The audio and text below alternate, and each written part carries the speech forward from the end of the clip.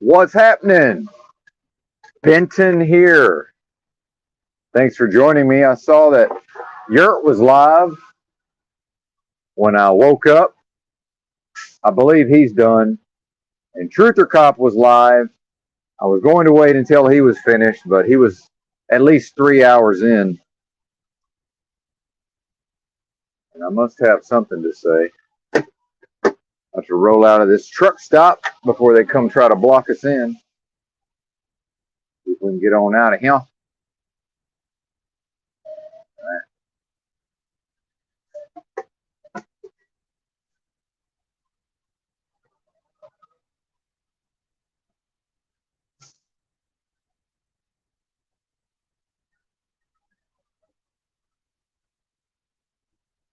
It's a bit of a tight parking spot, but I think we can get out of here.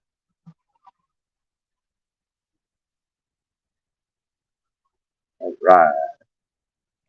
Shout out to the chat. I can't see if anybody's in here yet or not. Oh, man. Okay. Yeah, we got it. We got it. Oh, yeah, that's not so bad. But then look at this turn. Got to get around this guy. Got to get around that butt right there. And they're not supposed to be parked here. I think we might just go through the scale. I don't know. This bullshit. Bullshit.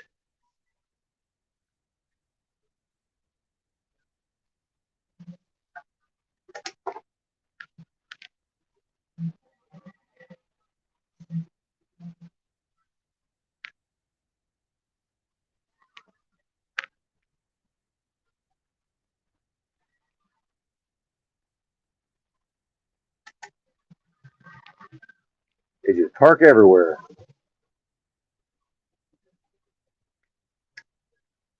Headed up to South Bend, Indiana, which means, look at this fucker, dude.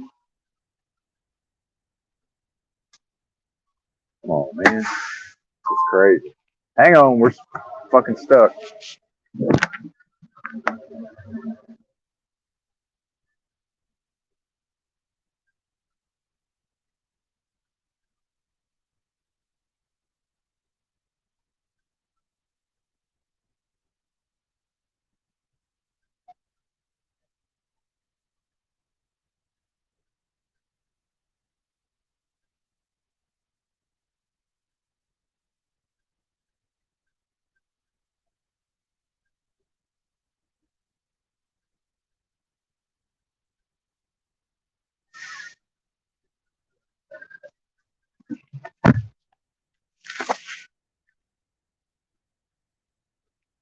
I don't usually do this at this early hour, but they might get the air horn.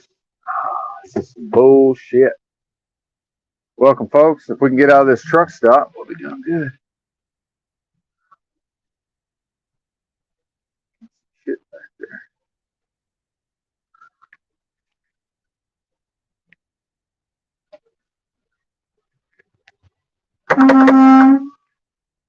Fucker.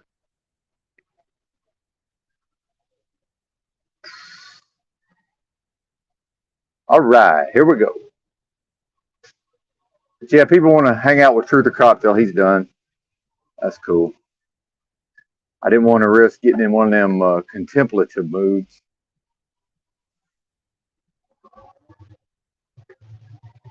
Man, this truck stop, there's a Walmart across the on the other side of the interstate, and so I dropped my trailer here at the truck stop, and then I drove the bobtail over to the Walmart. And when I got back, I hooked back up to my trailer, and I was ducking underneath the trailer to check the fifth wheel coupling, and man, I just smashed the top of my head into the bottom part of the trailer, and just kind of rolled over onto my back and just laid there to assess the damage.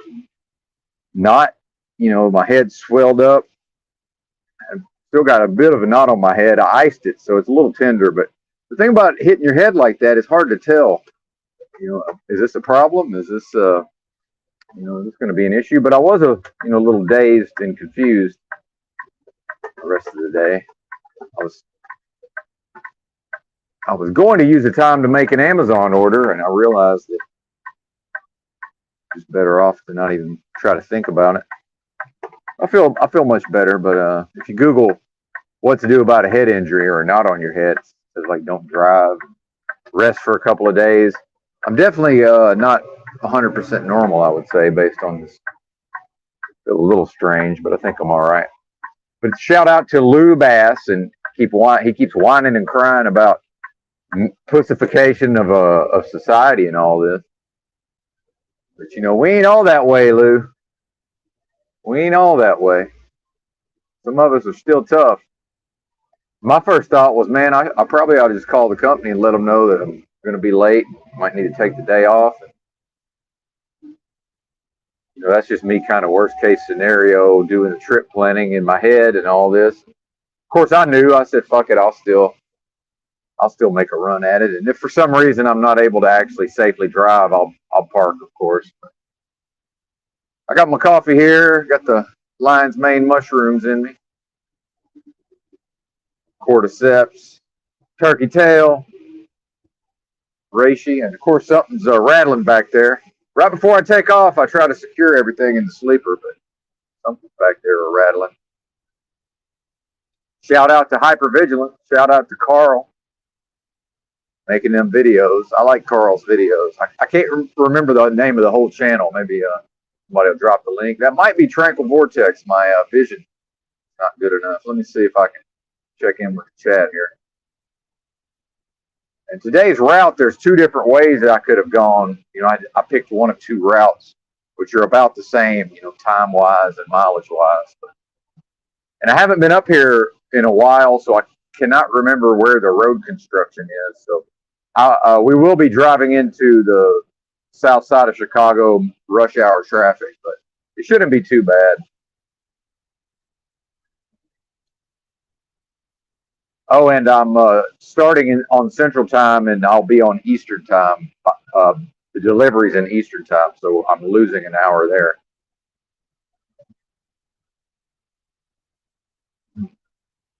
Yes, sir. Coffee time. But bear with me. I figured I could take my time, settle in.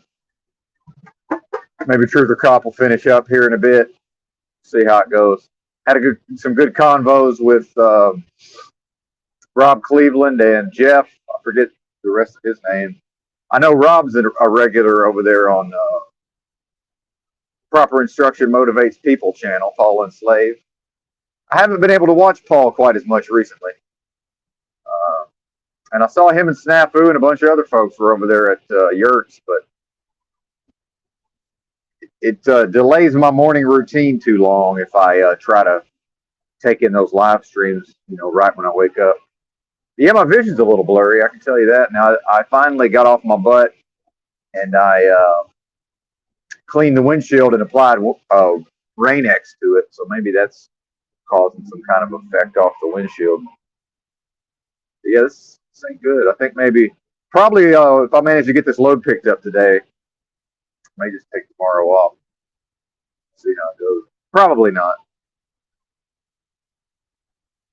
Because some of us just push on through, Lou. We don't lay down and die. Some of us as competitors. Some of us, when we give our word that I accepted this load and I said it's going to be there today by 10 a.m. on a different time zone. By God, if I'm capable of doing that, that's what I'm going to do, regardless. But if it becomes a safety issue, you know, I'm not able to. I have to keep my CDL, my record clean, so protect that old CDL, of course. My commercial driver's license.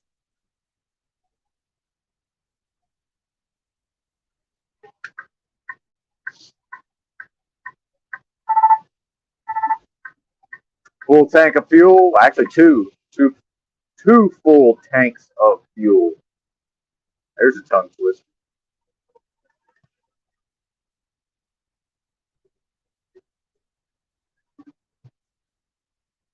12:30 a.m. And yeah, if you guys ever see me schedule those live streams, most of the time I start early. I don't really know, you know, when I I can do that all through StreamYards, and I've realized it's better to do it in the course of my morning routine versus waiting until I'm in the seat to roll out of the truck stop.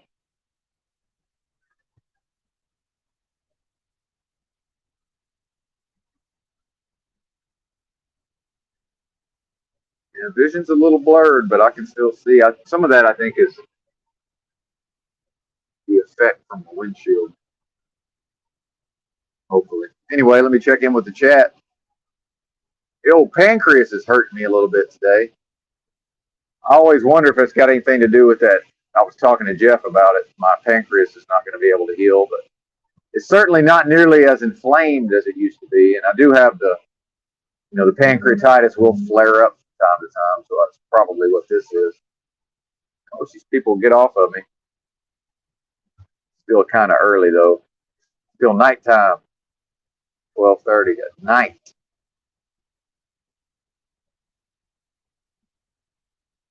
All right. Looks like maybe Truther Cop shut it down. Damn, Yurt went 5.5 hours. See, I would have liked to have seen him continue the other night. That 3 hours he was doing. That was a great live stream, I thought. Not this one tonight, but last, I guess, Wednesday night. That was a good live stream, no doubt. I enjoyed that one thoroughly, sir. And trying to encourage Yurt to get into a little bit of the style that I do when I come on here and talk by myself for an extended period of time. I think that would be interesting for him to sort of freestyle it in the long form. And I'm trying to get more into these one-on-ones. The panels over here, that's for me, that's good if I need to take a break and maybe stop it, take care of my basic needs, eat a meal, fuel the truck, whatever. But I do a lot better with the one-on-ones. If you notice, old Snafu, he seems to be averse to the one-on-one format. I only see him on panels, hooping and hollering. And I guess that when I tuned into Yurt, it seemed like they were trying to stage some kind of intervention at the level of his personality.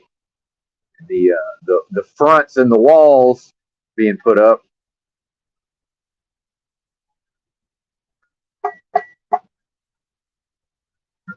Uh-oh. I do need to watch my speed. The route becomes a bit hilly through here. Or it is hilly, rather. All right, let's see if we can find this chat.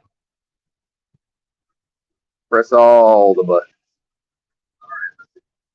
Yep, there we go. And I got a headset. I'm thinking about getting a headset that's going to cost anywhere between $180 to $300. Because as much as these the earbuds, the $10 earbuds, the built-in mic do pretty well. They do really well with the noise canceling. I think I would like to upgrade the audio, if at all possible.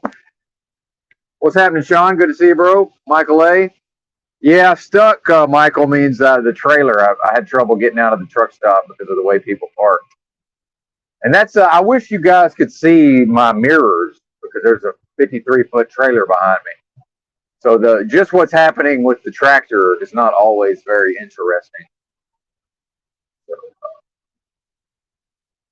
and some of that is just my own hypervigilance. There you go. Making sure I don't actually hit anything. So. And that one guy was nice enough to move a little bit, but I still would have cleared the other truck by a few inches.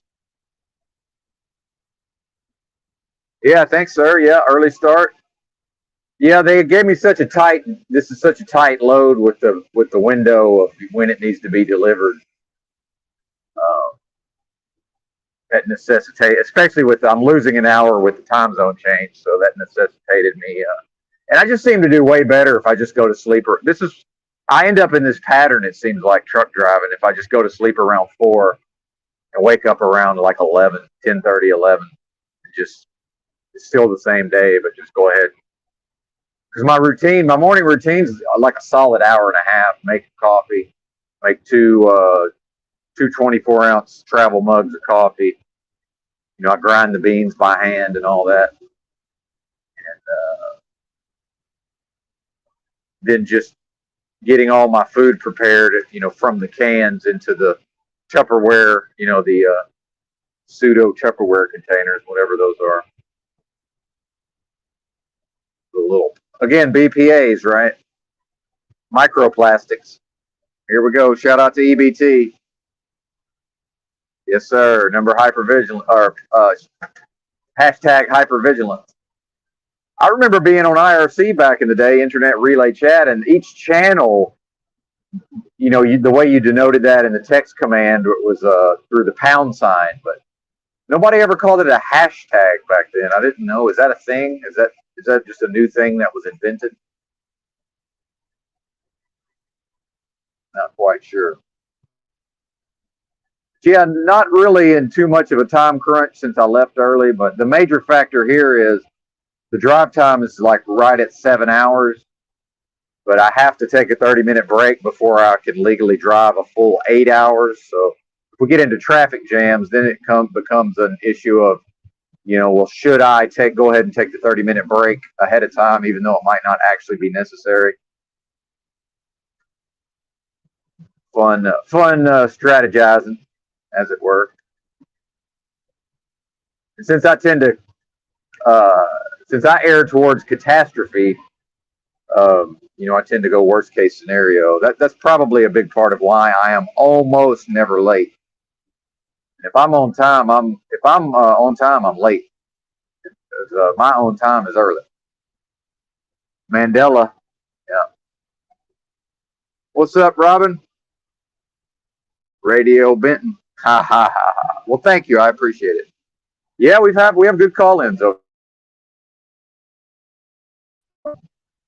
Now, I might like to ramble for a little bit first, but it's hard for me to see somebody on deck and then it's part of the hypervigilance, I think. Once I see them on deck, it's hard for me to keep my rant going because now I'm thinking about this person that wants to come up and probably has interesting things to say. So I like to leave it up to the, you know, the participants. Like I say, I don't feel any kind of ownership over whatever this is. Most definitely. Shout out to AJ Lloyd. I know he usually watches the replays. I need him to email me and let me know if I'm on track or not with the content creation. He's been with me since the podcast days, as has EBT, of course. I think EBT podcast, he just did not like the heavy breathing. And we're approaching St. Louis on 44, and somewhere east side of St. Louis, I'll hit I-55, headed up to EBT land, or, well, skirting around EBT land, going to South Bend. Yeah. Oh, that's where old Pete Buttigieg was mayor. South Bend. Notre Dame, right? Isn't that where Notre Dame is? If I remember correctly.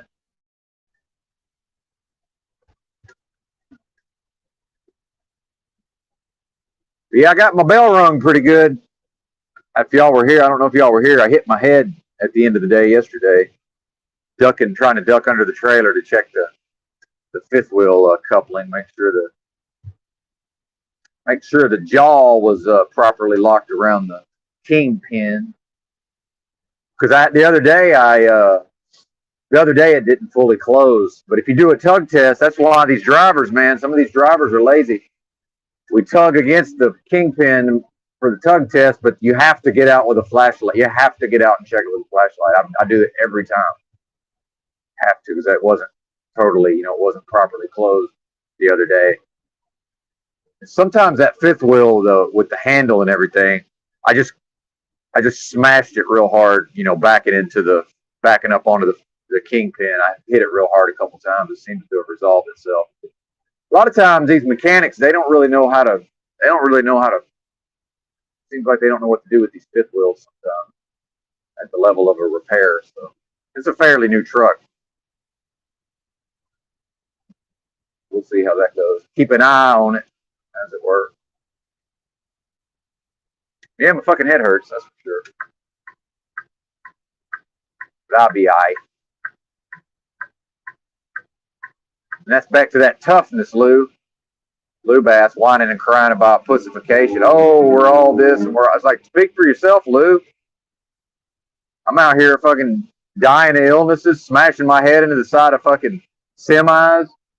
God dang, waking up on Central Time. It's still the same day. I'm delivering on Eastern Time, losing an hour. Fucking Iron Man out here, man. Working 7 days a week. Worked all but 2 days the month of January. Speak for yourself, Lou.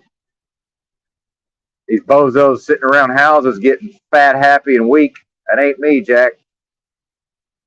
And you know, some people ain't really got an option. I'm not saying everybody go live in the motherfucking woods or sleep on the sidewalk. I would never advocate for that. I would never suggest that. But modern life is too comfortable. I think we can all see that.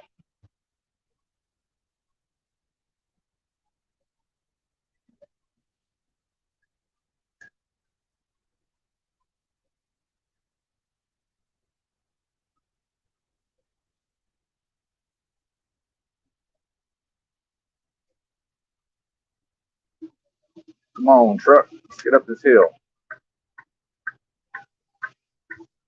Yep, there we go. Thanks, Bubba. Got one that I'm hitting the wrong button. Trying to flash my headlights. Yeah, you know, I was thinking about that. Whoever that Primal Jihad was that called in, and I was thinking about this because when he said sick 'em, meaning Georgia Bulldogs, it's funny how the brain works. If anybody remembers this, Primal Jihad called in over here talking about chalk body outline, 6'5", and makes $120,000 a year working at Costco or whatever. When I asked him where he was from, he said Mississippi. But when he said gig 'em, but I was thinking sick 'em. No, he said sick 'em. I was thinking gig 'em Aggies because I grew up in the old Southwest Conference. See, so on some level, my mind has never accepted that Arkansas is in the SEC now for football, even though it's been since like 1990. My brain is still back in the old Southwest Conference. So he said sick 'em. I heard gig 'em, and that's why you hear me say, well, that's something different, meaning that, well, that's not Mississippi, meaning Mississippi State or Ole Miss. Because if you're from the South, everything comes back to college football, no matter what. Shout out to Chuck in Tennessee. God dang, Clint Sterner fumbled back in '98 at Tennessee, Neyland Stadium. Undefeated Arkansas at undefeated Tennessee. Dadgum quarterback fumbled. We got him the next year, though. Chuck, 99, I was there. They tore down the goalpost.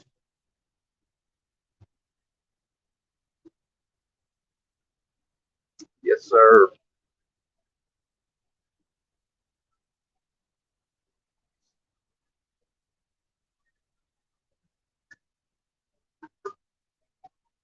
Yeah, that Tree of Life was interesting. Who made that? Where'd that come from? Yeah, that was definitely in. There's a lot of that stuff going on, man, and like I've talked about before, you know, I'm convinced that our subconscious understands all these symbols, and it knows what's going on in a lot of ways, even though we may not consciously be aware. This fucker's gonna fight me to the death. Watch this. He ain't gonna let me pass. Shitty straight truck drivers. Well, maybe he is. Let's see how this goes. Shout out to shitty straight truck driver. He looks like he might actually know how to drive, though. I don't mind being wrong on occasion.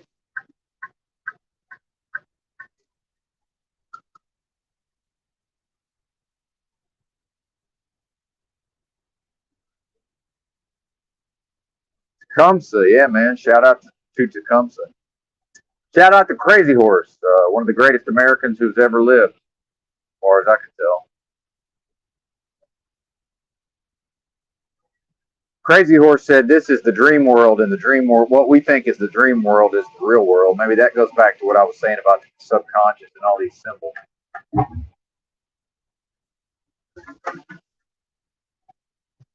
I was driving down the interstate one time, and there was somebody had made this wooden sign, like a fence post, two fence posts with a piece of plywood, and it said something about Jesus saves or something about Jesus. And somebody had tied a pair of shoes, but they were pointy shoes, looked kind of like witches' shoes, and it tied them together, the shoelaces together, and it put them on top of that sign. So that's got to be some kind of a message there. That's got to mean something. I noticed. I don't know how many other people did. I think that's important. I've gotten way better decoding these symbols in my conscious mind than I used to be. I used to be more or less oblivious to all of that sort of thing.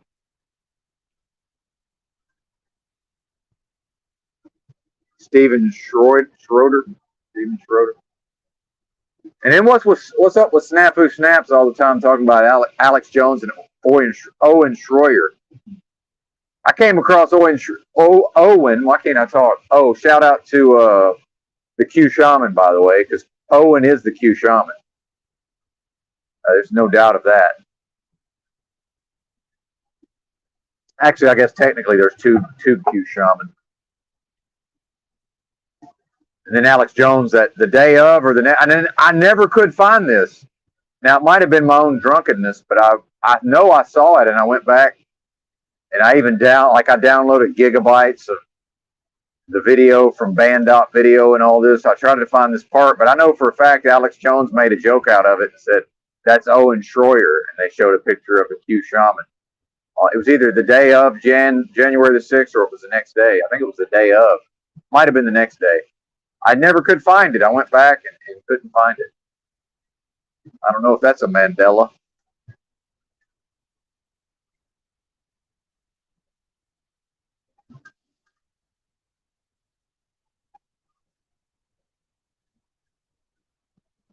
See, I hope EBT continues to get into this stuff over time.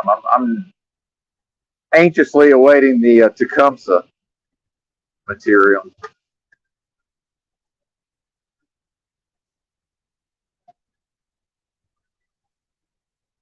Yes, sir.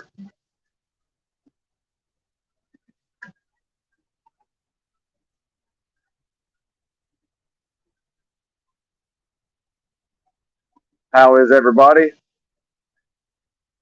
I guess it's mostly folks that are still awake this time of night. I haven't. The morning crew is not here yet. Presumably, I know Music Holds a Secret may not be around for a couple more hours. That's all good. We got time.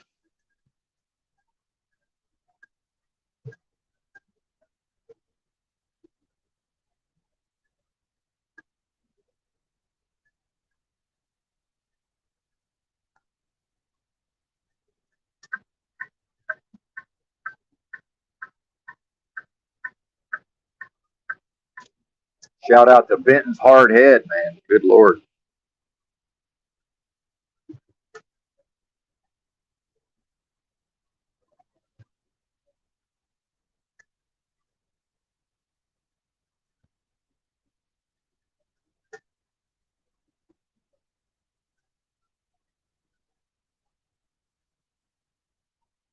But I guess since I actually had my dad, I lived in my dad's house growing up, and he was there every night, in spite of his being a workaholic to avoid, family life, which is fine. I don't hold it against him. But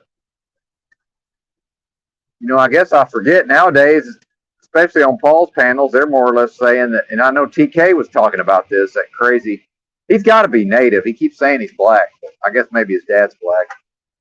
I don't know. It's hard to tell sometimes. North Dakota, I just assumed he was a native. But who knows? He's talking about like 99% of people, grew up without dads or whatever, or an ineffective dad. And I'm like, I guess maybe a lot did. I don't know. I know when I was a youngin', most of us had strong dads around. I guess that's the whole thing. And Drew, well, now we got Drew calling them out on the repressed homosexuality. That's good. That's hilarious if y'all saw that when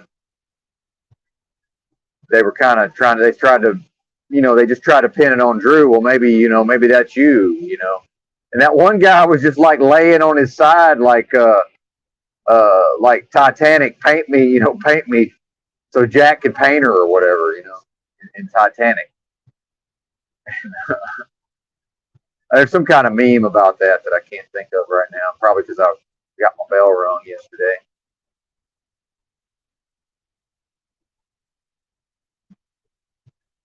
And he just laughed and thought it was funny. That guy did. I'm telling you, man, half of them's half a F word.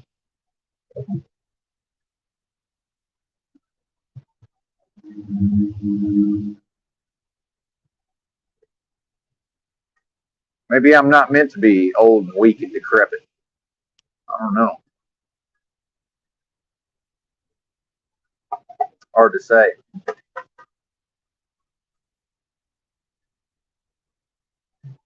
Once this heals up, I feel like if I had to headbutt a motherfucker, I think I could probably do a pretty good job. I mean, good Lord. What is this? And I'm still waking up, so your patience is appreciated, folks. Maybe we'll get some call-ins going.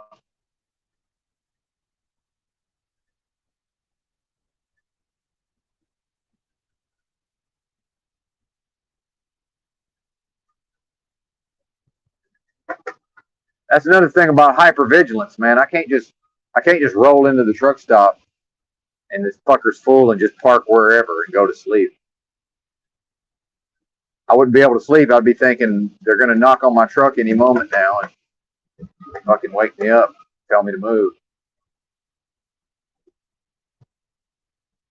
One of the myriad of reasons I choose to drive and start my shift around midnight, between midnight and 2 a.m.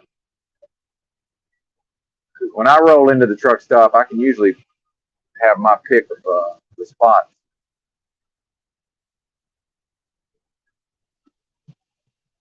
Yes, indeed.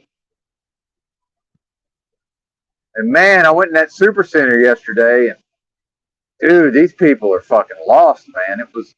There wasn't hardly any younger people with vitality, and I mean by younger, like I'm talking like 40 something or younger. There was even my age or younger. It was just a bunch of, I don't know what their problem was. Because at a certain point, I used to get real frustrated. I'd let myself get frustrated. I'd go into super center and I'm on the clock and I'm trying to, like use my agility to move around the fucking super center. At a certain point, I realized, I need to slow down my physical movements to the speed of these people's brains. Because it's not like they're rude and they're intentionally in my way, these small town folks, is that their brains don't operate quickly enough to detect my movements in the physical space. So, boy, the locomotion was very much slowed down yesterday. And just sometimes, wanting to go down an aisle and then looking, and there's just some lady there, and you can just see that it's faster to just go all the way around and come in the other side than to try to deal with but again, not rudeness. It's not like the Whole Foods in downtown Austin where they're in your way on purpose. Snooty assholes. Good God. You want to study people, go into the Whole Foods in downtown Austin, Texas at about 8:45 in the morning. See how that treats you. Good Lord. People are nuts. I'd rather be around the slow-minded country folk, but I just know to take my time and be patient. Everything's fine. Don't go in there in a hurry. And back to what me and EBT talk about, they don't want you in that store, man. And I'm at the self-checkout, and here they got whoever the person is that works there is paid to oversee the whole thing. Now she wants to come stick her nose in, and I'm just looking at her like, I mean, are you trying to take the self out of self checkout? Like, what is this? But I maintain my composure. But I'm more or less like, and she just like fiddling with the bags, It's like, oh, I'm thinking, yeah, that's helpful. Come over here and open the first bag in the sequence of bags there. Meanwhile, you could have did that shit before I got here. But some of that comes back to looking busy. Just you ain't got no problem standing around. But now here I am. And then again, daddy issues. I trigger the fucking daddy alarm in a lot of these people. And then I am serious and stern by nature. But I'm like, I don't care what y'all do. Just leave me the fuck alone and let me get in and out of here. Can we do that, please? Autism speaks, Jack.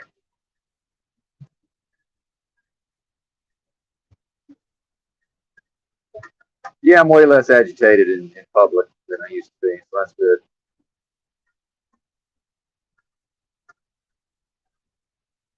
I think at a certain point we all realized over the course of the last several years, it's just we're all just trying to get through whatever this is. So maybe we shouldn't add to each other's fucking plight or whatever.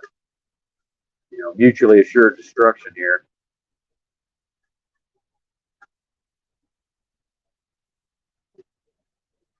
Hell, if I go in there and it's too crazy, I'll just leave. Fuck, I'll go sit in the truck. Try this again later.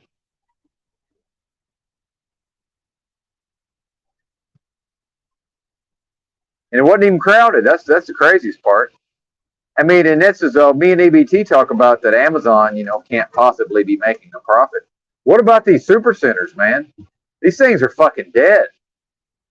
And I remember it was either last Christmas or Christmas before last, because historically, it's truck driving. I'd be like, hey, I need to go get supplies, but then it'd be like a Friday afternoon, and it's like, oh, that's right, it's a week before Christmas. I'm not going anywhere near that place, dude. It wasn't even busy around Christmas time.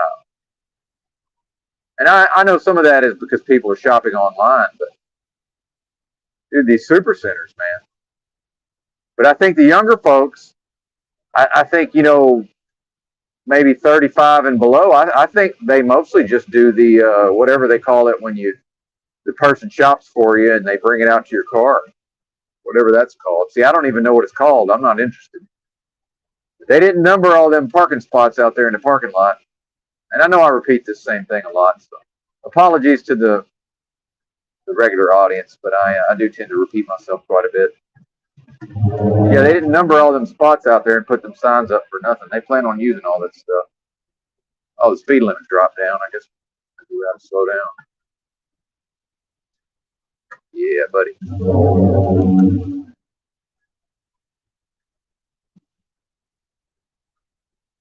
I don't know, man. I can't call it.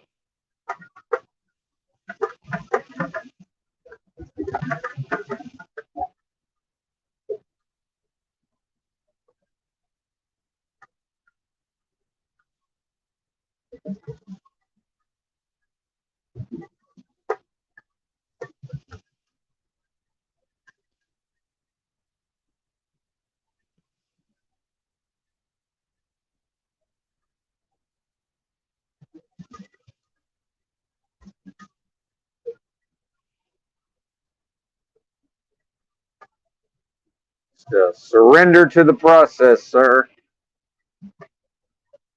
Let it happen.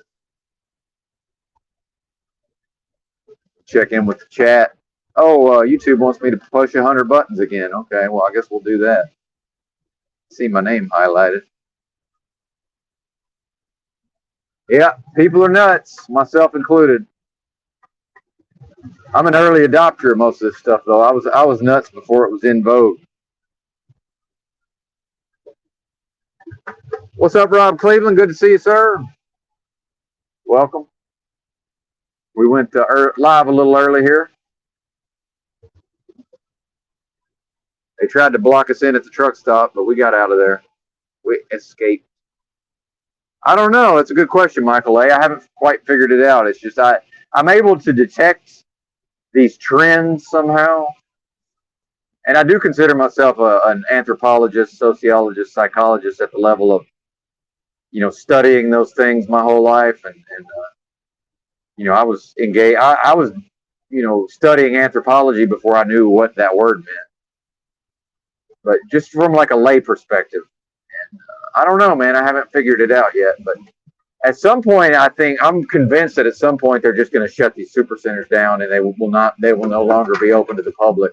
So maybe this is just a step towards that. Because remember, it wasn't that long ago. Most of these were 24 hours. So I see a progression where, okay, first we get rid of the 24 hours. They put in all these, numbered spots in the lot where the people, bring your groceries out to you. Now they're starting to do the drone delivery, but that's only out of certain locations. And then with Amazon having their drone delivery, then I believe at some point Amazon and Walmart will merge, or just Amazon will just pay cash for Walmart at some point. If it's as profitable as they say it is, right? Well, it's really market cap, I suppose, the value of the stock. I don't know. Finance. Walmart, I haven't checked recently, but Amazon's at least twice as large as Walmart by market capitalization. So, eventually, if they're 5 times larger than Walmart, at some point, you just figure they could write a check. Just be like, we'll take that. You got these Waltons, you got Sam Walton supposedly started that thing, and then so his kids are all still alive for the most part. But once they're gone, they're the descendants of those people. They're not going to give a fuck about the company. Why would they? That's just how that goes, right? Oh, it's on the other side. Oh, looks like the whole interstate's closed. Well, they done fucked up. Somebody done fucked up. What do we got here? Oh yeah, I can't tell what kind of vehicle that was, but something was laying on its side. Looked like about this general size and shape of a fire truck, but I don't think it was an actual fire truck.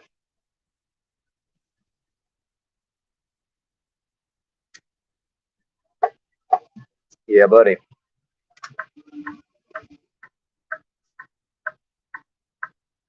Might as well shut down them engines and get comfortable. You got about at least 45 minutes. See, that traffic hadn't even stacked up yet. That shit just happened. Yes, sir.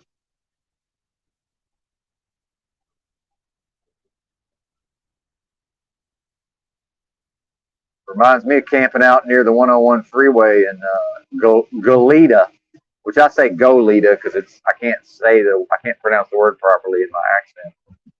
Goleta, Santa Barbara County, California. Like 2 in the morning, hearing a car on the interstate roll. You hear the screech, and then you can tell the car's flying through the fucking. I hope land on us because it's waiting that several seconds. Okay, good, we're safe. But I mean, it was like it was close by.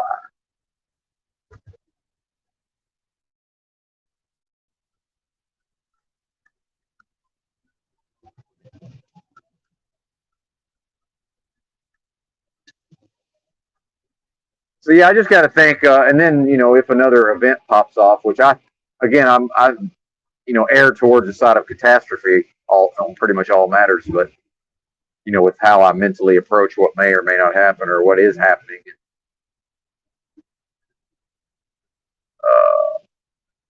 If another event pops off, never let a good crisis go to waste. So that might be a good time to just shut down the big box stores entirely, right? But then go on your app and the drone will fly it and drop it off in your backyard if you're close enough to the store. If not, a self-driving fucking delivery van will pull up to the curb and the robot will bring the package and deposit it in your like that movie Mockingbird, I think it was called. The robot will put the item in your whatever box outside your house, will sanitize the package. Like that's not I don't think all that stuff's that far away, really.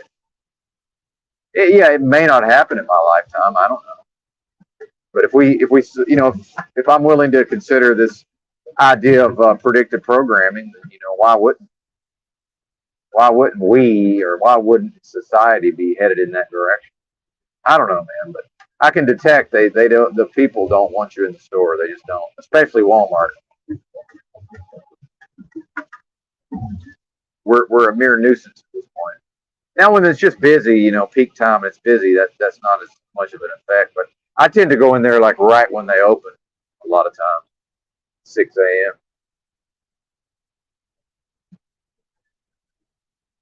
Yeah, there you go, ABT. Yep, that's what I just described. It. We're closer to that than we are far away from it. I would agree.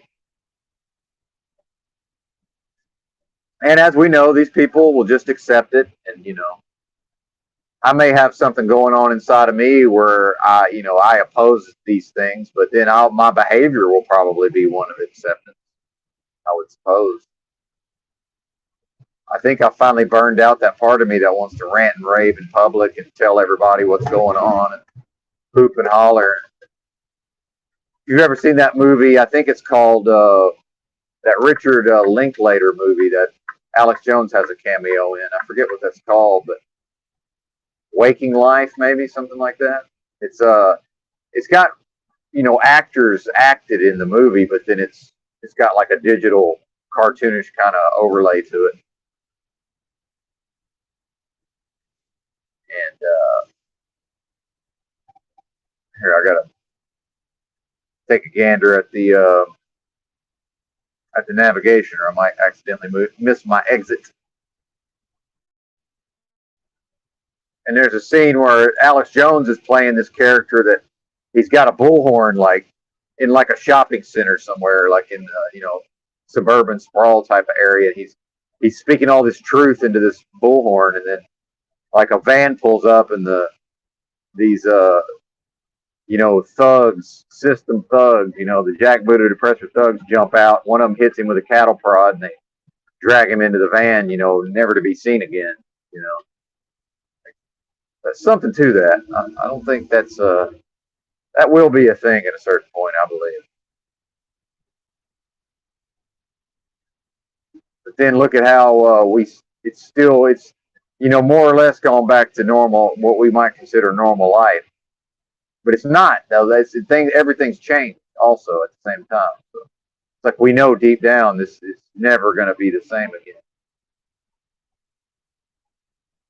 But then I don't think whatever this is was that great to start with. All this mom, apple pie, MAGA, fucking American exceptionalism. When they say, oh, we, meaning the U.S. government, is doing this or that across the world. I'm no longer identified with that at the level of we. Like, I'm not in them countries. I'm not doing them things. Yeah, I know I'm paying for it in part, although the majority of your income tax, if you're just a private individual, goes to interest on the national debt. That goes straight to the bankers for the most part. My research indicates the defense budget is mostly comes from corporate taxes, but I may be wrong on that. I haven't looked at that material of late. This is a split where we could go one of two different directions. It's like we're going to take 55 instead of 70 to 57, which I probably prefer that route overall, but I can't remember. They might both have road construction. I can't remember. It's been a while. Does it even matter at this point?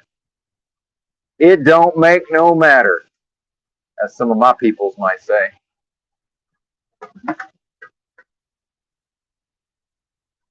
Shout out to Jim Cornette.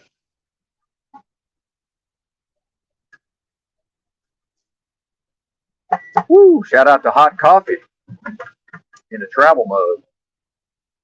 Delicious.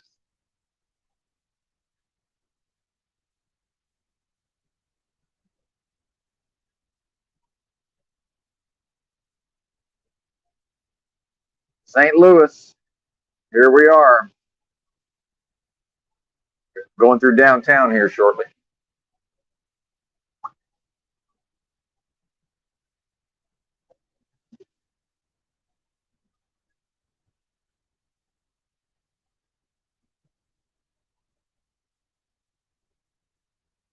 All right, Mitchell. Glad to hear it.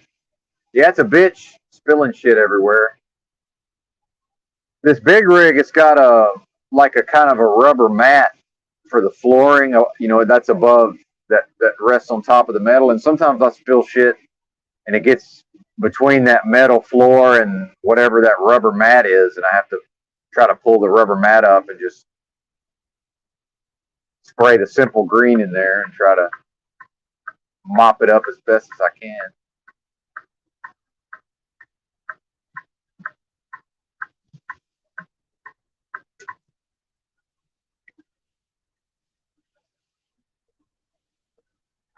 Uh-oh, now we can't maintain our lane. Easy, fella.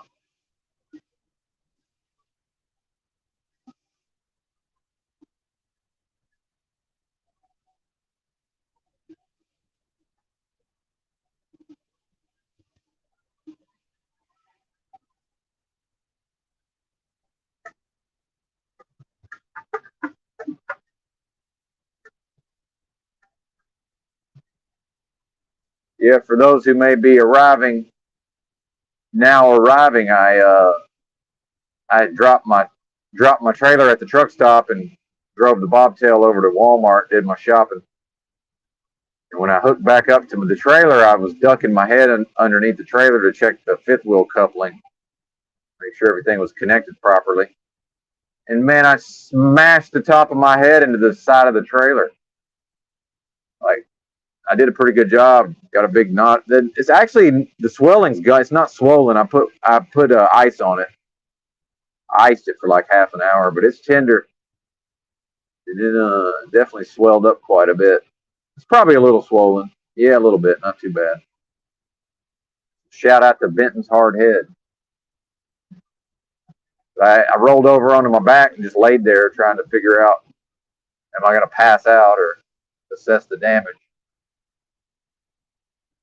I think I'm all right, but I knew I'm still going to try to make this delivery. But the internet says I'm supposed to take a couple of days off, but after what might be a somewhat serious head injury. But I figure I can just pull over and park if I'm not able to drive safely. We'll see how that goes. Lord knows I'm not going to the doctor unless I have to. And then we passed a wreck going the other way earlier. Some large vehicle had flipped over on its side, closing the interstate. Okay, 10 miles to I-55. All right.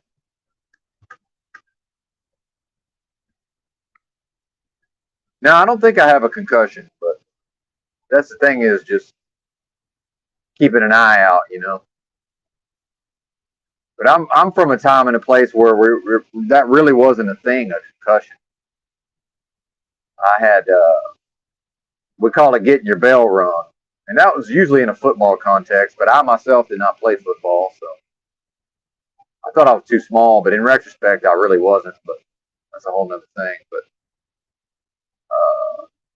yeah, I got my bell rung. Got my bell rung a couple times as a young person. I remember one time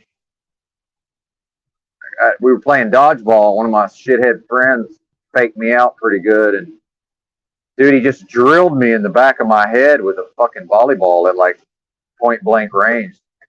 Fucking asshole. And dude, my vision in my right eye was fucked up for like a week. I remember that. And then another time I was playing basketball, I got hit real hard. A guy was trying to block my shot. Some giant black guy clubbed me in the head.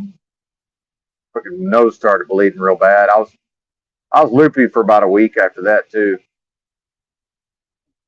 It took a little while to recover from, but I feel all right based on my memories of those two events. I feel fine. But that's something about, not that it's just something about the cultural context I come from. Like, this is more or less a nothing burger, but I know enough to at least pay attention, since I am operating heavy machinery here. to at least see what's going on. But I slept fine, not a big deal.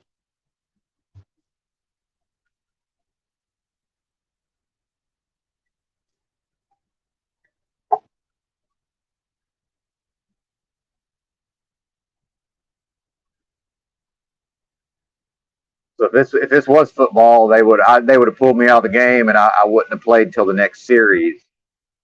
You know, they would have pulled me out. Then whatever, if I was on offense or if I was on defense, they pull me out of the game. Then by the time the defense was back on the field, I'd be back in the game. That's how that goes. That was the concussion protocol that was high school football. That was the concussion protocol back in the day. So I think for us, like literally wasn't a concussion unless the person ended up in the hospital like overnight. Like that was a concussion. So I guess what we thought was a concussion was actually TBI, traumatic brain injury. And then back to Lube Ass's pussification of society, by the way.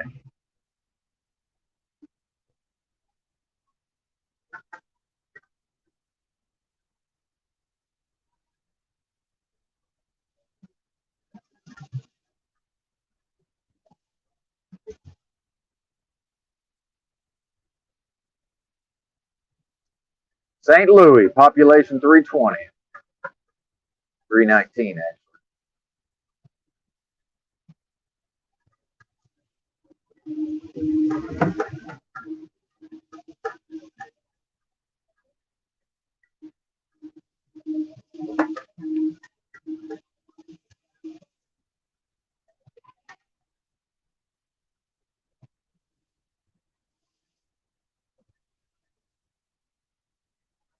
Yeah.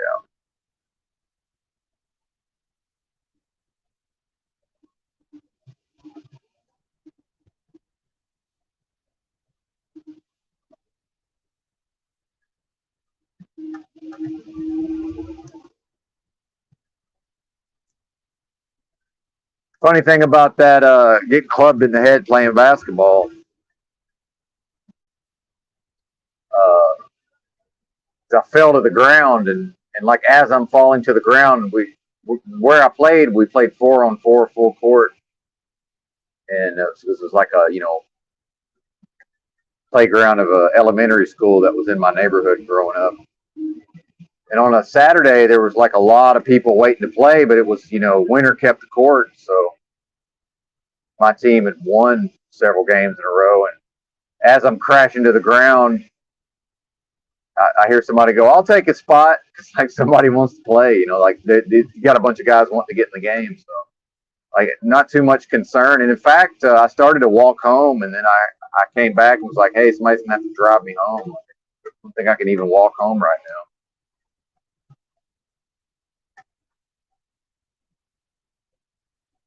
Yeah, good times, good times.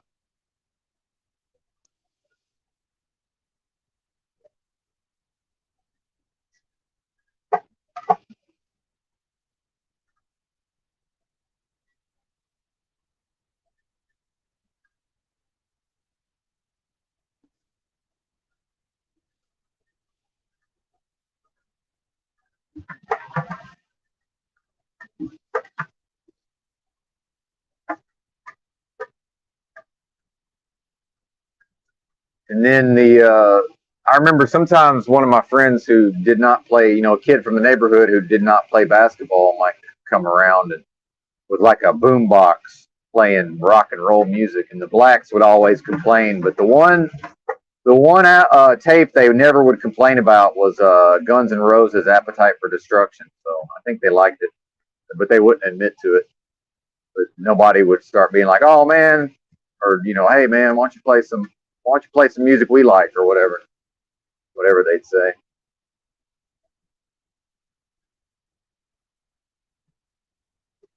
I always thought that was funny.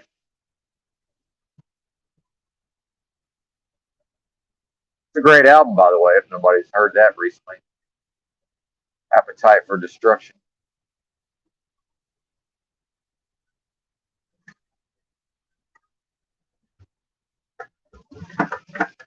Oh yeah, Axl Rose from Indiana, right? right? EBT, and he from Indiana, and I think the one of the other guys that founded the band also from Indiana, I do believe.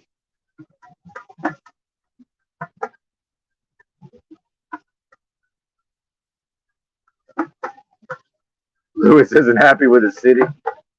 Yeah, man, I'm telling you what, I'm looking at these neighborhoods. I bet they talk about home prices, but I bet you could find something halfway decent for fairly affordable based on what I'm looking at.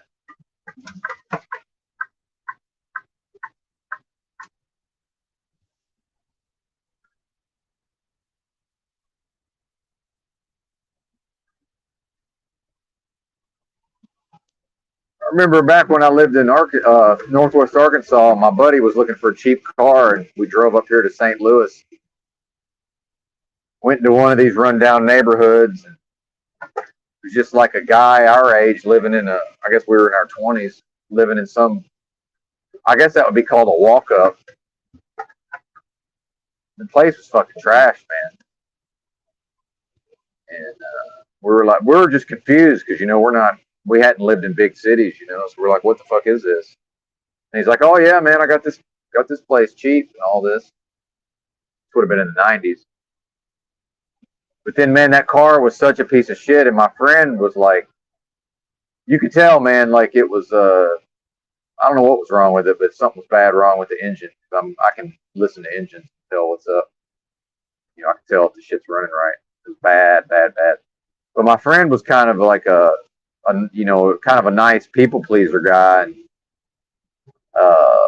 the guy trying to sell the car had kind of a personality where we were all vibing and getting along. My buddy's kind of hesitant and doesn't know what to do. I'm like, you cannot buy this car, man. I said, you are not buying this car. This is a piece of fucking shit, dude. No fucking way. This thing probably won't make it back to Arkansas. So my buddy's like him hawing around. I'm like, man, no offense. We are not buying that car, man. It's just not going to happen. You seem cool. We had a good visit to St. Louis, but that is not the car for my friend. Hell, if I hadn't been there, he probably would have bought the fucking thing. Meanwhile, I'm just there to if he bought it, somebody's got to drive the whatever car we drove up there in back, I guess for moral support or whatever. I'm like, no, no, no, you're not buying this car. This thing is trash.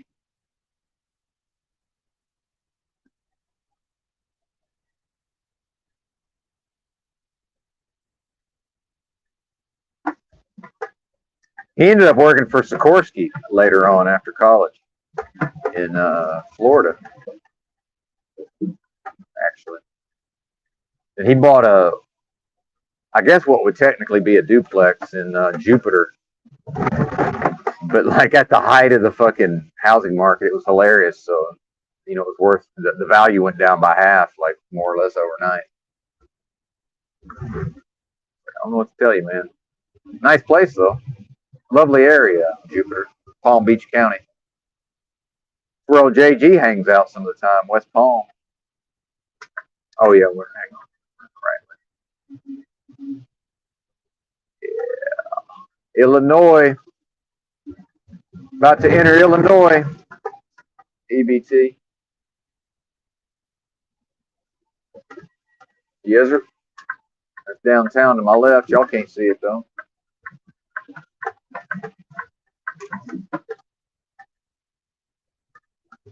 St. Louis has apparently been pretty shitty for a while, but I heard there's some of these cities, they decay so badly around the city, the core of the city, that at a certain point it starts to make a comeback. I think maybe that's happening in old St. Louis here, potentially. That's what I'm hearing anyway.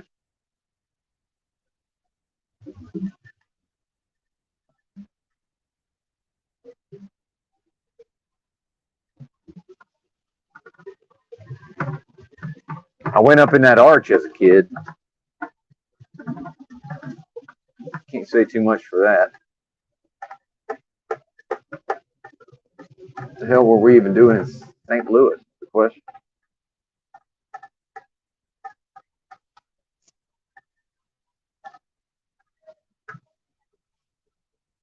Anyway, about to be on the road here where I can look at the chat instead of just rambling about God knows what as I'm doing.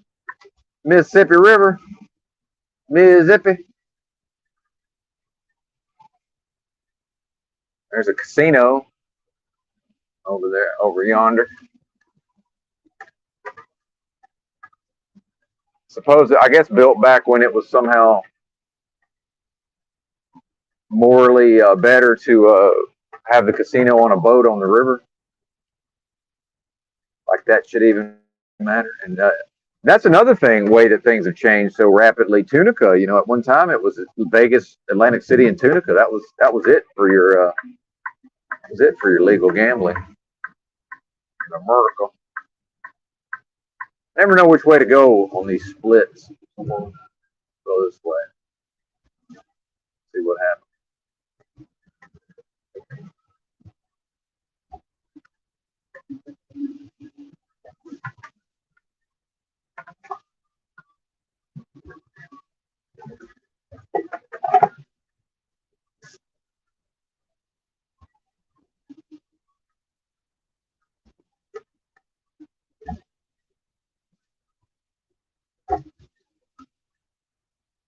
Well, the subscriptions are slowly creeping up. We're up to 276.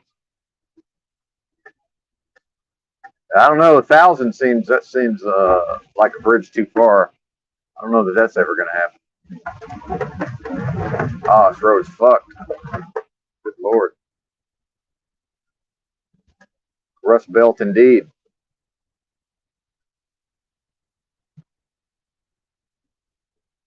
What's up, Leslie? Hi, good to see you.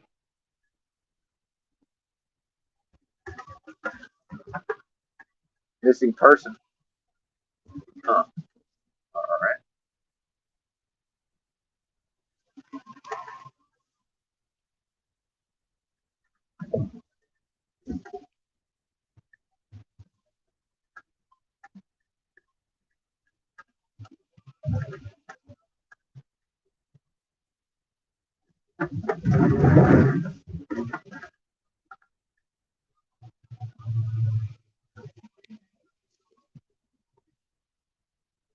Yeah, a lot of truckers use CB radios. Somebody's asking about. I don't use one because I'm not able to understand.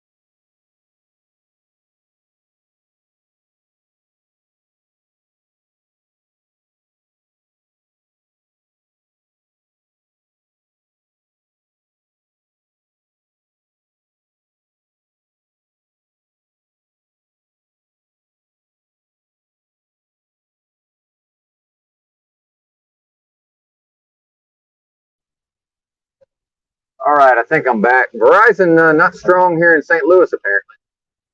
I had to switch over to the hotspot off the T-Mobile, the Mint Mobile. Yeah, yeah, I know. I don't know where. I have no idea what I was saying when I cut off. But yeah, CB radios. I can't. I'm not able to decode the disembodied voice out of nowhere, out of context, disembodied voice out of nowhere. So CB does me no good. But yeah, I think a lot of people still use them.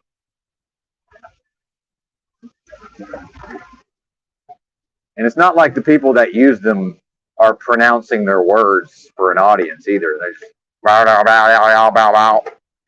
You know, so yeah, okay, maybe that maybe bow, bow, bow, bow, bow, bow. Maybe that means that there's like something, maybe that's helpful information that would help me avoid trouble up ahead, but I don't know what bow, bow, bow, bow, bow, bow, bow. I don't know what that means. I have no, and if you like get them to repeat it, they just say it in the exact same way. Bow, bow, bow, bow, bow, bow. Like, all right, well, I don't know what that means. Have a nice day. Bow, bow, bow, bow, bow, bow, bow. That's all I hear. It's like the Charlie Brown, the teacher from Charlie Brown.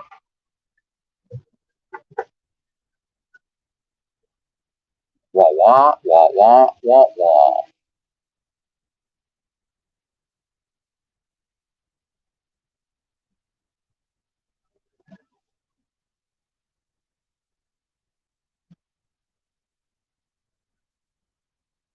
That looks like a drunk that's just like focused. Like they're up on the wheel, they got their hands on the wheel, and they're just like, all right, we can do this. Focus. We can do this. Focus. Got one eye closed. Okay, well, if I close one eye, then it's one line instead of two lines. We can do this.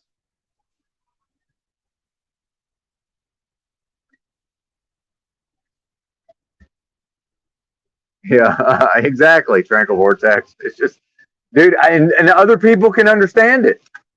I've been noticing that my whole life. It's like, how do y'all know what that means? Like, what is that? They somehow they know. I'm like, I don't know what the fuck they said.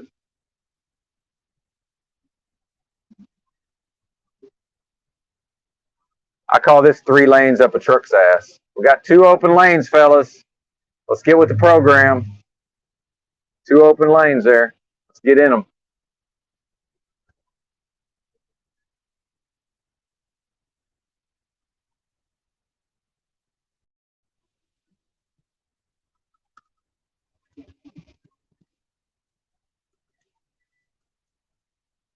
Get back up to speed.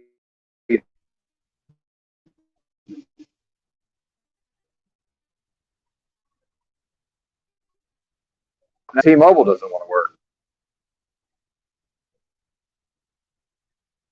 Motherfucker.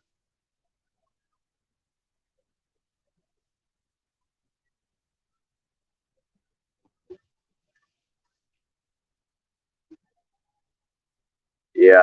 I don't understand it. I've never even attempted to have a CB in a big rig. I had one. I had a Chevy Suburban, an '87 Suburban back in the day. I guess I had nothing better to do, and a lot of these, for some reason, these stores would give me credit back in the day. But at some point, I came up with a CB radio, just to try to talk to people on the CB. That was just conversation, though. In a conversation, in a context, then I know what they're saying.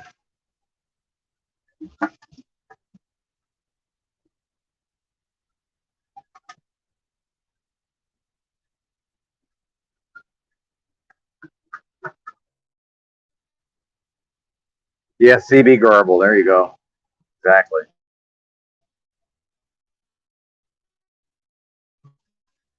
Well, and that's another thing I've talked about on here before. Like, and hopefully I did not offend Mr. Miyagi, but it's very possible that I did. But dude, when somebody just launches into a story, I can't follow. I don't know what they're talking about. It's just the story. Now I'm just being told a bunch of what seem like unassociated details to me. It's like I don't know what this is. Kind of the same thing with the CB. It's just I don't know what is this supposed to mean. And now we've caught back up to Drunky. Come on, Drunky, get on down the road there, Bubba. You're holding me up.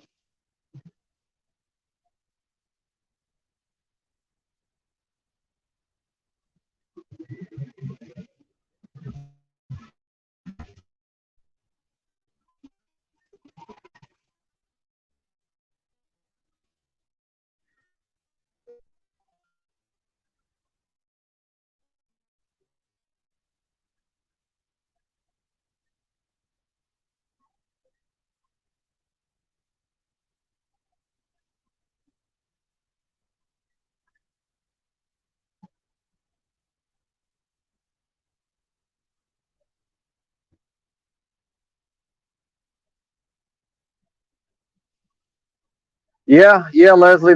Some of the truckers still use them. I'd say most of the newer drivers probably don't, and then all these foreigners. And I don't care that they're from other countries, but I don't know if they use them or not. Maybe they do. Maybe there's a whole fucking network of people.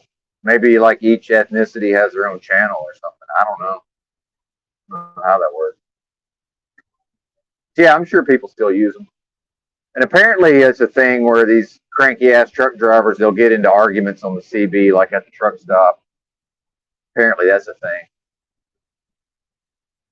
I've heard about. I've never, again, I don't even have a radio in the truck. So, no, I mean a CB.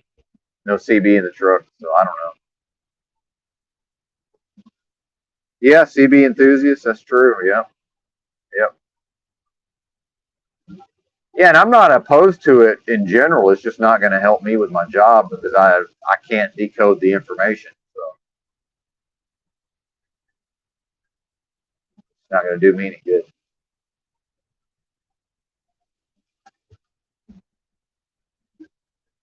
That's right. Shout out to hypervigilant autism. That's right.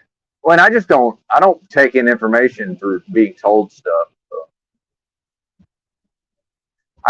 people back in the old days when you had to give directions, people used to get annoyed. Sometimes people would get annoyed with me because I would be writing down the directions. They're like, "You can't remember this?" I'm like, "Well, obviously not. I'm writing it all down. So what do you think?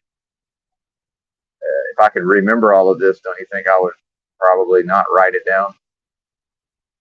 But it's almost like they're like offended that I can't remember what they're telling me. But now we have a phenomenon where everybody has a computer with GPS and navigation. But then people like if I accidentally make the mistake of like referring to where a place might be, now they have to tell me the direction. So I just patiently stand there and pay no attention while they tell me these directions. Then I'm like, oh yeah, well probably just gonna go on my pocket computer here and it's got a GPS and turn by turn navigation. So probably I'll just use that. But thanks for the directions. Like, don't we all know by now? Literally everybody has a fucking GPS and navigation in their pocket. Why are we still giving each other direction? Verbal direction.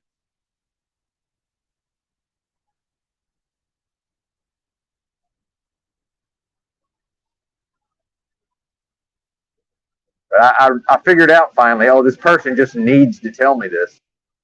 Like the fact that I just said to them, oh, that's okay. My phone has Google Maps. They still have to tell me the directions. So it's clearly rooted in some sort of emotional need. Maybe it goes back to something in the culture.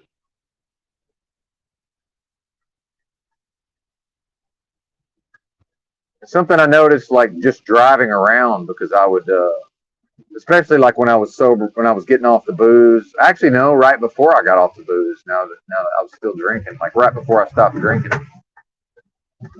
I was just like driving around in my personal vehicle, just driving around through like back roads in Oklahoma. Like you got to go slow because I'm just cruising around, like I'm not trying to get anywhere. Dude, it costs money to go faster because when the gas was real expensive. Dude, you got to go super fucking slow to get those people to pass you on a 2-lane road.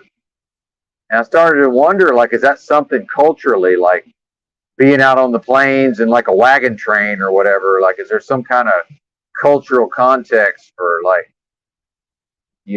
just wanting to stay behind the person in front of you versus like now if we pass them, now we're kind of going off into the great unknown, unprotected kind of thing.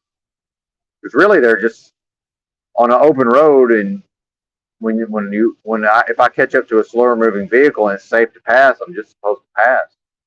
But like hardly anybody would. Like I'd have to just slow way down and like steer towards the shoulder to get them to go around me. So I found that interesting. That was like west, like towards the panhandle of Oklahoma, like way out there. It's like a whole nother world out there in a lot of ways.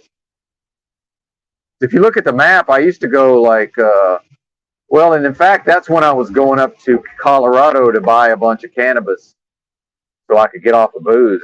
And I ended up making 2 trips actually because I underestimated how much I needed for how long it took me to go through withdrawals. But like I would usually go up through like from Amarillo, Texas, I would go up to Trinidad, Colorado, like through New Mexico. If you look at the map, and this is in my car, not in a big rig. But then those roads, like they even have signs up that says like 4-wheel drive recommended. Like you can't, and whatever I'm driving, I need there not to be snow on the roads. Go up that way. So I kept looking at the highway conditions, and I'm like, fuck, I can't. I need to go up there to get off the booze, but I can't because it's the fucking roads are snowed over. So finally, I figured out, oh, I can go all the way to that panhandle of Oklahoma. If you look at that on the map, and then there's a highway that just goes straight north to Colorado, and there's like 50 miles up that road is like dispensaries, or rec, actually, not dispensaries, recreational. Yeah, rec. Am I on the road here? Yeah, I want to make sure I don't fuck around and miss my exit. I think I'm finally just on 55 now. Yeah, good deal. What's the speed limit? 60. Fucking Illinois, man. These artificially low speed limits. Bastards.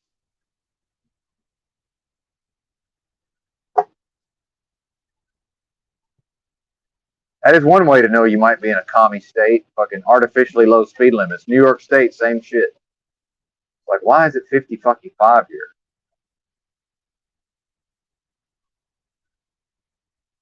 3 weeks, stencil TQ. 3 weeks before I was completely over the withdrawals and everything. Yeah, it was pretty brutal. But I have a very high tolerance for THC, and I've got a lot of experience with edibles. So I just I went and bought a bunch of. I bought like, I think the first time I bought like the max you can buy for Rick Simpson oil was like, I want to say 6 grams. I think I don't even remember, but I bought somewhere around 6 grams of Rick Simpson oil, and then I bought a bunch of vape cartridges. Although my frugality kicked in, and I bought the ones that were a deal. So if you buy like a bunch of them, you get them like the biggest one they make. I think it was, I forget how big it was actually, for like $20.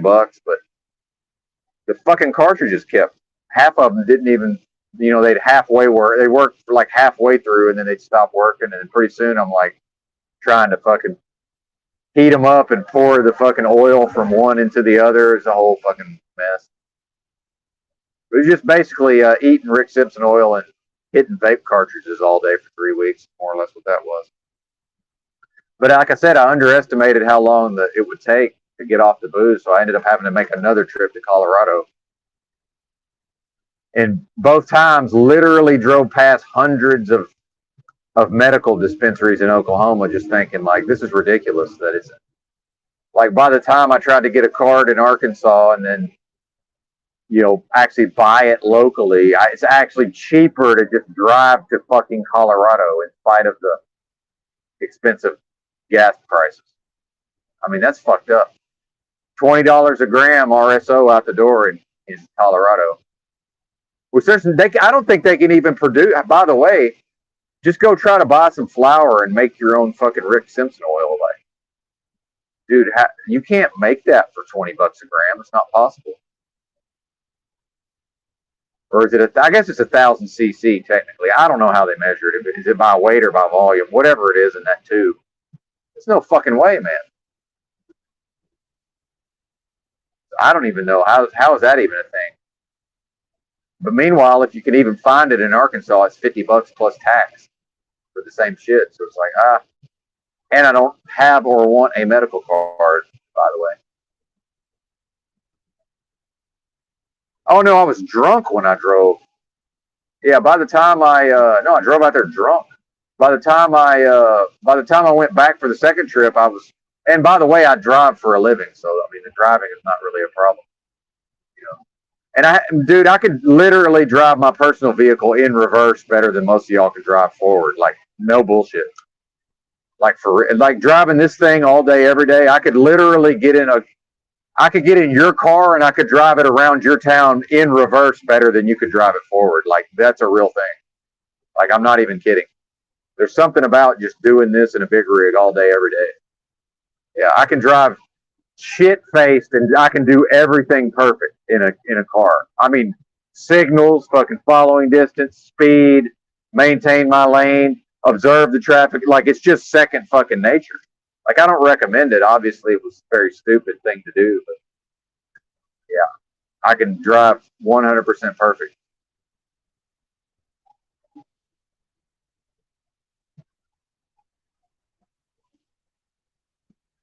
But yeah, I had no problem driving up there and back. Not a thing. And like I said, I stuck to the back roads because I didn't. If I get on the interstate, it's always that pressure. It's like you can go fucking 60 and hold up all the traffic and piss everybody off, or you can go 80. Like you can't really just get out there and cruise. So I drove the back roads that weren't in no particular hurry.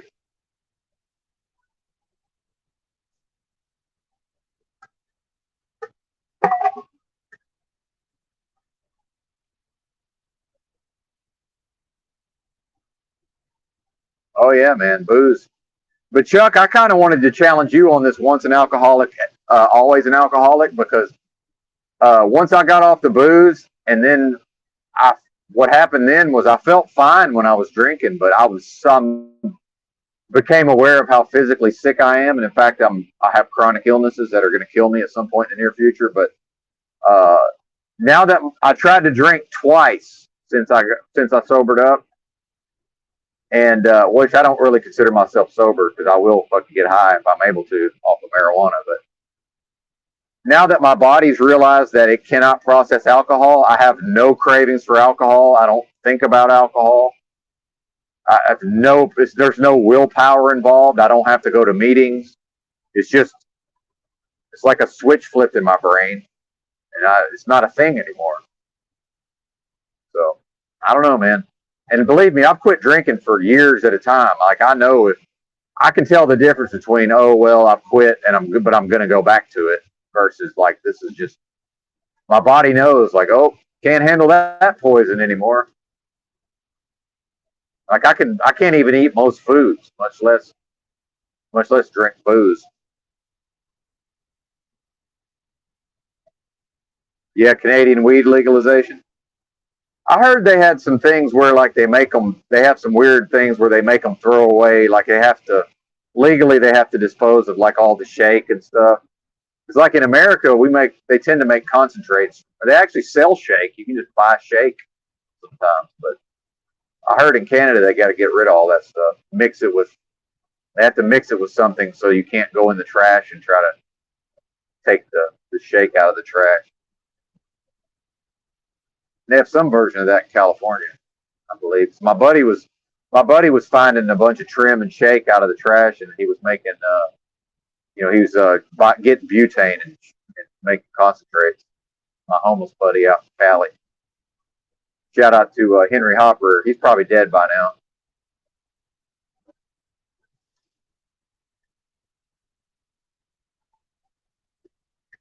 But by the way, I wanted to say this when we had Jeff on last night, but Cali weed is good, but for outdoor, Southern Oregon has the best in the country as far as I'm concerned for outdoor. Because most of that Colorado is indoor. I'm sure some of it's outdoor, but for just straight outdoor, fucking growing a plant up into the sky, you're looking at that's Southern Oregon all day, every day, as far as I'm concerned. And in fact, ex-wife number two, she trimmed for some people who literally just grew in their backyard, like in town. Like they weren't even really pot farmers. They just grew. And the guy made real good edible candy and sold it. That was so he supplemented his income. But they also grew for their own medicine. And she showed up with, I don't know, probably about half a pound of just outdoor fucking, but organic outdoor, fresh, fucking properly cured. And we went down to Santa Barbara with that stuff. And I said, well, shit, we can get 10 a gram for this. And I'd try to sell it to people and they'd try to get a deal. And I'm like, bro, this is worth 10 a gram all day. This is worth 10 a gram. And I said, I know, no offense to Cali weed, but this is better than what y'all are selling around here. And like one guy bought 2 grams and he was kind of bitching about the price. And he showed up the next day trying to find us. And he was all mad because he couldn't find us. I'm like, exactly. You trying to beat us up on 10 a gram? I said, dude, I'm homeless and I would pay 10 a gram for this all day, every day. Like, this is fucking worth it, man. Yeah, can you find some shit for 5 a gram around here? Of course you can, but you get what you pay for. Podna. Meanwhile, if you don't want to pay 10 a gram, I'll just smoke it. Either way, Benton wins. How about you? And I'm like, Paul, man, I can smoke blunts all day, every day. All day, every day. I can just cheap all day. But if you think that don't affect your cognition, you're fooling yourself. That shit ain't for free, man.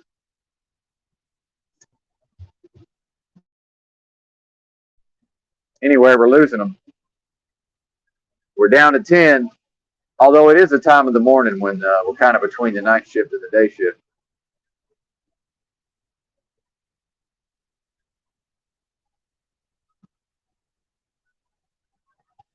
Meanwhile, I could have middleman. I could get 500 a pound in Oregon, and I easily could have drove that shit to Arkansas and got $5,000 a pound. But I'm like, well, it's not worth going to prison over if they catch me. So,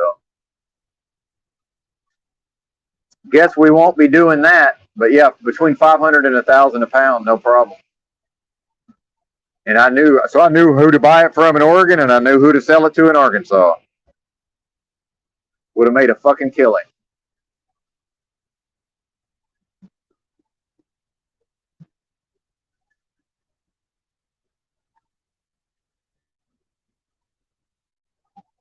Yeah, it's crazy. Yeah, what you can get for the money. Yeah, exactly. Yeah, the market's bananas. It really is. And I just like regular weed, really, like mids. I like mids. I don't need this fucking crazy high, flower with this crazy crystals all over it, and this crazy high THC. I just go to the concentrates if I'm gonna. I don't even personally. I just don't see the point of flower. That I know it's more enjoyable on some level. I get that, but I just rather go for the concentrates personally. Or just give me some mids and I'll roll a blunt. I'll smoke half a blunt, smoke the other half later.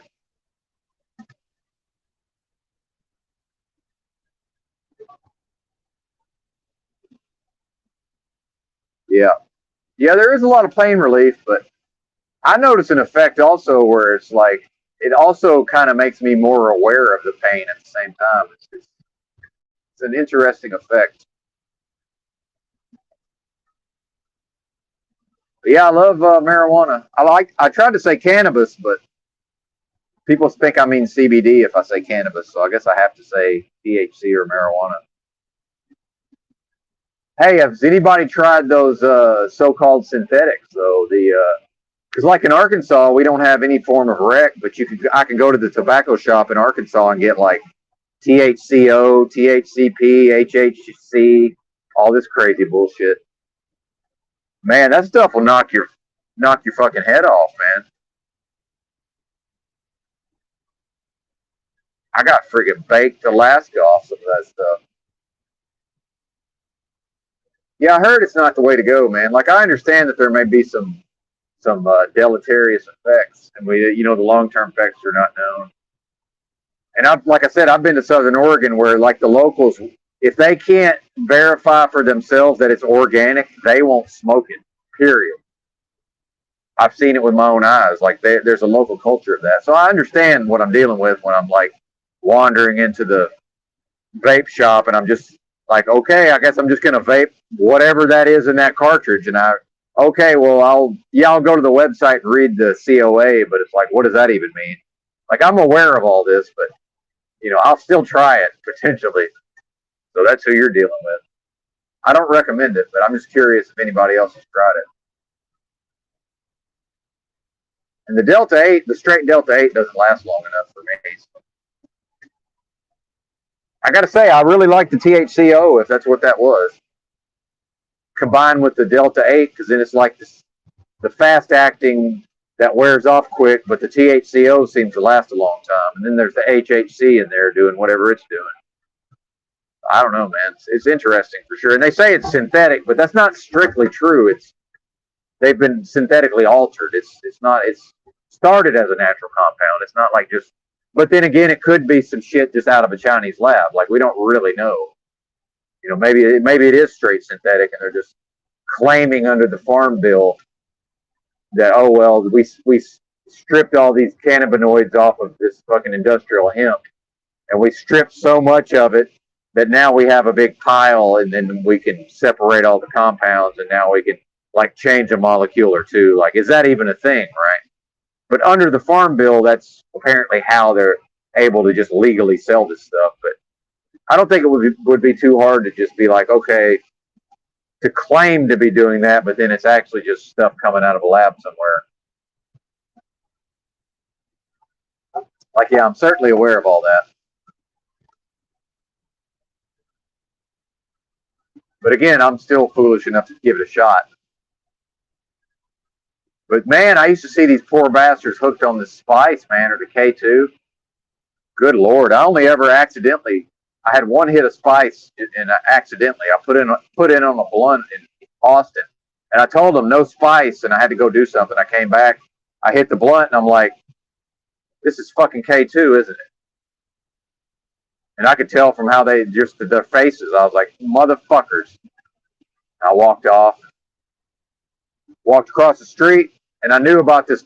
People get stuck where they're catatonic. And I wasn't sure which direction to go. And then there was a cop, man. And so now I'm thinking, do I need to walk towards the cop or away from the cop? What should I do? But meanwhile, I'm not even breaking the law. But I could feel that I was going to get stuck. So I just made myself like pick a direction and keep walking. And I was fine after that. But I could feel it, man. And they had this pregnant chick. Some pregnant chick in her 20s fell out on the floor in the day room and the homeless day room in Austin, flopping around like a fucking fish out of water, man. Had a goddamn seizure. It was an epidemic of people seizing up off that stuff, man. Yeah, walking while spiced. And that was just one hit. Yeah. I could tell something was wrong, then I hit it and I was like, okay, something ain't right here.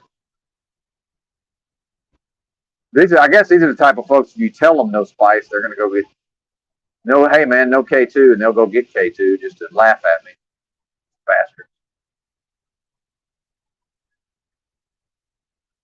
Yeah, EBT said he was hooked on it too. And I knew people who were hooked on it just because they had like blue collar jobs and had to be able to pass a drug test. It's like, damn, why can't we just let them smoke the fucking Delta 9? It's like you can do anything but Delta 9. Although this Delta 8, all that'll cause you to fail a test as well, apparently.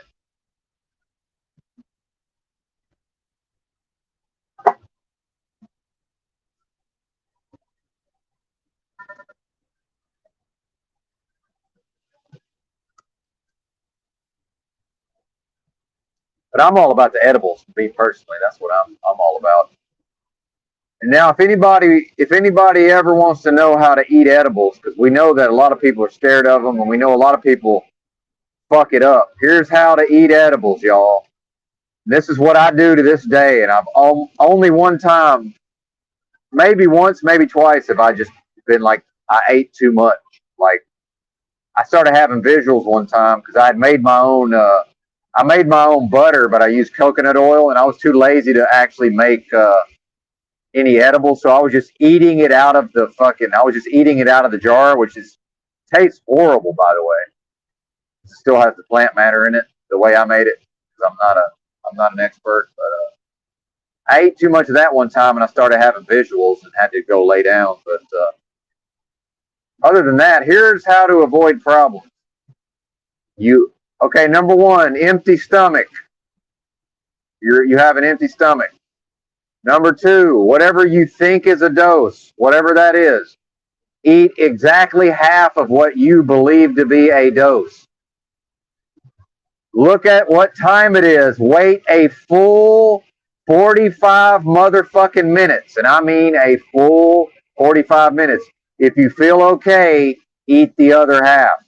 You will never, ever, ever have a problem. I promise you. Do that. You will never have a problem. Now, maybe you know what a dose is, and next time you can eat a whole dose. But if you adhere to that rule and you never break that rule, everything will be fine. I still do that to this day.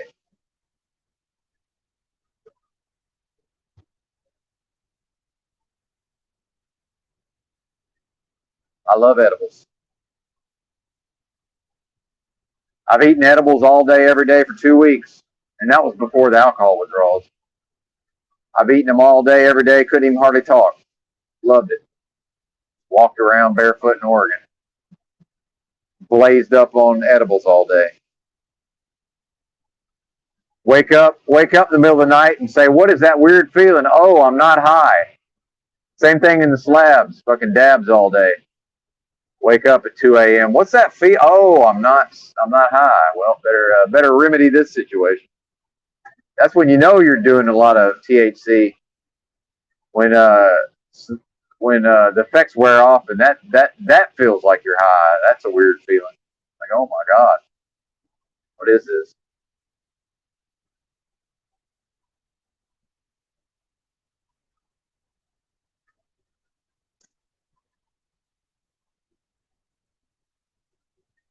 Shout out to the chat. Thank y'all for riding with me. Much appreciated.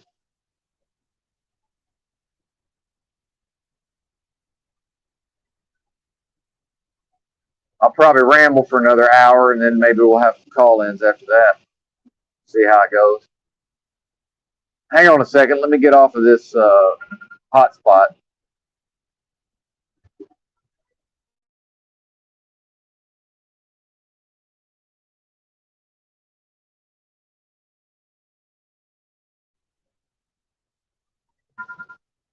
Yeah. The Mint Mobile, I only get a 5 gig hotspot, so I don't want to chew it all up right off the bat.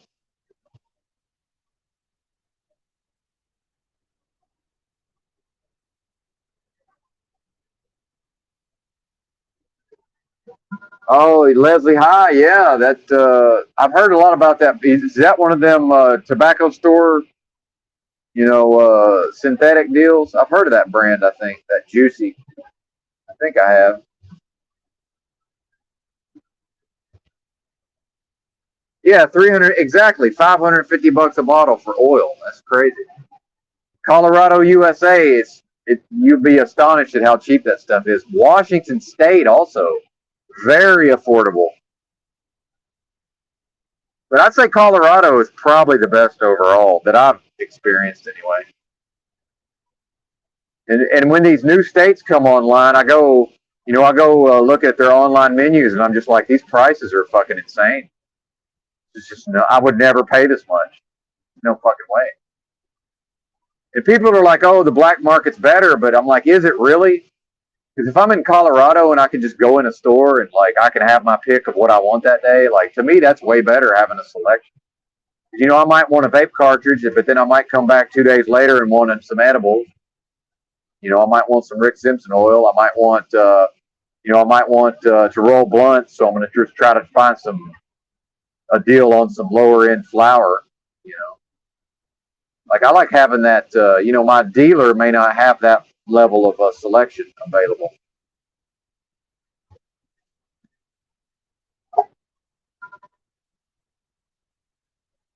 Yeah, that's crazy.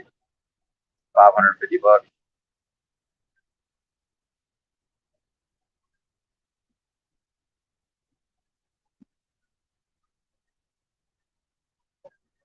And I don't think it's any coincidence that I never became a daily drinker until I chose to be a truck driver, and I'm not able to smoke. I can't ingest cannabis. I cannot have marijuana because of my job. I'm in a federal database for drug testing, and I'm not carrying around synthetic urine with me. I'm just not going to do that. So, I mean, I got to be able to piss clean. So if I want to get high, I got to go quit my job. And now I don't have a car, so even if I quit my job, how the hell do I get to Colorado to stock up? And even that's not legal, by the way. Although, like I said, if you look at the map where I'm talking about driving that back highway south out of Colorado down into the panhandle of Oklahoma, the chances of getting pulled over by the popo, and if I've got valid tags, insurance, and with these license plate scanners, I match the description of the owner of the vehicle. I don't get pulled over. I just don't get, now that they've gone to these license plate scanners and all these databases, I don't get pulled over at all. Never. And I used to get pulled over regularly back in the day. And by the way, no tinted windows. I'm confirmed that y'all people that get pulled over, If you got them dark windows, that's half the reason you're getting pulled over. I never have tinted windows, ever.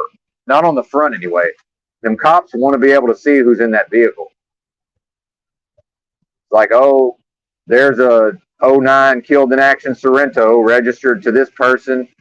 White guy, 5'10", 100, whatever I used to weigh whenever they asked me my weight. 47 years old. Yeah, that looks like him. Valid insurance, valid registration. Why stop him? No bumper stickers. No bumper stickers. For some reason, fucking all kind of weird stickers draws their attention. Cops are fucking super squares, man. They're super fucking squares. It's a game, man. It's all a game. Mescaline, yeah, I'd love to try mescaline. Yep. Indeed. Yep. Peyote.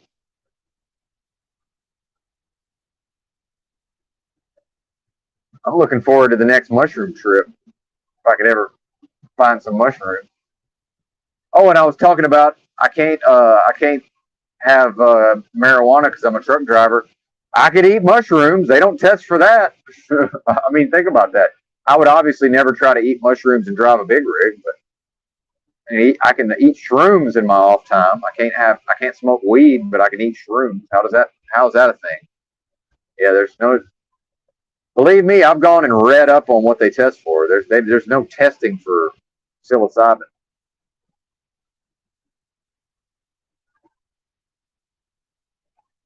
Yeah, I did. I smoked DMT once, Sean, and that was plenty for me. And I got the full blast off. I can assure you. And once was enough. I will not be going back to the DMT, which makes me think I'm probably not ever going to want to do the ayahuasca, which is it's the longer form. That's the DMT, but with combined with plants that make it last longer, as far as I can tell. Orally active DMT, longer duration. But yeah, mushrooms, for me personally, and I never had any interest in LSD, so that's my story, and I'm sticking to it. But yeah, I found great benefit to psychedelics, but I was 35 the first time I ever had psychedelics, 35 or 36, so, my brain was very much, I had a very strong concept, even though I was going through a lot of issues at the time. I'd say I had a pretty good, I would never like eat some mushrooms and then just like have a bad trip because, I didn't know I was high on it. I could always be like, oh, that's right, I'm high on mushrooms. Like I would never just get swept away in the experience.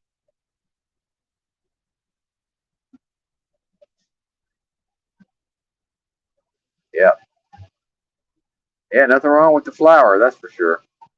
Although you do you run into some estrogens for the fellas here.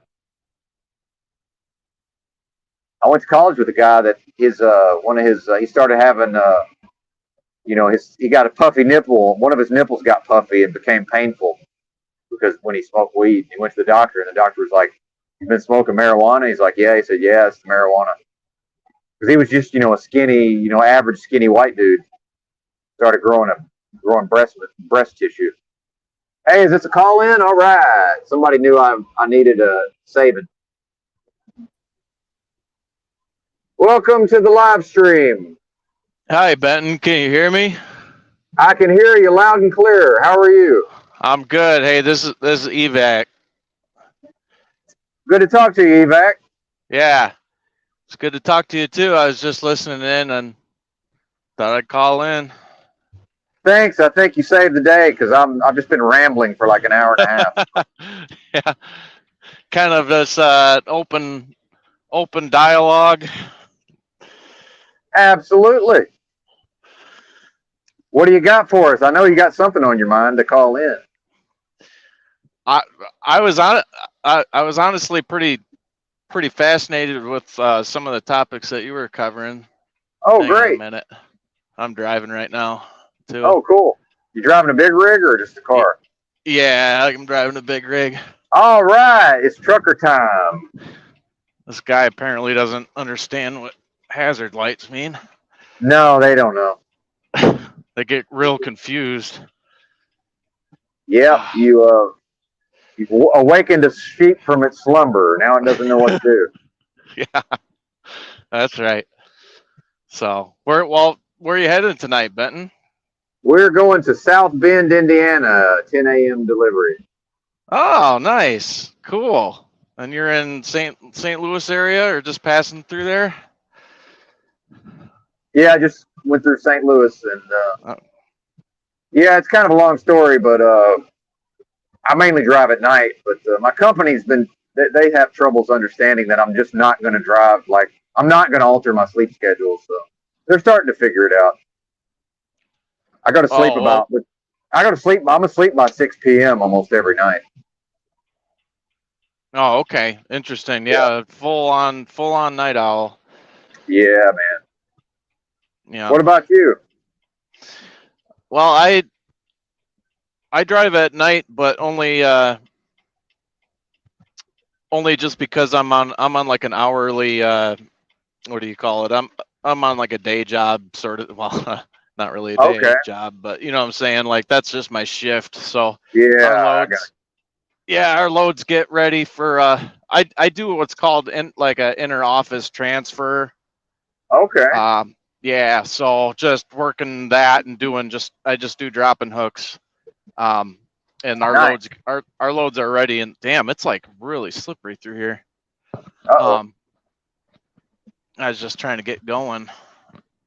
There's like this glaze all over the road right here. Oh yeah. So yeah, our loads are ready at usually about 5 o'clock p.m. I go in and just grab my paperwork, grab my two loads, and just bring them. It's all in house. Okay. So you know No what I mean. bullshit. So Yeah, no no bullshit. bullshit. Mm-hmm. Yeah. Yep. No unloading. No waiting for fucking dock workers and all that. So I bump docks all night long and usually about a 10-hour shift. So yeah, I'm usually done about 2:30, 3 in the morning. So Okay. I live in this kind of weird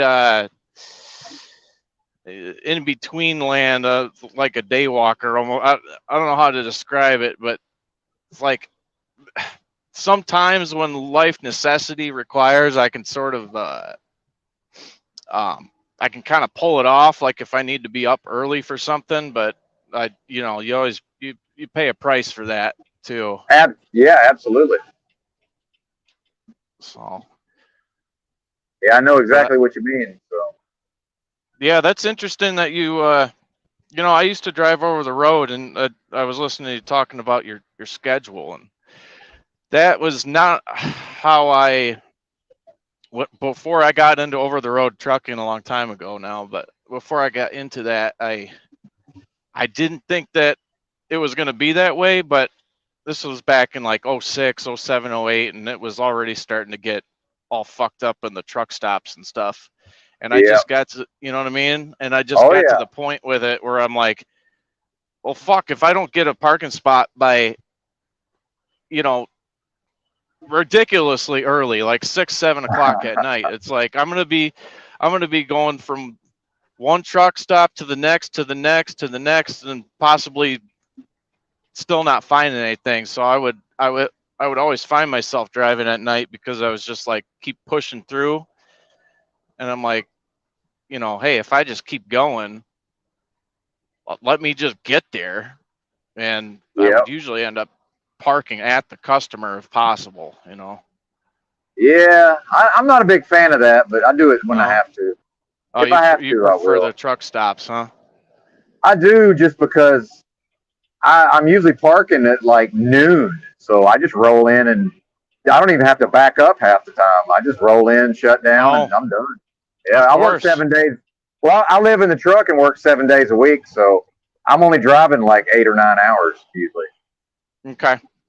So yeah, I'm done by like noon most of the time. So I I'm just I didn't parked. make that connect. I should have made that connection. Of course, yeah, I would do the same thing. I'd just stay to the truck stops, and you got all your services and your showers, and I don't even go yeah, in there half the time, honestly. yeah. I just roll in, park. do my thing, and roll out about between midnight and 2 a.m. usually. Yeah. But Yeah. You got it's easy what I'm doing. So I got a lot of, if depending on the runs, I got a lot of off time. Like working 7 days, I'm off duty for like 16 hours a lot of times before I go back on duty.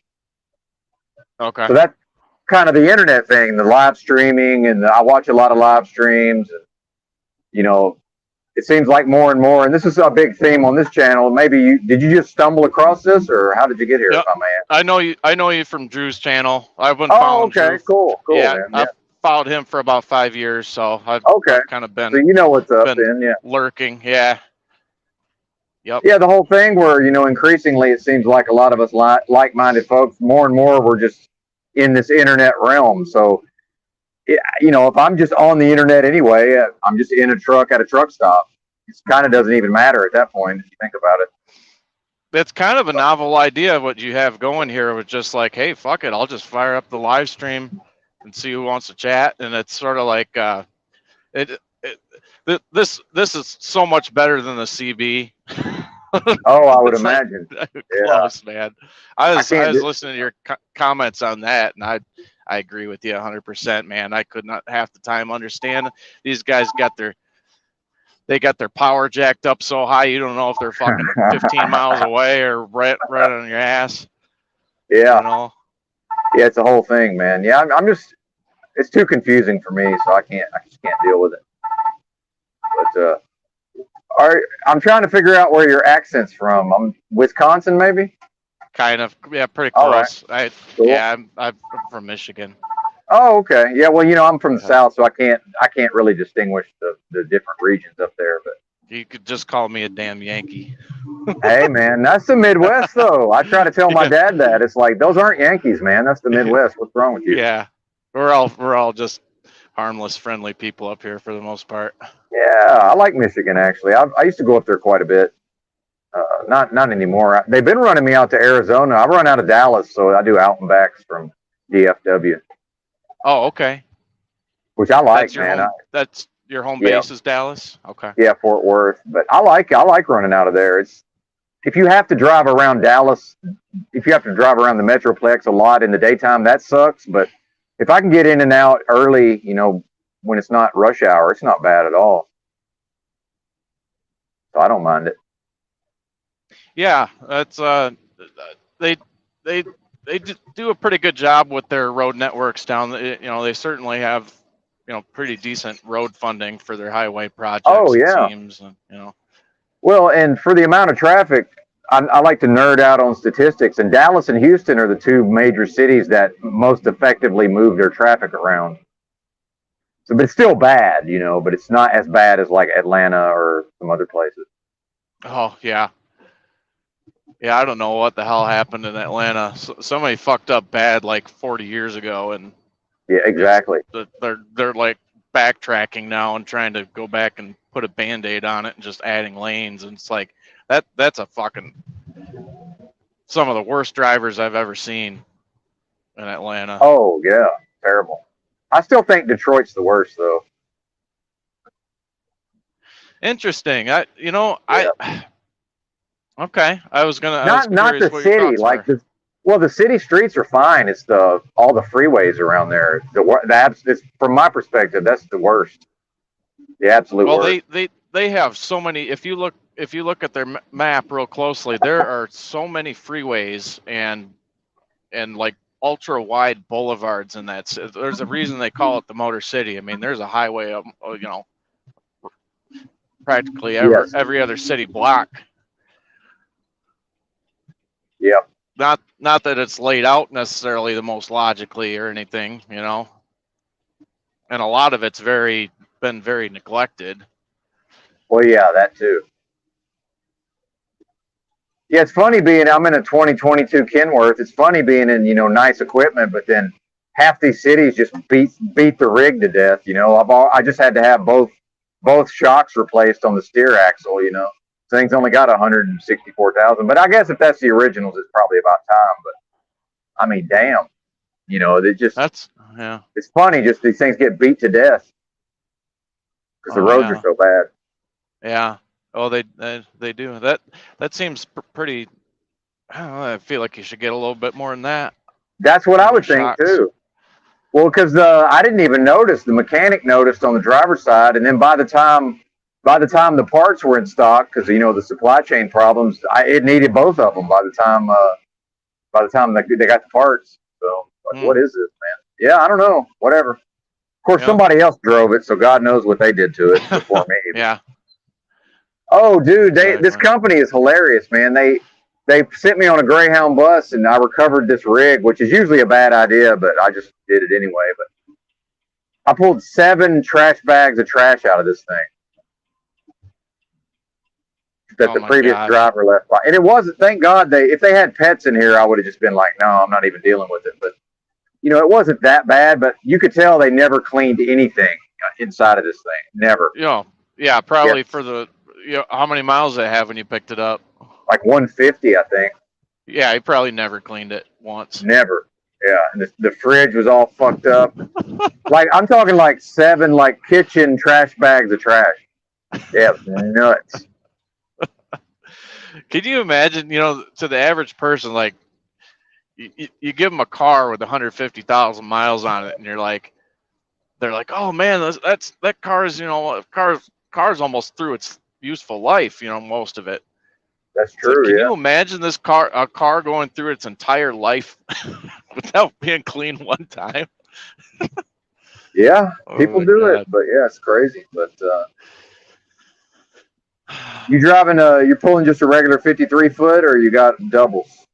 Yeah, just a regular Oh, 53 okay, foot, good. or it's actually 40. We pull 48s actually. Oh, nice. Drive, yeah, There you drive go. van. Yep. Even better. So, yeah, yeah, Michigan's not too bad to get around in a truck. There's very few low bridges. I mean, you could almost count on maybe 2 hands the number of actual low bridges you might even possibly encounter in the state. So Ah, yeah. it's a pretty truck friendly place, and it is what it is. Yeah, I like driving up there in the past. And I've driven in the winter, that lake effect snow, man. I've been in the blizzard up there. Hmm. But I just parked until it stopped snowing, and then, man, they get the plows out right away, and then I just drove slow, no problem. Yeah.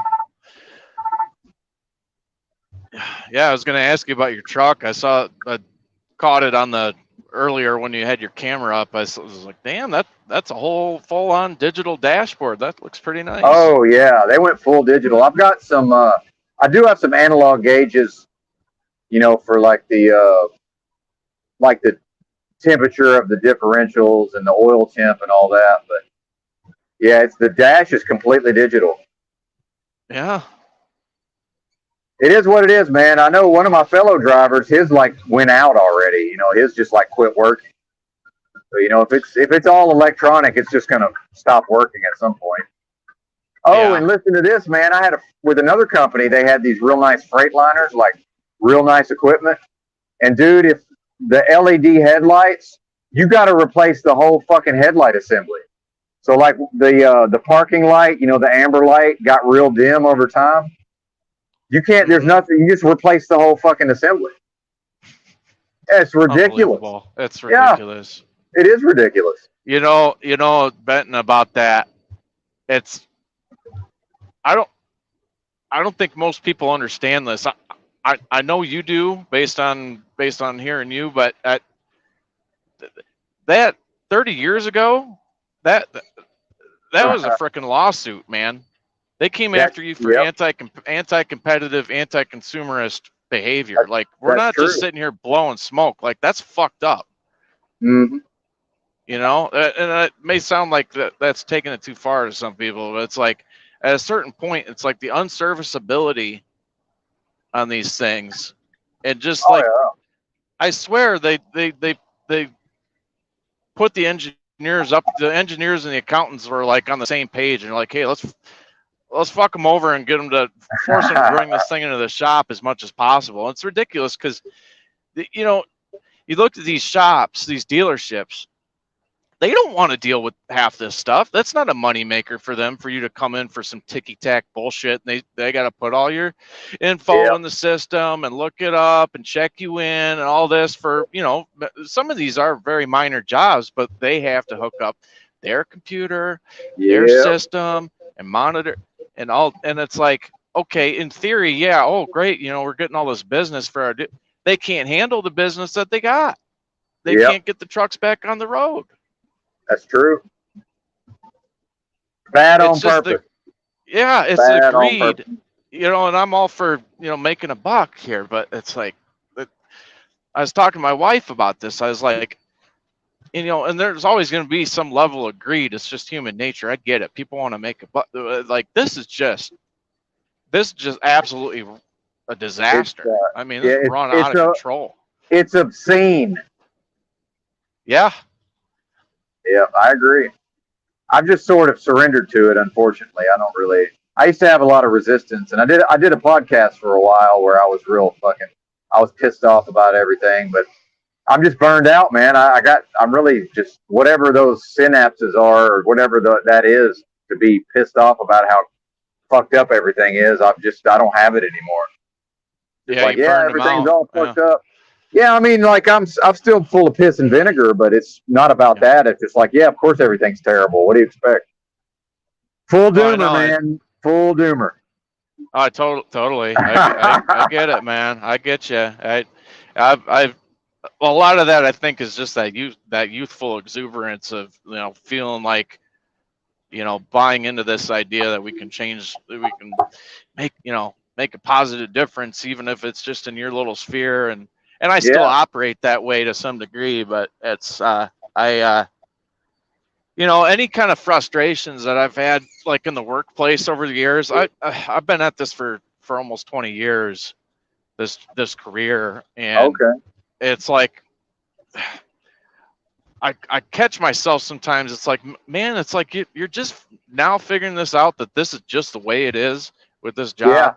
And nothing you say or do that, is going to change these certain realities of what because there's so many things. I'm sure you've got ideas of your own, but you just look at it and you're like, man, if we would just tweak this a little bit or focus on that, put the emphasis here, we can make this run so much more smoothly, so much safer, so much more efficient. And, sorry to cut you off, but go ahead. Well, but at a certain point, we realize, that's not the motivation. Like, that's neither here nor there as far as the safety and the efficiency. Like, that's not what it's about. Yeah. And I found it too. It's just like the right people to make those changes. It's just so far beyond most people. Yeah. I don't think it can happen. I really don't. It's just not. I think I realize at a certain point, like, it's easy to just assume that, this is all happening because of improper use of logic. We're just not. If we just get more logical and more in our heads, we can solve these problems. Like, no, it's not. None of this is happening because of failures in logic. Like, this is all on purpose. It's kind of devastating to realize that, though. Like, it's not like, we could just think harder and fucking, what do they call that? Invent a better mousetrap. Right. Yeah. Like that. No, that's not what it is, man. It's not. Like, for instance, I broke down for like a week, and I knew right away. I was like, I could tell this dealer's not gonna. They're not gonna fix this thing for a while. Mm-hmm. So the company should have just figured out, get me out of there and get me in a different truck. But because of the time of the year it was, somebody realized, we can just write off this $150 a night hotel room, and whatever we can write off for the driver, whatever we're paying the driver, because of tax time. You see what I'm saying? Yeah. So now they got me sitting in a hotel for $100 a night, paying me $100 a day, writing off a $150 hotel room because they can write off a certain amount each fiscal year, right? Yeah. Like, that has nothing to do with productivity. That has nothing to do with keeping America moving. Yeah, you're Like right. I it's mean, all the just a incent. system. That's a great example, Benton, of that. All the wrong incentives is built into the tax structure. It's built into the education system. Everything. Yeah. So then after the week, I guess they figured out, okay, that's probably as much as we can write off for this, and then they sent me to pick up a different truck, which is what they should have done in the first place. If it was about productivity and making profits, which it is Yeah, or still kind of even about making profits, but just quality of life for the driver. And it's like, oh I yeah, think I think we might be starting to get on a little better track with all this after COVID, because I it hasn't sunk in yet to the vast majority of the employers and people involved in everything that could actually make some of these changes. But it's like, okay, when's that light bulb going to go off that you're tired of turning over drivers on an average of 6 months? It's like, it's at a certain point that could be wrong. Maybe the money does work out, but it's like, you know, at the well, cost of but what? Like, what's the yeah, penalty there? well, that's why they import all these drivers from other countries Hmm. because those guys, they will put up with more bad conditions because they don't want to get shipped back to Senegal or wherever they came from. Do you think And it's I, kind of like that yeah, that movie? Sorry to cut you off. go ahead, no, go. Oh, do you think it's like kind of like the what's that fight? I think there's a scene in the beginning of Fight Club where they show this like insurance. Uh, they show like the insurance algorithm as to Yes, like, you know yeah, what I mean? So somebody's already long ago run the numbers that somehow, some way, it's cheaper to pay the drivers less and deal with all the turnover and the frustrated dispatchers and frustrating the customers occasionally and the accidents than to just simply provide a better quality of life and a little bit better pay for guys that will stick it out for years at a time. You know what I mean? yes. Well, and then Uh, also you have there. I can tell that this, especially what I'm doing with long haul. It's like it's all set up to keep me on the hamster wheel. If they pay me too much, then I'm going to want time off. So I think it's structured. It's all about getting me to keep working because I want my thousand. I make between 1,100 and 1,300 a week after taxes. You know, so but it's just enough money, but it's not too much money. If it's too much, then I'm going to want time off and I want to go do other shit, right?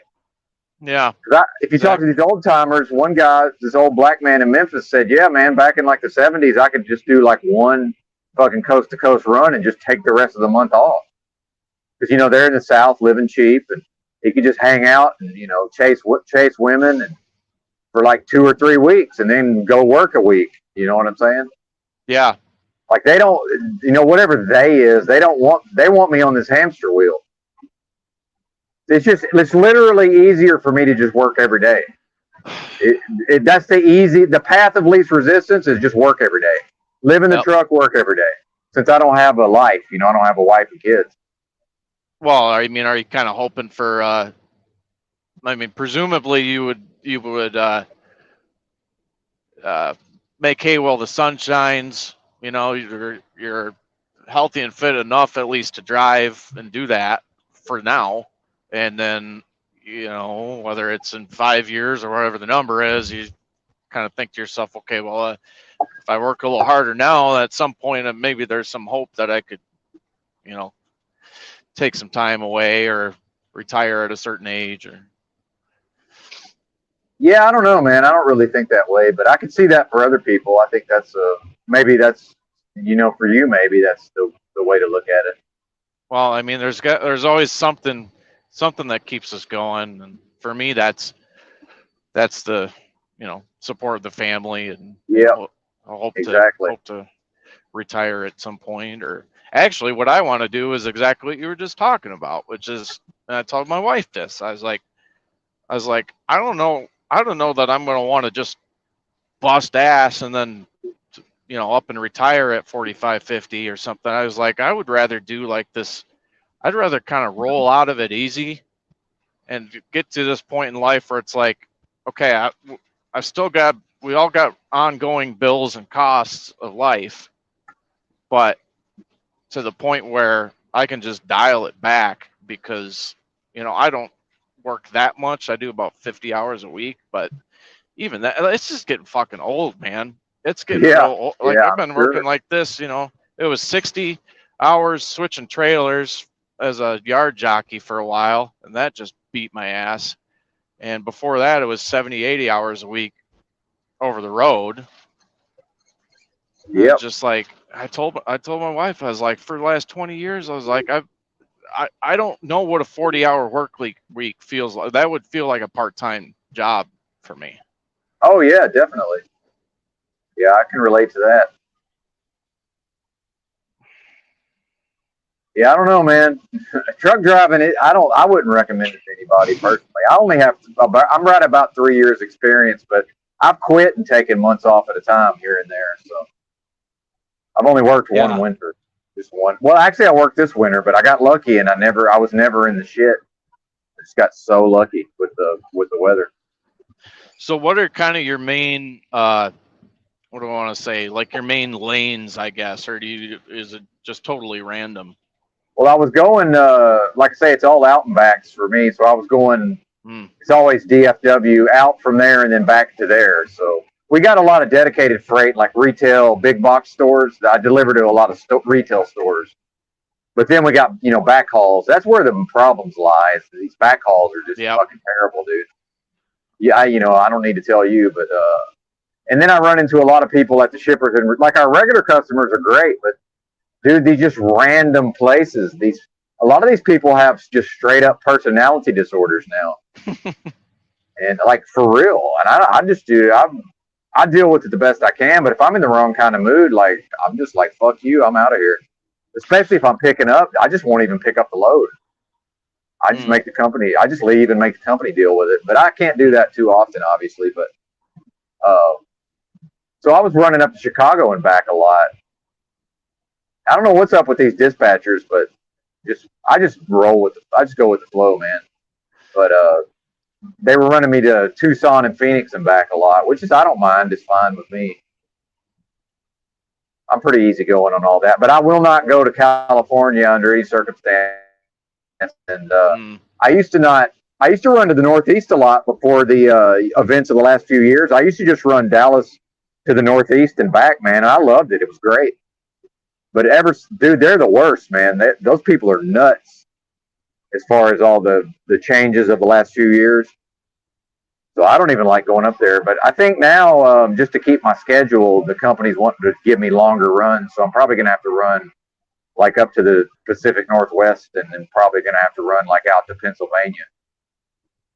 So we'll see, man. I don't know, because I'm not. These runs aren't long enough for me to only ever, go to sleep at 6 p.m. every day. If that makes sense. I need Yeah, because longer you're runs so I can just do yeah, whatever I want. yeah, I know what you mean. Yeah, you got a lot of overlap there. So I get it. I don't know, man. It's pretty easy. I'm at the level of experience where what I'm doing is just fucking drive and long haul. It's pretty fucking easy. I mean, let's face it. It's not rocket science. Yeah, I've dabbled with the idea of uh, getting into some of the more let's say labor intensive aspects of trucking because they do pay better. I've looked at like flatbed and all this, and it always on the surface it always sounded really appealing to me. Oh, you get $100 to tarp a load, and they're going to pay you an extra 20-30% per mile, and blah blah blah. And I look at all the potential hazards involved with you know shit coming off of there or not being loaded right. Your shit's all out there for any trooper to see, and Yeah, perfect I'm not. excuse for him Yeah, to pull you over. And I'm just like, I don't want to fucking deal with it. yeah. No thanks. I hear you on that. So yeah, I've dabbled just because I've been only doing this really my entire adult life basically. I've obviously gone through a lot of those thought through a lot of different things. I've done a lot of different things, but yeah, flatbed was not one of them. And then some of these other, super high paying. I thought I dabbled with maybe going out to like the oil fields out in North Dakota, because I remember when those were kicking up that they were Yeah, yeah. paying pretty damn good out there. And maybe I should have done it, maybe not, but yeah, I never. I had the opportunity because I would have been single at the time, so I could have gone and just moved my ass out there and you know given up the apartment and all that, because yeah, they were paying, I don't know what, 150, 200,000 a year in theory. Oh yeah. That's a long work week though. Yeah, yeah, it is, and that was one of the things that I was like, I don't know. I'm like, you're single right now, and that's probably not going to really help your case moving out to a freaking frozen tundra, deserted wasteland surrounded for 100 miles with nothing but dudes. I'm like, Yep, no thanks. I hear that. Yeah, I go through the when I go out to Phoenix, I drop through the Midland, Odessa, in Texas, the Permian Basin. You can tell there's a lot of good paying jobs out there, but I don't know, man. I'm so lazy. I don't even want to drive a manual. Those trucks are mostly manuals. I can drive. Oh. I know how to drive a manual. I'm just so lazy now. I don't even want to mess with it. Like Yeah. seriously, I'm spoiled. I missed the. I was gonna ask you about that with the new one. A guy I work with, was telling me he went to this truck show down in where was it now? I think it was in Louisville, and I guess I got a truck show down there, and he's like, yeah, everything was like these fucking electric trucks, which we both agreed were a complete pipe dream at this point. For they put those on display for people that really don't know any better. It's kind of free advertising, I guess, for their brand, and maybe some. Anyway, sorry, I'm getting off track. But he was saying about he was like, yeah, everything I saw basically was auto shift. Oh, absolutely, yeah. Yep. Everything. Oh, for sure, 100%. But like I say, you can still get a manual. It's just it's just for certain applications. It seems like.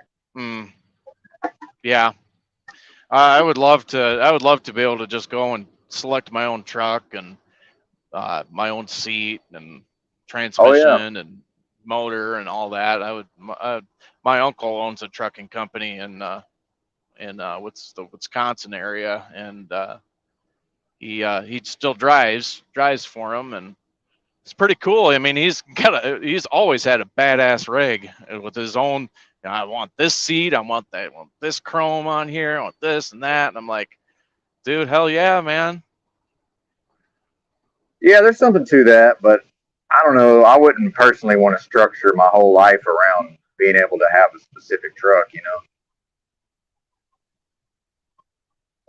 The stuff's so Yeah, I mean, expensive now. yeah, there's a lot of headaches. I mean, because he not only drives a lot, but he also, helps him and his wife. They kind of run the business together, and just it's sort of like they were kind of born into it, I guess. Inherited the business, and the father's still kind of involved, and uh, it's what they know, it's what they do, and they make good money at it, but it's just a nonstop headache. Phones ringing all times of the night, this and that, and this guy's out in New York and he's stuck, or the load fell through, or Always something. yeah, they make pretty good money, so you know, and they get to work together and get to kind of have, I guess, some degree of control over what they want to see the business doing and not doing. So anyway. Yes, sir. Well, I think we covered the trucking industry. What you anything else on your mind? Well, that's probably about it for tonight. I'm getting back to home base here pretty soon, but maybe Oh, I'll okay. call in some other time if you want to chat some more. Oh yeah, man. I've been doing. Actually, I've done like a couple of 12 hours. I've done this for like 12 hours a couple of times recently. So Yeah, yeah, I I'm usually saw that. around in the early AM. Yeah, yeah, that's pretty cool. Yeah. So you Yeah. were saying that those super centers are just dead? Well, compared to what they were, I mean, Yeah. there's people in there, but not like it used to be. And the people are dead. Like it's just a bunch of zombies. You know, You know, I talked to my wife about moving that, around. Yeah. and she's really not like me at all. Let's just say, and she has this intense like normalcy bias. Oh yeah. You know what I mean? And Well, that's it's just that's incredible. the explaining away of everything. But go ahead. Yep. Oh yeah, and Yeah. that's a perfect. She's fairly intelligent. She's actually quite intelligent, and it's almost a detriment to her because she's intelligent enough to construct a framework of excuses and Yep. reasoning away of everything that's, as everything is collapsing around us. It's like a Absolutely. self-defense mechanism. Of course. Well, because I think what's important to realize is that no matter what happens, these people are just going to adapt to it, and it's just going to be normal to them, no matter what happens. Well, that's exactly Like what we've been seeing literally since anything. COVID. Yeah, exactly. But it was already like that. People like me and you weren't aware. We didn't realize that, oh, this is just how these people are. When everything's calm, cool, and collected and not much is going on, it's easy to think, well, yeah, if society transforms overnight, they'll be freaking the fuck out. And what we saw is like, no, they just stay like they are. Oh yeah, I thought the masks wouldn't last a month. I was like, there's going to be all this pushback, and it's just going to be some other bullshit. I don't want to say it, just another blip on the radar, and then what's the next thing for 2020? You know, and it's like, Mm-hmm. we're really believing this now. But but it has not. Again, logic has nothing to do with it. It's like what you're talking about with your wife. That's not logic. That's just she has a presupposition that whatever happens is just normal and expected. So Mm-hmm. even if I can make a case that it's like, well, weird shit is happening, it's like if her frame of reference is, but that's normal and expected, that applies across the board. It's just this is normal and expected. That we now there's an illness and this face covering doesn't do anything, but this is just what we do now. Like, see what I'm saying? Like logic has nothing to do with it. Yeah, It's and just, this is just what we do. This is what we do when we're sick. We cover our face. well, because doctors do, and doctors are for helping sick people or something. Well, but real quick, see, I think people like me and you, we make a mistake because we skip past the very basic reality that most people can only consider one idea at a time. So they cannot connect all these things because they can't look at all the things in totality. They can think about one aspect on a good day at a time. So you can get them on the same page with you about one thing, but then when you move to the next topic, that's just a completely different topic. That doesn't exist in the context of what we just talked about. It's like a whole new conversation in a way. And I don't think we realize that, oh, that's how most people are. It's very strange. But I've detected it. It is. Yeah, but I can't relate to it. Like this guy, this guy's just decided he's going to follow me no matter what I do. Oh, isn't that great? This is I'm going 13 miles an hour. We're going to cause a wreck. He's just doing whatever I do, literally. Yeah. If I go fast, he goes fast. If I go slow, he goes slow. So is that even the highway? No, he would have stopped. He would have stopped. Yeah. I was looking in my mirror. He would have. So is that even a person? Like, I'm not even talking NPC. Like, is that thing functioning at a human being? Like, me and you are talking about all these things, but then watch how these people behave. Like, how can you expect him to do anything other than conform to whatever the norms are? Yeah. Yeah. Benton, he You can't drive cannot a car. expect it. Exactly. He can't convey himself intelligently from point A to point B. How can you expect him to figure out a mask? I mean, really, it's amazing he can put the thing on his fucking face. Yeah. I mean, literally, how does he even manage to get it around his ears? I mean, this is the state of humanity. So it's like, dude, I relate to everything you're saying, but then when I put it in context of how these people behave, like, of course, this is how they behave. Yeah, they're a completely base level of just reactionary, like responsive behavior. That's it. Just that like person, he's not operating at a level of conscious awareness at all. So, like, again, if I like, if he's at the Walmart and I'm like, oh, excuse me, sir, is that even a person? Is what I'm saying. Like, I'm not saying like NPC. I just mean like that's not the same thing I am. That thing is below the minimum standard spiritually, and thus effectively is not the same as me. I had a guy on my podcast a couple of times called Highly Suspect was the name he went by, and he said, "You'll never convince me that I'm the same as these other people." He said, "We're not the same thing." And at first, I really wanted to resist what he was saying, but eventually, I had to just be like, "Yeah, you're right. I'm not the same as whatever that is."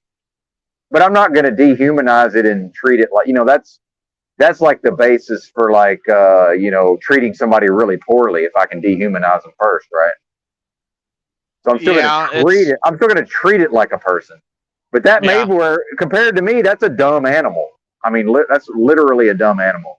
Well, you're kind of getting into this interesting space of like something I've really been feeling ever since 2020 is a very similar sentiment, which is almost not intentionally at all, but just starting to adopt this almost elitist view. When you're out here and you're conscious of reality and you're observing the inputs through the media and and the response and then the tweaking and the pulling back and everyone just just zonked out in la la land, and you kind of start to and I always have to pull back from this too, because I hear you. I hear what you're saying. Oh yeah, dehumanize people, but it's kind of like, well, fuck. I mean, maybe half these people just got to go. They just got to go. Well, bye bye. Yeah. Well, that's why I don't think we're going to have food shortages, because that would be the best thing that could possibly happen. Starve 75% of these people out, and then whatever 25% survives, be strong as fuck. And if you look at Russia and China supposedly have been through that, and they're not all fat and fucking lazy like we are in the U.S. I mean, is that what we're living through? I mean, is this kind of what I mean? Yeah, it's like it's a full spectrum. In the age of social media, they couldn't just do it one way of like a firing squads or whatever, this one-dimensional attack profile. They've got it's like this distributed impact. I mean, you look at the rates of I don't want to say it, but people doing it themselves, off the charts, and then you name it, but that's kind of what are you seeing that too? Well, but I've been reading news articles back to the 80s. Like, I've been reading, I read the newspaper every day. And the fact is, all of these social problems were already off the charts before the thing happened. And that just accelerated all of it. I was reading articles before the thing about white people's death rates white men in their mid-30s, their death rate is skyrocketed. It was pills, man. ODing on pills. Alcohol plus pills equals sky high death rate. You know, like this stuff was already going on, but now it's just ramped up big time. Well, you've got the fertility rates. You've got the pills was a vector. It's all perfectly tailored for each kind of demographic. So I just remember driving through the southeastern Ohio area, kind of the old coal belt, the coal mine country. Yeah, yeah. This was years ago now. Just some of the most beautiful countryside I've ever seen. And then against this, you have this backdrop of just apocalyptic, just bombed out, burned out buildings. That was where I really noticed a difference. Now it's kind of like that everywhere, but I remember going to the Walmart and the stores down there and being like, damn, this is zombie town here. And what they kind of, they're getting hit with the pills and everything. But I mean, we were primed. We've been primed for this. Oh yeah, for absolutely. generations, man. The weakening. Yep, most definitely. So, a couple of years ago, I was freaking out thinking we're going to have zombie apocalypse and Mad Max and fucking food shortages. But now I realize none of that shit's going to happen. It's just going to be it's going to be this, but it's just going to be a worse version of whatever this is over time. Like a slow grind. Yeah, I mean, this is it, dude. This is the zombie apocalypse. But and then, like what we just saw with that guy, imagine getting out in your pickup truck and you just do whatever a big rig's doing. Like can you imagine? That's literally insane. That's crazy. Yeah, at 2 a.m, 2:50 a.m. Like that's nuts. And I don't even know what headspace you could put somebody in. Like I'm thinking through my own lens here. I'm like, I don't even know how I would get to that. But like I could see, okay, I drank too much. I'm swerving a little bit, or I'm high and I'm driving too slow, or I don't even know what fucking cocktail, pills and. Bro, I think if you went on the street with money and you said, "Hey, for $100, when you drive on the interstate, what is the left lane? What's the purpose of the left lane?" I don't think they know it's for passing. I don't think they would be able to answer you. I just think they get on the road and they just drive in a lane. I don't think they have any understanding beyond that. Mm-hmm. And most of these people, you see them, they just merge on the interstate and they just do whatever everybody else is doing, whatever that is. Mm-hmm. So if it's 2:30 in the morning and I'm the only vehicle, they just do whatever I'm doing. It's like, I'm a big rig. Why are you doing what I'm doing? Like, this doesn't even make sense. Yeah, well, it's exactly what you described earlier. Holy shit. I almost cut me off, man. Yeah, I see him coming, I have this sixth sense. I can see him out of the corner of my eye when something's not when they're too close. You got to detect them. Get out of there. Stay away from them, but especially early in the morning. But and back to your wife, man. It's like, it's not her fault, but the fact is, dude, you can talk to her about all this till you're blue in the face. She is going to conform to her peer groups no matter what. It doesn't matter what words come out of your mouth. It doesn't matter what happens in society. A woman is going to conform to her peer groups across the board, and you can't do nothing about that. Mm-hmm. That's just, it is what it is. Now, maybe she's the queen bee in her little circle, and maybe she's one of the shot callers. But even then, like, she has to maintain her position as somebody who the other people conform to, right? But social media, what this has done is it's given everybody up to the moment access to their peer, to conform to their peer groups. And because I'm autistic or whatever you want to call it, I don't have this wiring, right? I don't have this wiring of, I better see what the herd's doing so I know how to behave, But they do, man. 85% of all of these people, they just look at what are their peers doing and they just do that. So, my peers are wearing a mask. They wear a mask. Like, it really never gets beyond that. And yeah, you can maybe sit them down and get them to agree with you about the mask, but if they have to conform to their peer group and their peer group dictates that they must cover their face, even though it doesn't make any fucking sense, of course they're going to cover their face. Like it's really that simple. And for me to, because I attempted to drink myself to death very recently. So for me to be able to talk to you right now and do this job and exist in this world, I've had to just accept that this is how it is. I don't want to. I want it to be different. But this is how it is, man. And these people really are this way. And dude, I'm just as astonished and revolted and disgusted by it as you probably are. But we can't do anything. Nothing. Can't do anything about it. And I at least get to go hide in a truck and I don't really have to interface with it. Like you have a wife and maybe kids and a family. Like you have to deal with it. You know, like how does that work? Yeah, So, it's terrible. It's something if you dwell on it too much. Really, the best thing to do is I just plow forward, and then I just find I basically found like a cope, you know, and there you go. You know, call that lying to yourself, or just call it a different perspective, which is, you know, okay, let's set that aside. Let's set these negative things aside. You know, we've all got our faults.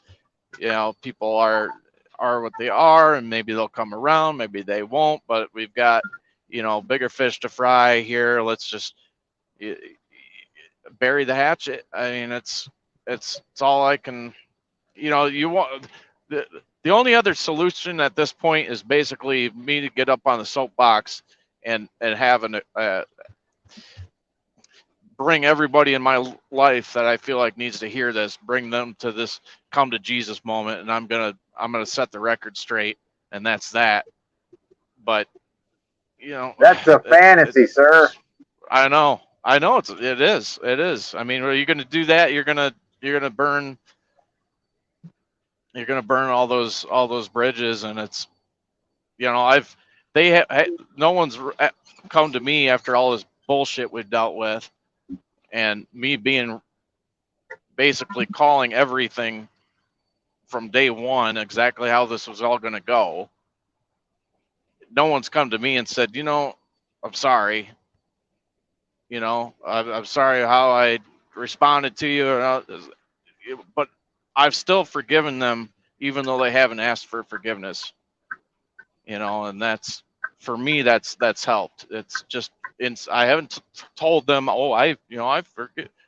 You've been proven wrong, and now I forgive you. But just inside in my heart, it's just like, you know, that's all I can do as a flawed man myself. Is you know, there's been people that I've wronged before, and I haven't asked for forgiveness, and I hope that they've forgiven me. I guess, you know. Yep. Yeah, man, it's heavy topics, but because you said, you know, you started out that talking about, you know, I forget how you worded it, but it's something about trying not to dwell on it. Dude, I've got literal hypervigilance. I can't not dwell on it. Like, that's impossible for me not to dwell on it. So for me, now it's just like, okay, can I figure out how to live day to day, but I'm always going to notice these things. And I don't control the part where I'm hyper vigilant and I'm hyper aware of what the fuck's going on. Like that's just how I am, man. So like, to me, it's been just being able to just let it go, man. It's just, yeah, this is really what's happening. And nothing I do will change any of it. And I've, even worse than what you're talking about, this like, oh, you think they would come and apologize? Dude, I've got my families coming and saying shit to me that I said to them a year and a half ago as if I never said it to them. Like, literally, like I was talking about this CDC made this comic book about a zombie apocalypse. Like a year and a half later, my mom is like, yeah, and the CDC put out a comic book about a zombie apocalypse. Can you believe that? And I'm just looking at her like, yeah, I mean, that's even worse than what you're talking about. Not only do I not get credit for calling all this shit, now they're telling me the same stuff they thought I was crazy for saying a year and a half to 2 years ago. Interesting. Yeah. So it's just like I'm just looking at her like, yeah, it's something else, you know? Like, oh yeah, it's crazy, huh? Oh wow. I don't know. I part of I haven't experienced what you have, so I don't know how it feels to be on that side of it. But it's like, for me, with everyone that I've dealt with on this matter, it's like this. It's just this elephant in the room, and I'm just like, at this point, I'm just kind of like, I mean, I'm like, seriously, like, we're gonna keep pretending, Oh yeah. or what? I mean, Oh, they're gonna take it to the grave, man. They're going to the grave with this. Yeah, this is they're not letting this go. No fucking way. And they're damn sure not going to admit they were wrong. I remember when this thing first happened. This was literally during the 2 weeks flatten the curve. I was talking to the lady at my trucking company who had hired me, and we were just having a conversation. And she was like, "Yeah, in a couple of weeks when we get back to normal." I said, "What makes you think we're going back to normal?" And she just looked at me like I was nuts. And dude, months later, she denied that she ever even said that to me. They just, to them, it never happened. She was like, I never oh said yeah, that. I was it's like, like, well, oh, you did, but okay. everyone knew this was going to take more than 2 weeks. It's like, no, everyone that told us to just shut down for 2 weeks said it was Mm. only going to, it's She no, believed it though. She it really wasn't. believed the 2 weeks. She Yeah, it fell was an for it. obvious Yeah. give an inch, give an inch, Oh take a yeah. mile. Yeah, you know, every axiom that you can possibly fathom just came to bear over the course of 2 years. I mean, that was intense, man. It Oh was like, yeah. yeah, uh, every single piece of conventional wisdom, or colloquial, or common level of common sense, mental processing, just got absolutely thrown out the window for a goddamn flu. Exactly. Well, and there's no such thing as common sense. See, that's a misnomer. That's not a thing. Common sense. It literally doesn't exist. So when we talk about it, we're like, what are we even talking about? Because Well, man, yeah, well, yeah, dude, there's so much stuff that's obvious to me that other people just miss. But then I'm kind of an idiot. Like I miss super obvious stuff that's obvious to other people, and they're like, "Hey, why don't you just blah blah blah?" And I'm like, "Well, because obviously that, I didn't realize that." But it's like, but at the same time, I'm thinking, well, there's all kind of shit that's obvious to me that these people never see. So we can't be like common sense because it's like obviously that's not a thing. Like it doesn't exist. But you have yeah. 85% of the population who all kind of think the same way. Like they think and behave and react similarly. So that's what I think common sense is. It's just it's the most common, least common denominator way of being. There's 85% of everybody just will more or less do as they're told no matter what. And they just go along to get along, and they don't think. They're not able to think into things at all, right? One idea at a time, if you're lucky. But then you got to, I think about 15% of the population, we're just probably you, probably me, we're just, our brains work differently. So I can talk to you about obvious shit, but it's not obvious to these 85% of these people. So if I say, oh, it's common sense, it's like, well, no, it's not, because not to them, it's not. They'll never figure it out. They'll go their whole life and never figure it out. Well, and you're describing it in a way that it kind of sounds like you feel like this is the way it's always been. Maybe. I don't know. Could be. Was it just is that just a side effect of the unveiling of the apocalypse, or whatever you want to call this? Yeah. Where we, you and I, even under some sense of delusion, just simply because society was more in a state of um, well-being and peace for the most of our lives. That, Well, no, it was less dysfunctional. yeah, Yeah, it was society was less dysfunctional. So I think that led a lot of people to believe, oh, this is great and wonderful. But no, it was actually horrible and nightmarish. We just didn't see it that way. So well, now and the fucking covers are off. Now we see what it is. But go ahead. Well, yeah, sure. I just, yeah, I wondered this 85% that you're talking about. Yeah. It's a lot of those same 85% were the same people that were hardworking and polite when you went to the restaurant and please and thank Yeah, you and holding the door and yeah, doing the right thing when no one was, just when society yeah. was a much more moral place. And Sure. a lot of these are the exact same people, and it's like they've taken this download now and they all just fucking turned satanic. Well, but I would say, see, the all the MAGA family values, mom and apple pie. See, that's programming. See, Right. we thought this was people who chose to live a certain kind of way because it was the right way to be. When in reality, these were programmable humans who were programmed to hold the door open. And now here comes the download, and now they've been reprogrammed. But it's the same people under brainwashing. It's literal brainwashing. So they were brainwashed. Yep. They Mom took and they apple took pie. the positive brainwash before, and we were cool with that. And we're like, Yep. we're like, oh, most people are, I don't even think it was wow, positive. It just looked like it was okay. It looked positive. yeah, you just blew my mind with that one, man.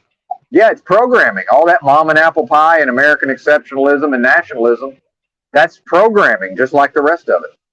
Well, it's been really something too, being witness to the churches, being somebody that was brought up in the church atmosphere, because it goes exactly to what you just were referencing there, which is, I've watched in a matter of maybe 10 short years, suddenly it's like I stayed the same kind of my structure of belief system, and it's like, oh, now we're doing we're doing that. We're doing the rainbow flags, and we're pretty much inverting everything that we did just 10 years ago. Okay, Yep. all right, I guess this is still church, or what, you know what I mean? That's been that's been a very visceral example Oh, for yeah. me as well. It's just like, oh, okay, this was all just a program we were running. And I Yep. hate to be one of those, oh, you guys aren't the real, not the real Christians, and I am, or not, and I'm not here to at all turn this into Oh, a yeah. No, we're religious good. discussion. I'm just making Oh, reference yeah. to that No, you're good. environment. Yeah, to that environment that I've been witness to, and to even see, you know, um, again, members of my own family and stuff. It's like completely flipped the script, from the religion standpoint. It's like it's just absolutely um, bracing, man. It is tough to deal with. Absolutely.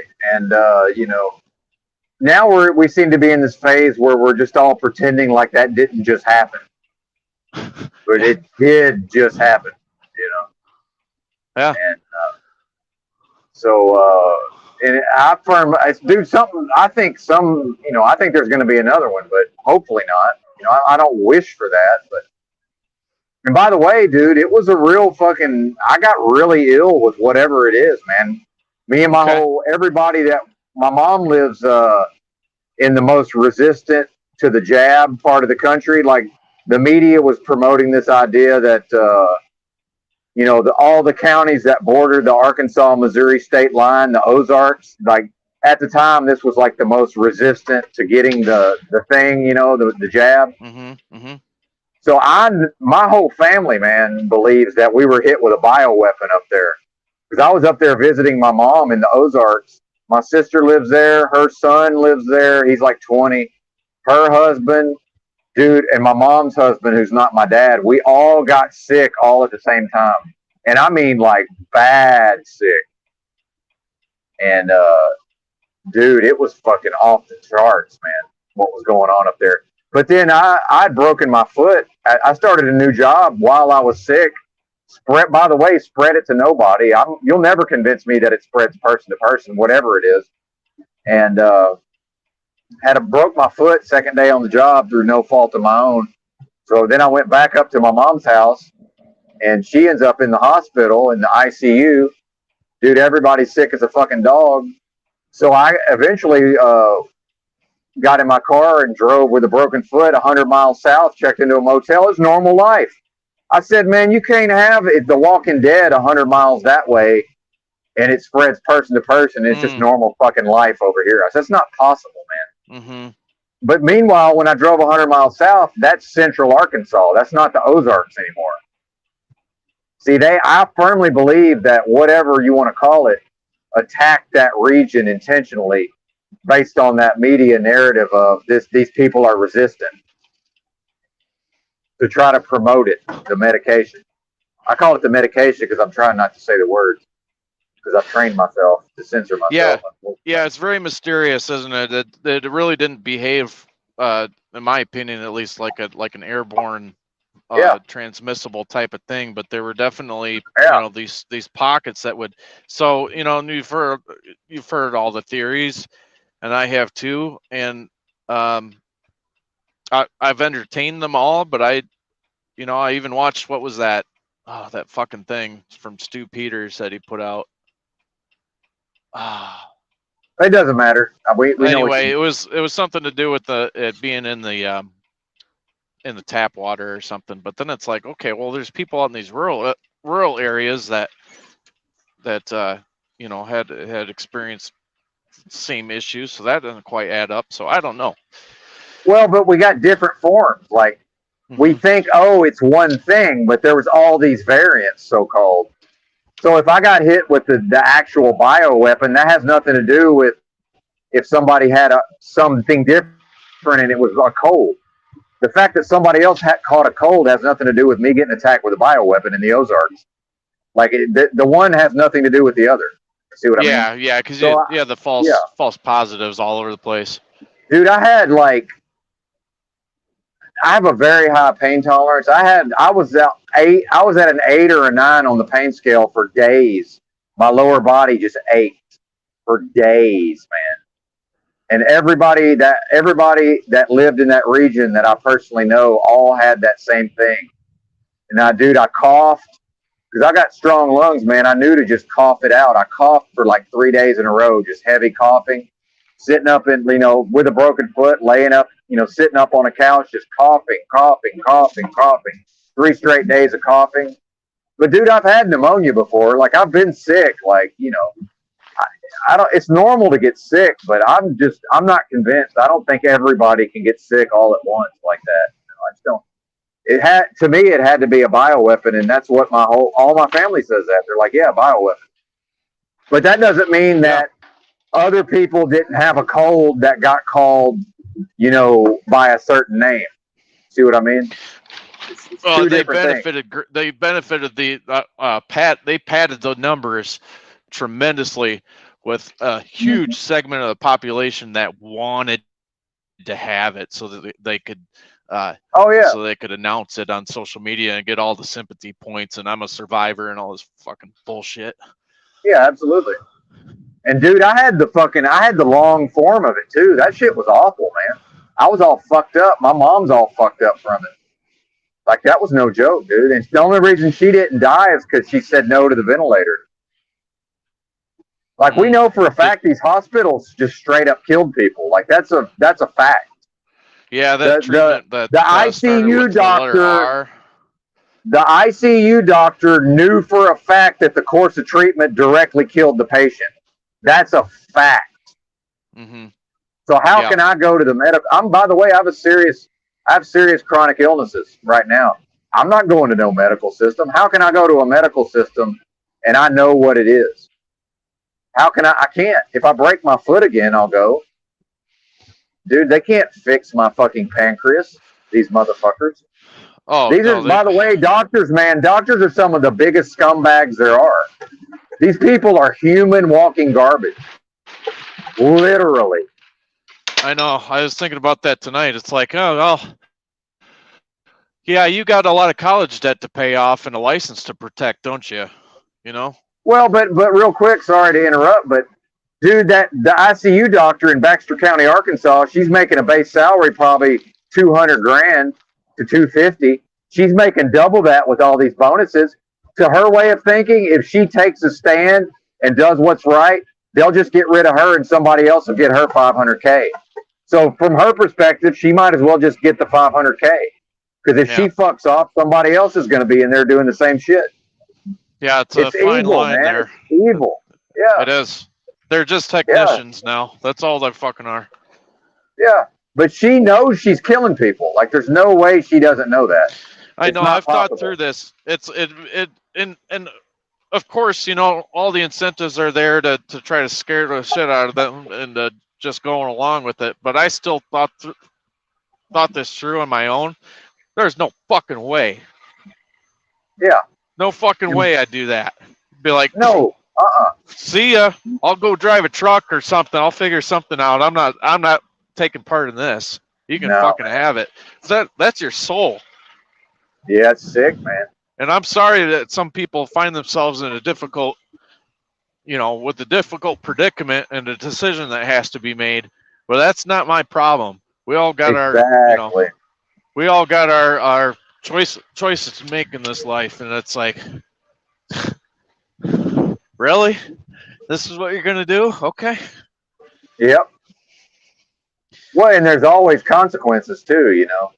Like this lady, she will pay the price for what she's done. And I don't mean, yeah, absolutely. You know, yeah, there's no question. There's no escaping these consequences. Period. And it's not like, oh, vengeance or justice. I just mean that's law, man.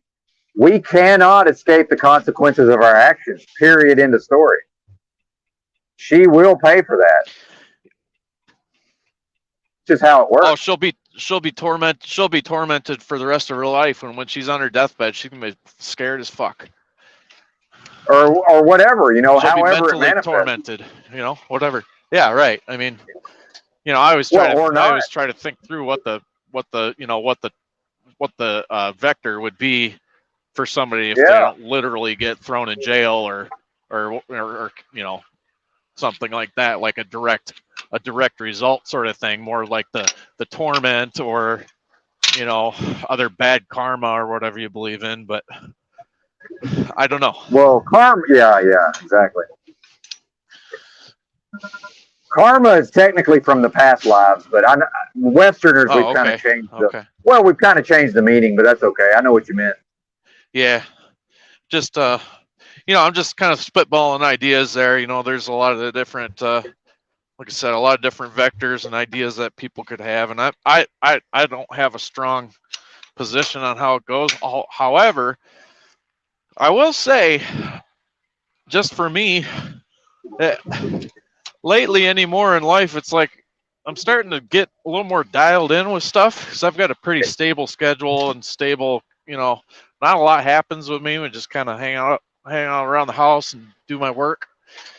And anymore, it's just like I think too many bad thoughts or, you know, take a shortcut here or kind of shortchange something. It's like there's almost like a direct. It's strange. I'm almost starting to see it a lot more of a direct impact of my thoughts and choices. Oh yeah. And it's like, oh shit. You know, like, oh man, I've been kind of being a dick this week. It's like, oh fuck, now that just happened. Yeah, man, it's a whole thing for sure. And you know, integrity, that's for you, you know, that's not for anybody but me when I behave with integrity, you know. That Lord knows I could go out here and be evil and be rewarded for it, you know, in the short term. But again, cannot escape the consequences of my actions. So there's always a catch. Yep. So I think some people think, you out of here? Yeah, I gotta head out of here. I'm wrapping up here, and I gotta head into the office for a minute. So. But thanks for letting me come on your show. Oh yeah, anytime you want to stop by, feel free. Awesome, man. All right, Benton. Well, have yourself a great night and safe drive. Yes, sir. Right back at you. We'll see you later. See ya. All right. Bye-bye. Bye.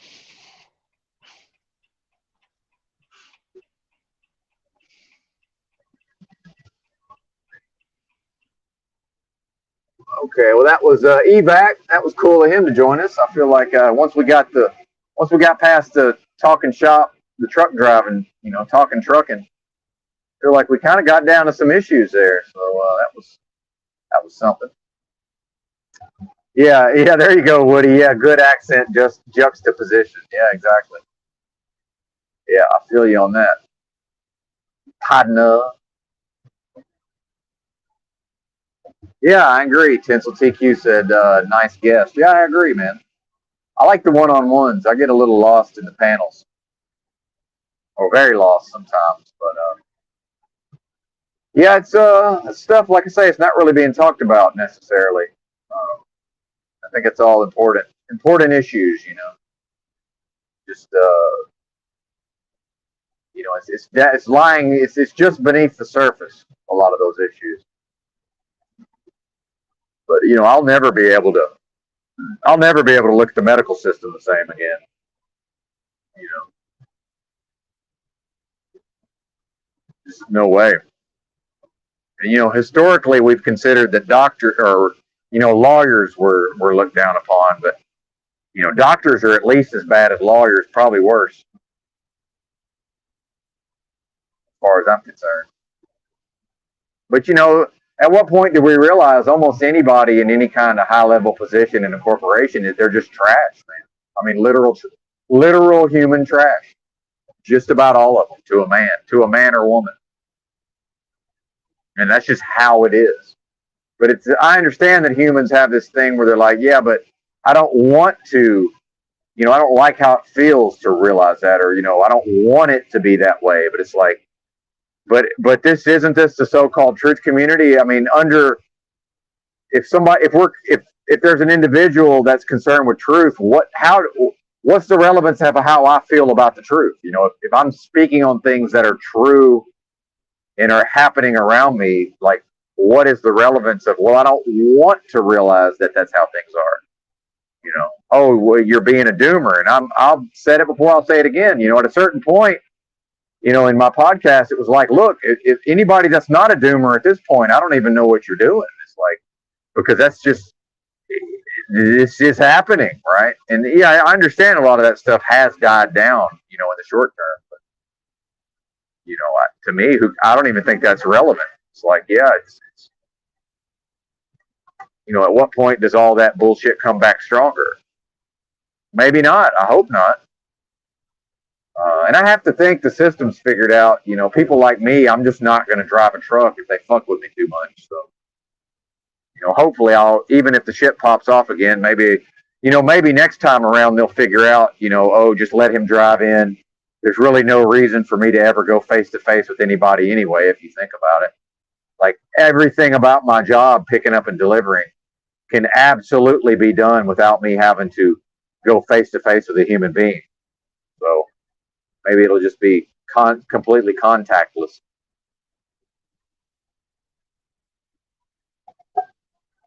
Because hopefully society's gotten past this point where, oh, we're going to force society to submit to this thing. Okay, well, now society has submitted. So maybe next time around it can be in a framework of, well, society's already submitted. So I don't have to necessarily be forced to do a bunch of bullshit in order to drive a truck. But we'll see. Yeah, build back better. Exactly. That's right, Kevin Mooring. Shout out to you, sir. I think I just passed through your part of the country not too long ago. If you are who I think you are. Anyway, so good to see you as always. And I may be mistaken. That's always possible. But yeah, what to make of all this? That's the question on a lot of levels. Well, what do we make of all of this? Yeah, exactly. Missouri. That's right. I went through. I went on 44, and then now I'm on 55. So I went through St. Louis. I'm thinking maybe you were like south, maybe southeast of there, possibly. But yeah. of St. Louis, somewhere in there.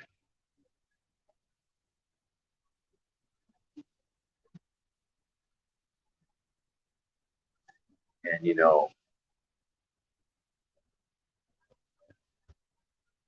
yeah, legalize it, baby. That's right. That's right. Well, no, you're not going to get my attention until it's full wreck, and then I'm not really trying to get a card. The prices, I won't call it. I need Colorado. Basically, I need Colorado rec market. That's what I need. I mean, pricing and product selection. Washington is pretty much there as well. Washington State for rec.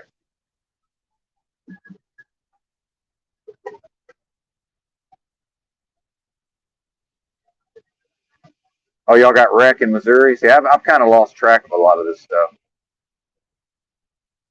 I think Illinois has it now, I believe, if I'm not mistaken.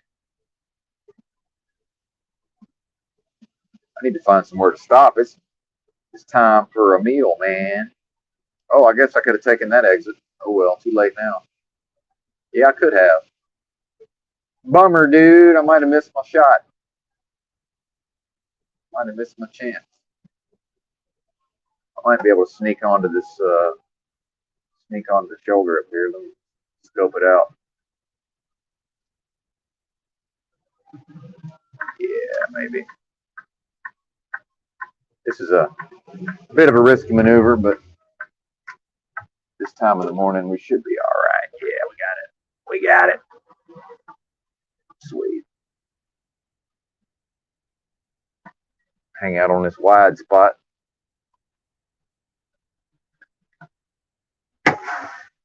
Intermission. Bear with me, folks. We will be right back. Oh, come on, man.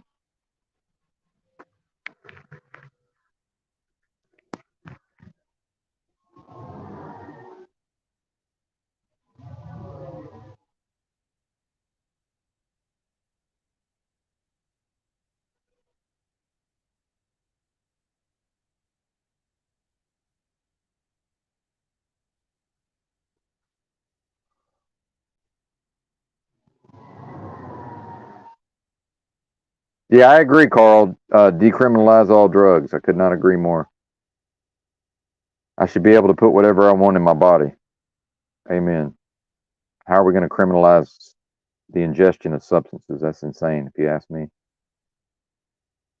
Oh, good deal, Kevin. Well, I'll be right back. I'm going to go do what I got to do, but this won't take too long. So, BRB.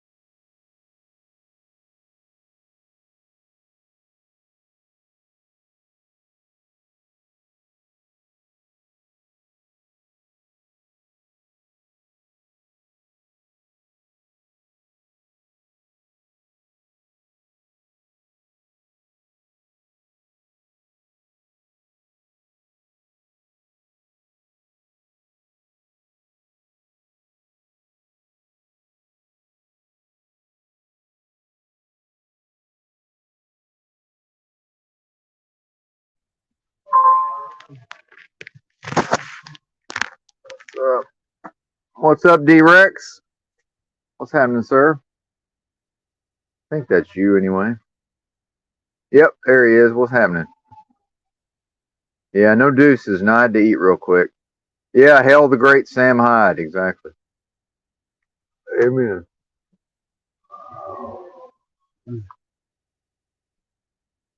Yeah.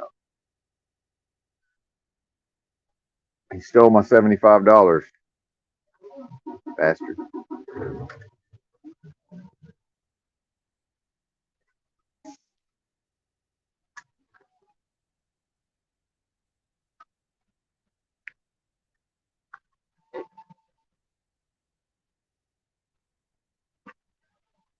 All right, here we go.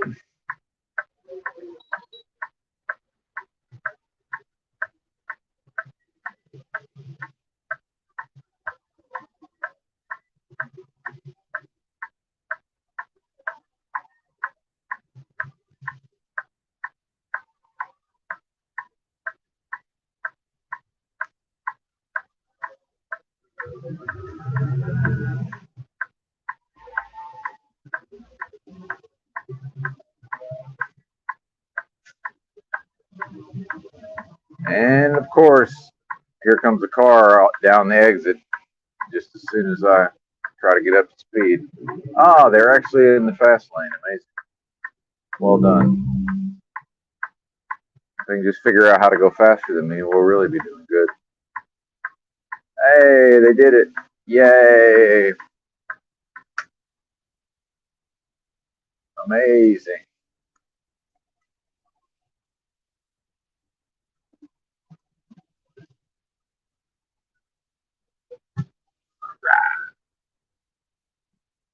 All right.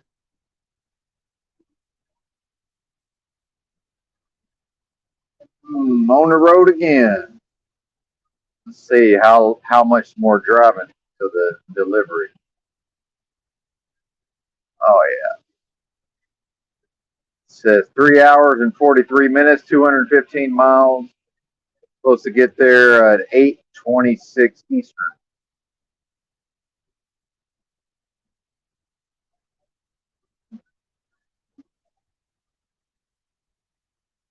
I've got 4:50 on my clock before I have to take a break. So 30-minute break.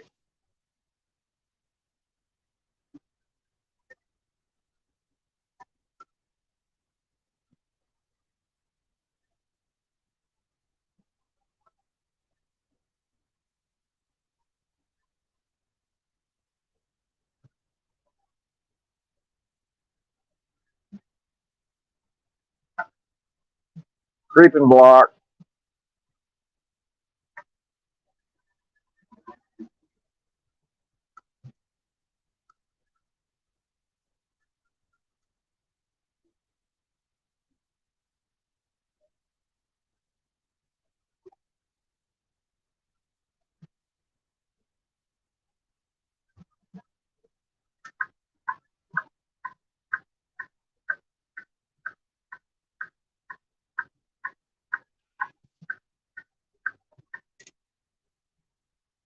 Man, what's everybody up to? Shout out to the chat. I saw Carl was here. I enjoyed your video. Good stuff. I like to shout out to hypervigilance there at the end. I know at one point Pod Awful, Jesse from Pod Awful had like had a video behind the paywall about old Croco. So I'm wondering if that's where some of that material came from, or where it was compiled anyway.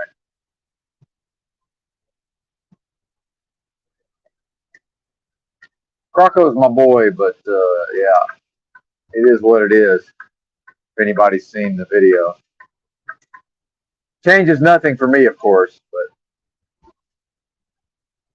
yeah, shout out to Dr. Croco.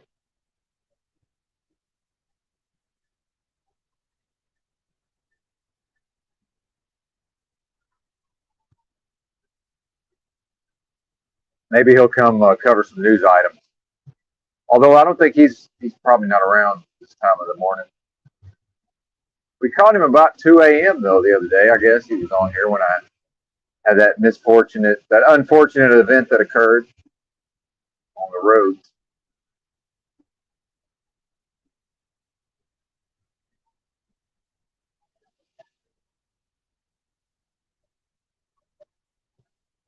I see Carl posting. Let me check it out here. Oh yeah. Well, I mean, it's the internet, and that's sort of the nature of putting things out onto the public internet now, isn't it? So, yep, it is what it is.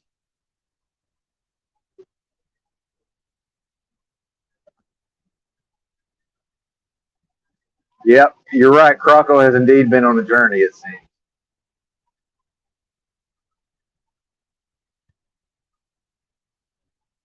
And since I like to take credit for things, the fact is, I was while he was being hazed by the Chalk Body Outline Discord, I sort of bridged the gap and helped bring him into the fold to some extent by just being like, well, I think Croco's kind of cool. And I'd go on his show with him every once in a while. Although for some reason, I guess my internet was so bad. I was in the motel at the time, and my internet was so shitty. I never really. That was early. I was early in my broken foot journey. Yeah, I still thought I could use hotel Wi-Fi to call into fucking Zoom calls, as Luma Tommy likes to refer to them. Yeah, Zoom calls. I never really got to talk to Croco that much back then, but yeah.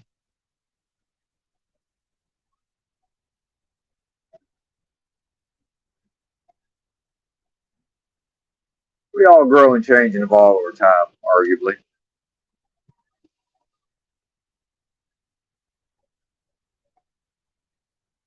But I do like to shout out to hypervigilance at the end. That was pretty dope. I need that like as an animated GIF or something, maybe. That'd be cool. Put it on a T-shirt.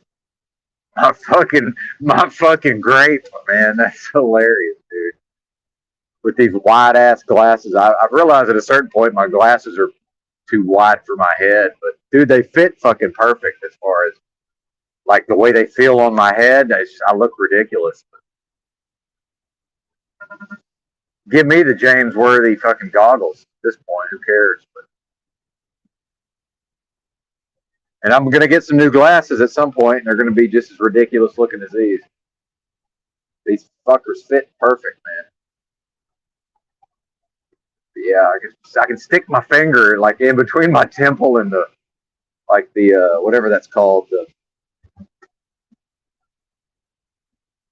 where the hinge is on the glasses. I can stick my whole finger in that space.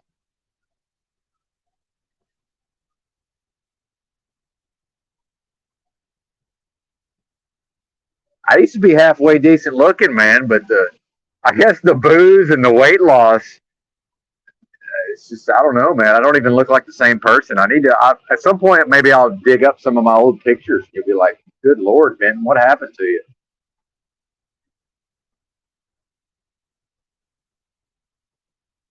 Starting to look like Mitchell. No offense, Mitchell, if you're still around.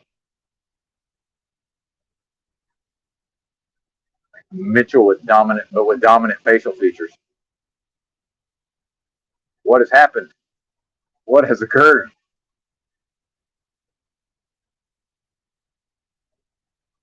What's it all about?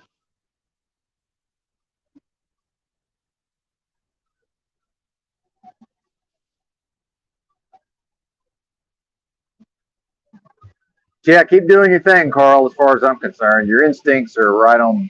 Your instincts are right on the money. So I guess that's sometimes that's the plight of the content creator in certain ways. It's like once the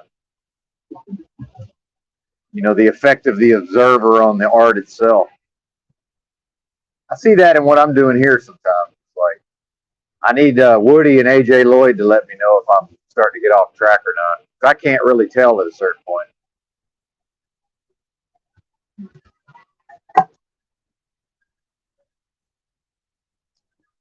truth or decline is like a meth. But boy, you said it, man. Good Lord. Yeah, man. Dude, I was more or less my old self right up until about age 40 or even maybe like 42 or so. And then it's been a rapid fucking decline, man.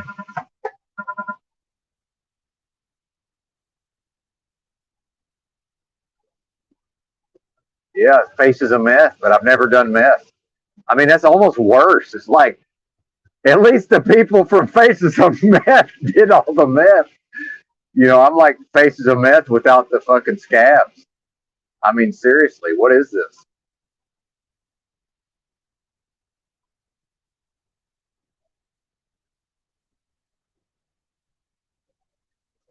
Like crazy street person now with less drug abuse. Like, what? You too can be a crazy homeless person and not be addicted to serious substances. I'm not sure I signed up for that.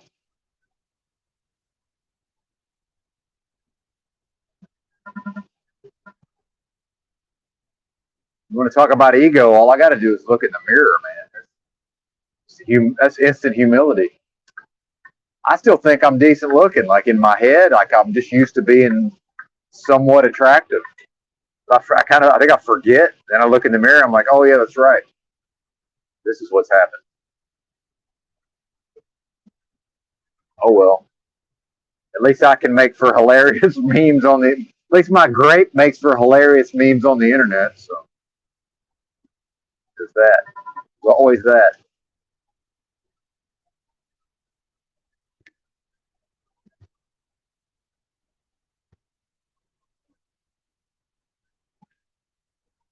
Oh yeah, man. I'll show you the old days. Yeah.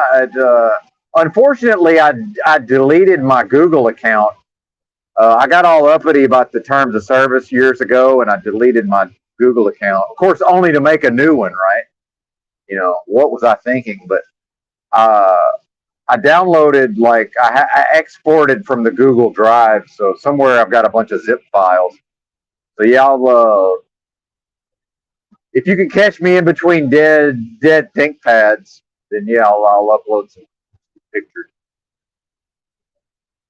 At one point, believe it or not, I more or less looked like I could play the fucking linebacker. Like I had my neck was as wide as my neck damn near went out to my ears. I'm not even kidding. And look at me now, pencil neck fucking geek here. Yeah, quite shocking.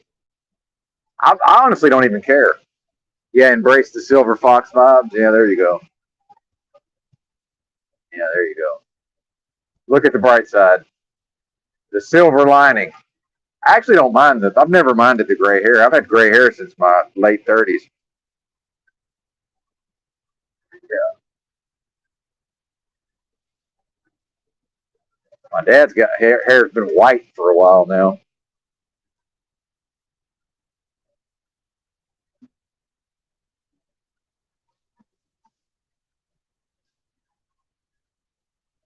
But yeah, I'll try to find some pictures without having to get on. I've got some SD cards back there, so if I can overcome the boomerness, surely I can figure out how to. Well, I guess I can. Yeah, I can just put the SD card, the micro SD card, into my phone. I suppose. Not sure I can unzip 6 gig files on my phone though. I'm not sure how that works.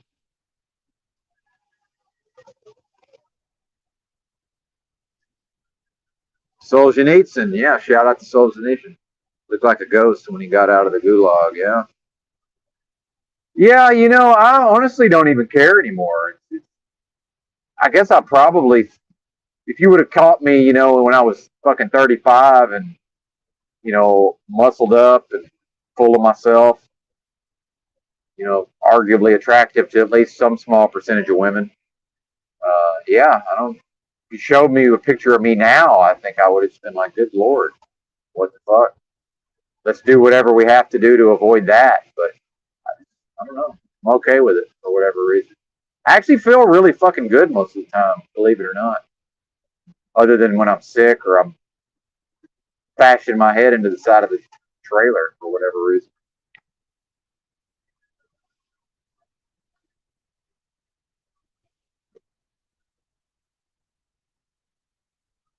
But the sleep, man, I do better on less sleep for whatever reason. I'm telling you, I got all that sleep the other night. It fucked me up. But maybe, again, maybe it's the cumulative effect. Maybe I just need like one good night's sleep a week or something. But I think I got probably 4.5 hours of sleep last night. I feel great. Like, what is that all about? Not even, well, I woke up and it was still the same day. It's nuts, man. Like, what is this? I can't call it.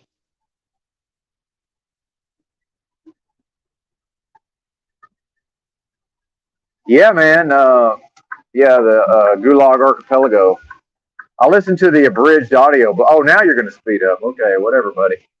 Yeah, the Gulag Archipelago. I listened to the abridged audiobook a couple of times. Well, once actually. I need to go back to that.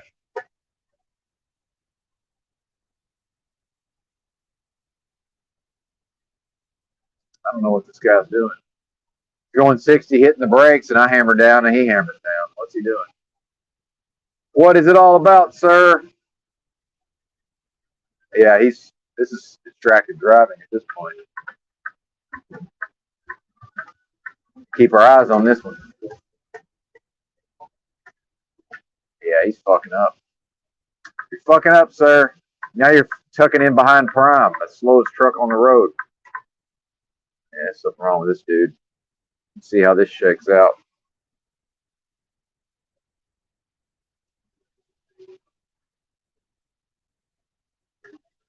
Accident avoidance.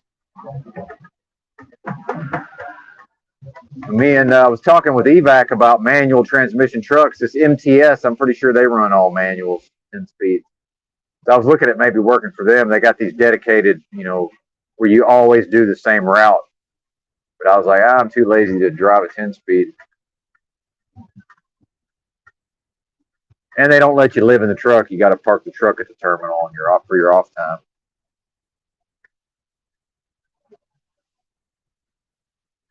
Well, there's two MTSs. That's assuming that that's the same MTS I'm thinking about.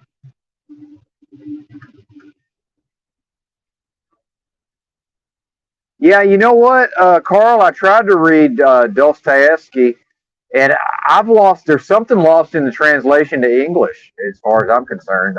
Now, part of that's probably just my brain might be lacking something, but I've just not been able to really get into Dostoevsky, which I don't know if I'm saying that right, but it's hilarious having a Southern accent. Like some things I just can't, like I can't say his name like an American might just say it.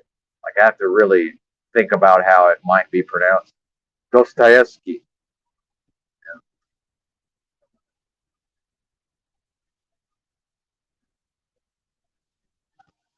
Crime and Punishment. I tried to read Demons. I was into the demonology for a while there. I studied up on the demonology. Yeah, my mom, Nana, read Crime and Punishment back in the day when she was young. Maybe I should go read that. I don't know, man. I need to yeah, Notes from the Underground. Yeah, that's the one I hear a lot about. Yeah, there you go. That's what I need, Carl. Especially with these bumps to the head. Yeah, give me notes from the underground. I'm wondering though, since I used to be such a big reader, but then now it's been several years and I haven't read anything, and I don't really count audiobooks. So, like, am I ever going to go back to reading at this point? It's like somebody I read more or less my whole life up to a certain point and just stopped. So, I don't know. Not sure how that's going to work. I can't even remember the last book I actually read. Probably some of that Kaczynski, but I never even, dude, that shit's so dense, I never even finished it all. I read probably half of each one of those books.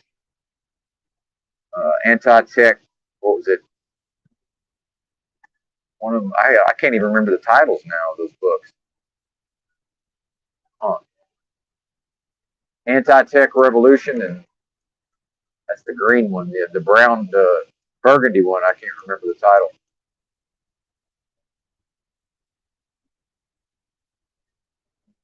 Anarcho-terrorists. Yeah, I think I'd like to read all of that eventually, Carl, but oh man. And at this point with my schedule, it's like I have time to do things, but it's really going to come down to what am I going to prioritize.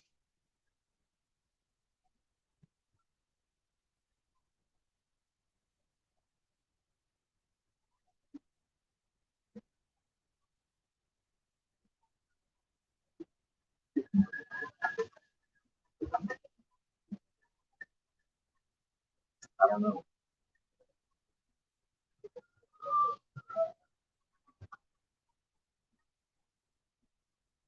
Probably speeding. What's the speed limit here?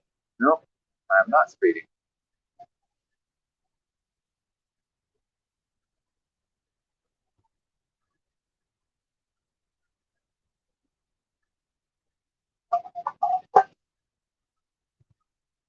What y'all think of Evac? He seemed like a thoughtful type of fellow.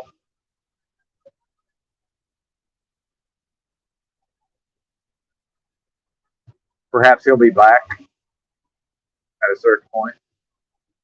Part of the fun of this, I never really know who I'm going to be talking to. And I don't know about Mr. Miyagi. He said he was going to have to work to make some money. I guess he probably, since he's in the trades, I don't know how he does it, but maybe he, works and makes a certain amount of money and then doesn't work until he has to. So I think he said he only worked a few days out of this month so far. Maybe he's working. I don't know. Hopefully I didn't run him off.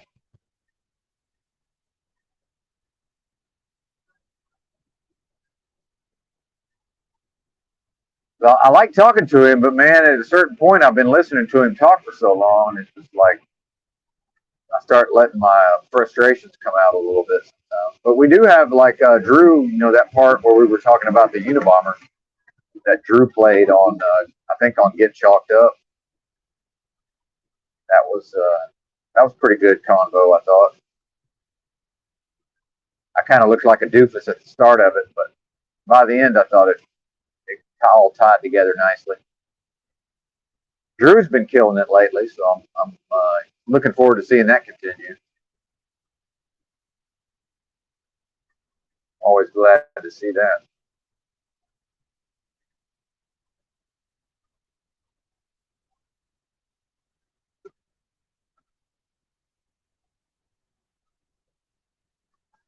And then all the Paul Enslaved stuff, I'm not a player hater, so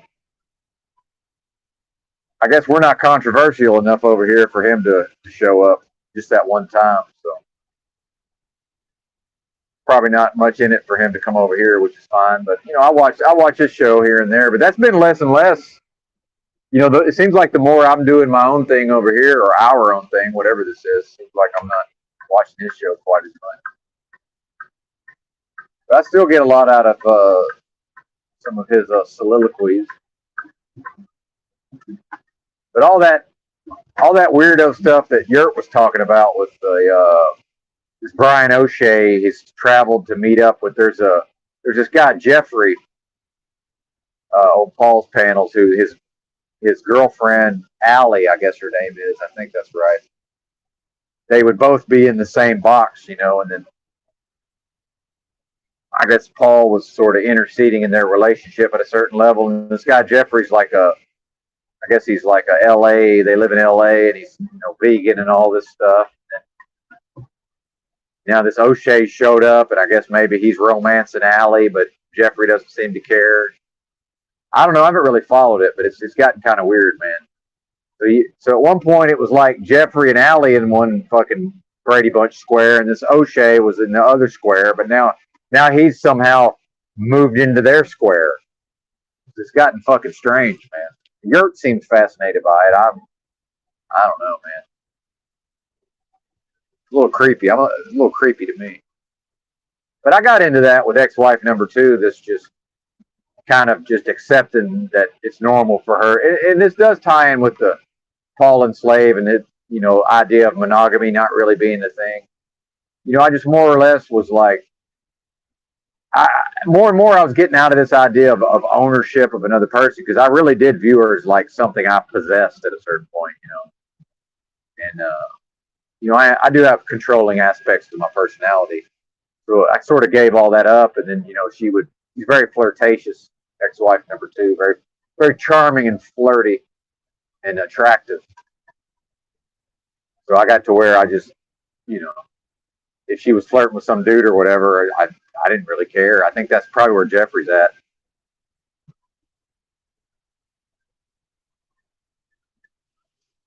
Just it is what it is. But in retrospect, I realized that was just like the end of that was just like the late phase of the relationship. Like I couldn't be bothered enough to like continue to police my territory in that way. Just like who cares?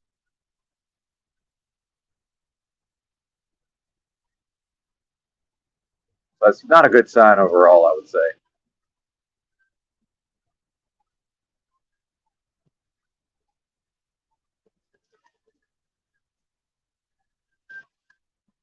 Not a good sign.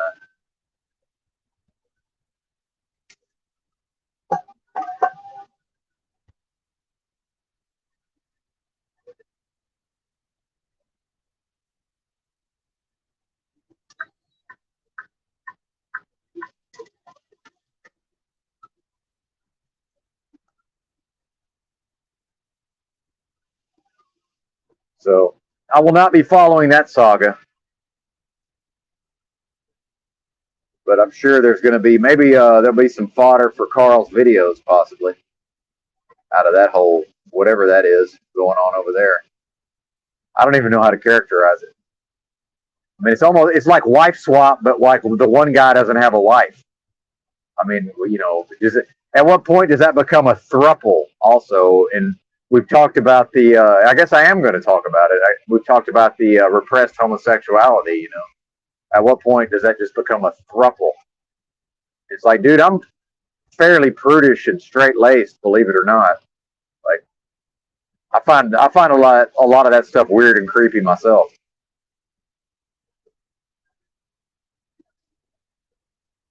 If I had to date one of the female chatters, uh, do you really want to? I'm not dating any women, and I'm not dating anybody. But if I did, it's very unlikely to be a lady. I just take that as you'll take it.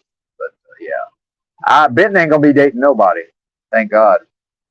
But yeah, and if Benton did date somebody, it wouldn't be anybody within 15 years of menopause. If we're talking ladies, so 35 would be the oldest lady I would consider because I went 3.5 years with with the high school girlfriend. I did 7 with ex-wife number one. I did 10 with ex-wife number two. So I'm looking at this one. If there was going to be a number 3, I was looking at probably 15 years. So I'm not going to cohabitate with a woman who's in menopause. It's just not going to happen.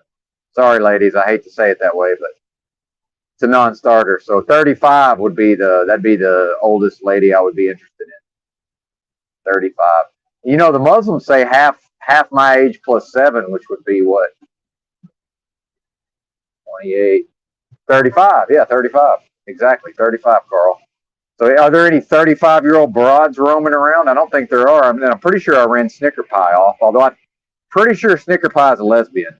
Just not that there's anything wrong with that, but pretty sure Snicker Pie dates ladies. But yeah, not most likely not going to be doing any dating there, Carl.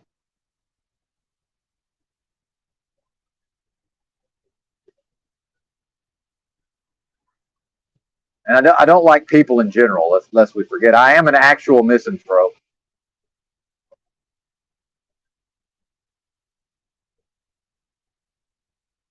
And I'm seem to be married to this lifestyle. The last thing I want is another person in this truck with me. Yeah, this guy's must be having he's probably having an argument with his wife. The central transport. He's all over the road. He can't decide what speed he wants to drive. As soon as I speed up, he speeds up. I try to follow him. I look down and we're going 64. Yes. He's all over the road. Yeah, this looks like a argument with the spouse of me. Although it is kind of 6 months. It's 4 in the morning. Who knows? Hard to say. Oh,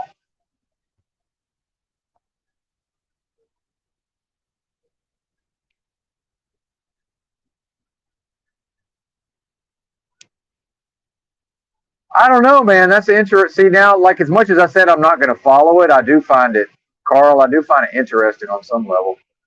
Like there's something there, right? I don't know, man. It's something's going on that I'm not quite able to. And again, I'm not one of these people that watches like every minute of every live stream, but I've seen enough of it that when I was like, oh, that's O'Shea's over at their place, like I wasn't like, what the fuck's going on? I could see that he'd been hitting on her for a while, you know. So I don't fucking know, man. I gotta say, man, as a 47-year-old man, dude. Once we hit this age, it's just creepy and fucking weird, no matter what. I mean, honestly, like I'm 18 in my brain. Like I had a lot of fun dating and meeting ladies when I was 18. Like 18 to 25, you know, whatever. Even into my late 20s, early 30s. But dude, at this age, it's just like, man, pack it in. It's kind of gross, man. But yeah, I don't know what's going on with there's some kind of weird dynamic involving Paul there also, but I'm not quite able to pin it down. What do you think? And I do find it interesting from a psychological angle.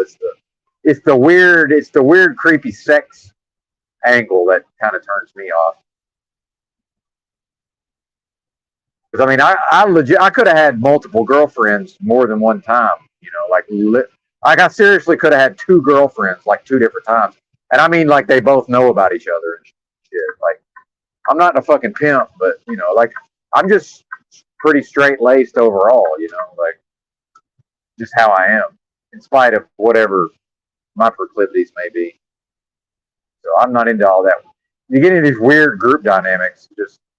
I think it's fucking creepy, but I don't know, dude. I think maybe there's some Jeffrey fucking O'Shea crossover that we might not be that you know. But I don't know. Maybe that could also be a one-way street. But my read of Jeffrey is maybe he's into some of that sort of stuff potentially. Again, a lot of homo stuff below the radar, right underneath the surface. I'm detecting lots of homo, just in general, a lot of homo. And then I'll get to wondering about, you know, the Alex Jones gay frogs and like how much of this is, you know, the system attacking the males are being attacked chemically, you know. Like there's something to all of this. I'm just not quite sure what it is, but I haven't been able to read your entire comment, the highlighted comment there, because of my eyesight. And I don't know. Pretty soon I got to park the rig. I at least got to go to the fucking eye doctor. This is getting ridiculous. I've got some reading glasses back there, but I refuse. I refuse to do the reading glasses.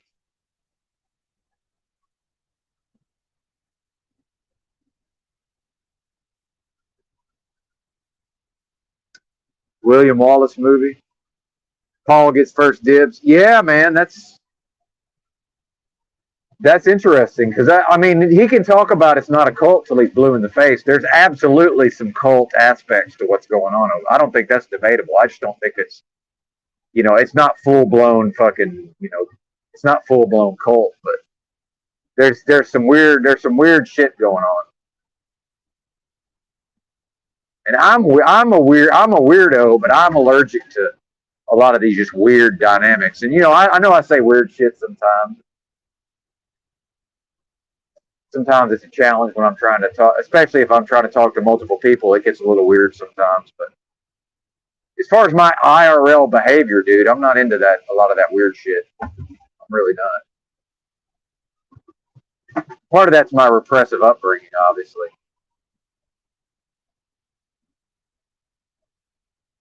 Yeah, exactly, man. You're right. See, that's the repressed part, Carl. See, that's what Drew's talking about. And shout out to Drew because he went over there and talked about the repressed homosexuality. Yeah, anytime you got men calling other men daddy, that's what that is. That's repressed homosexuality. That's just barely. I mean, At what point is it no longer repressed, right?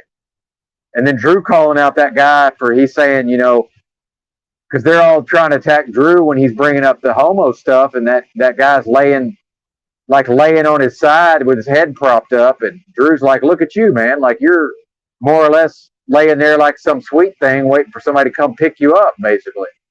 Like, you know what I'm saying? Like, at some point, it's just overt homosexuality.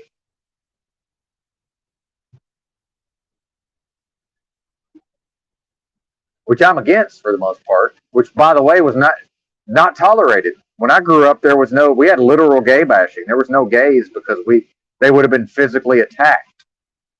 So yeah, well, I'm sure there was stuff going on, but it wasn't, you know, it was not even whispered about. Completely unacceptable. And if there was an effeminate male, as long as he pretended to like girls, just everybody was just left him alone. And then whoever was doing whatever on the DL, that was up to them, you know. I think that's better than all this what we've got now in society. Just shut the fuck up and leave everybody out of it. Later, JT. Sorry, we're getting too gay for JT. Sorry about that. That's part of the problem, man. I don't know. I don't have the filter, man. I don't have the filter. So it is what it is.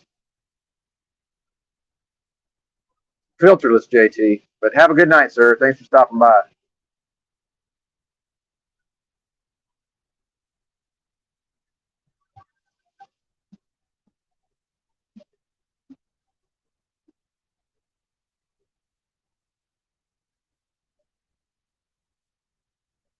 But I mean, we're not wrong, right?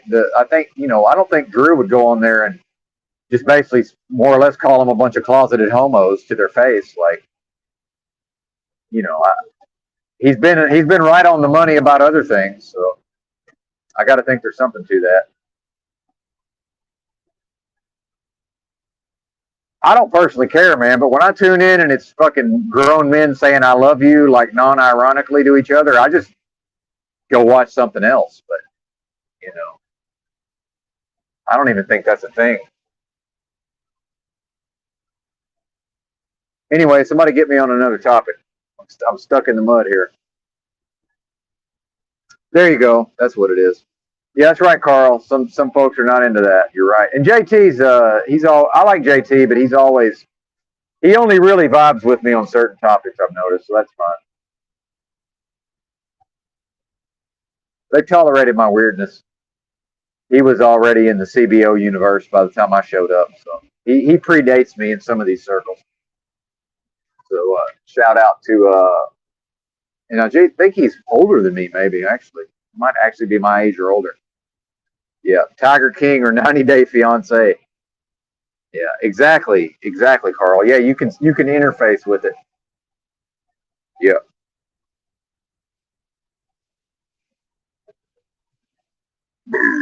Excuse me. That's right. You can interact with it. You know, you are the tube, like YouTube. You are the television at a certain point. Like that's a real thing. But shout out to 19 here. I must be doing something right. We'll go with that, I suppose. Appreciate everybody hanging out.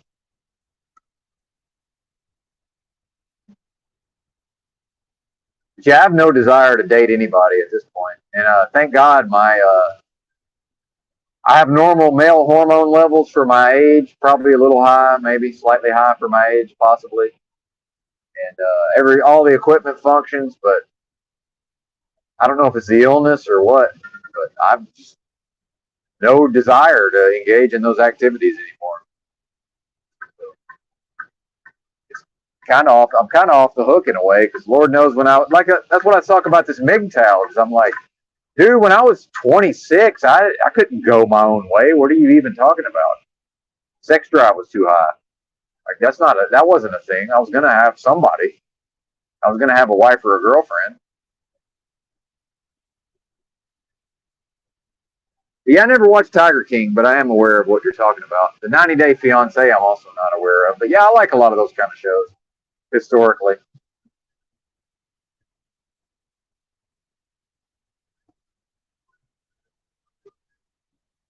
But I'll tell you the main thing I think is interesting about all this is that Yurt seems to find it interesting. Because those lefties, man, the lefties get into some of that them weirdo sex territories sometimes. And Yurt is definitely farther to the left than I am. I don't think there's any question about that.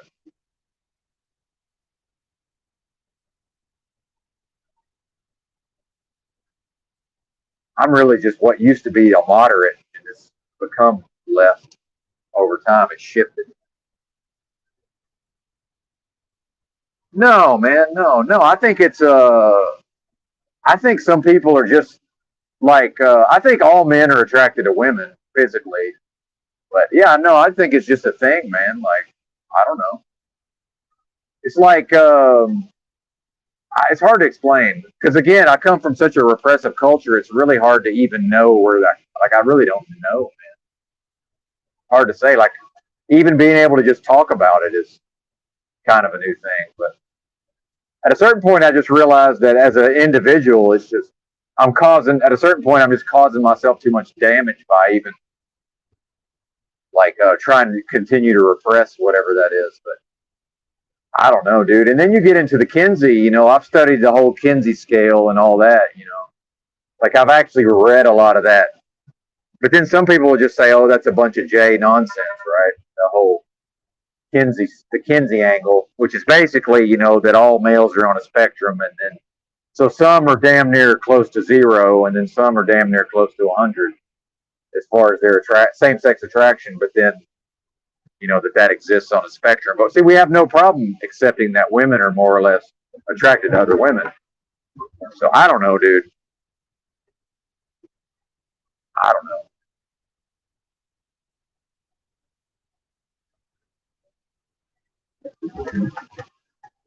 But I will say, across the board, I've engaged in a lot of high risk behavior in my life.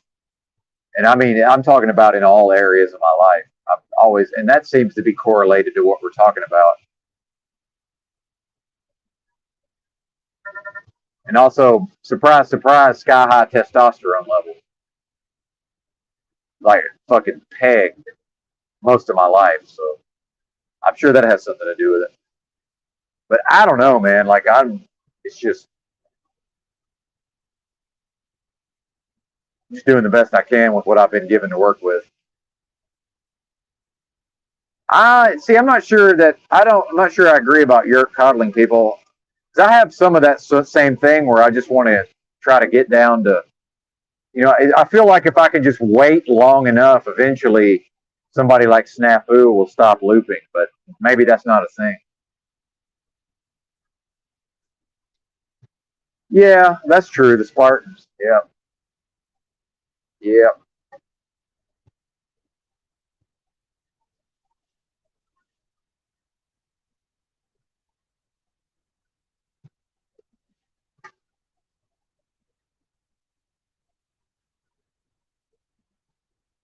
It is funny though because I know people who,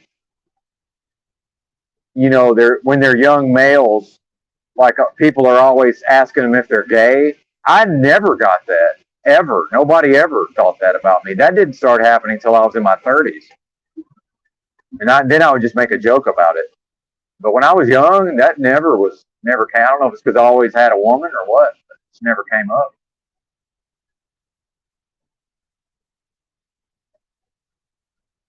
Yeah.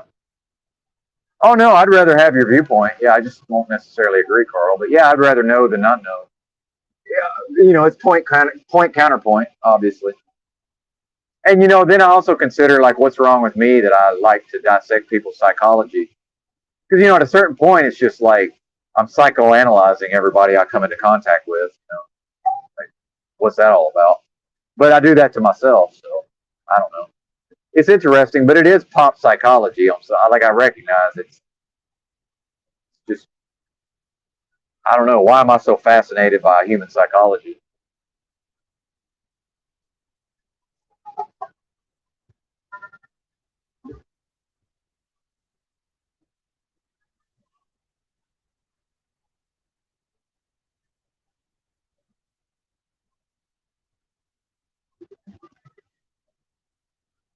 But I do want to emphasize and stress that when I was a teenager, all through my 20s, like almost all I could think about all day long was having sex with women. Like, and I wasn't thinking about anything but that, like all day, every day. And so I don't know. I don't know where the other part comes from. I really have no idea.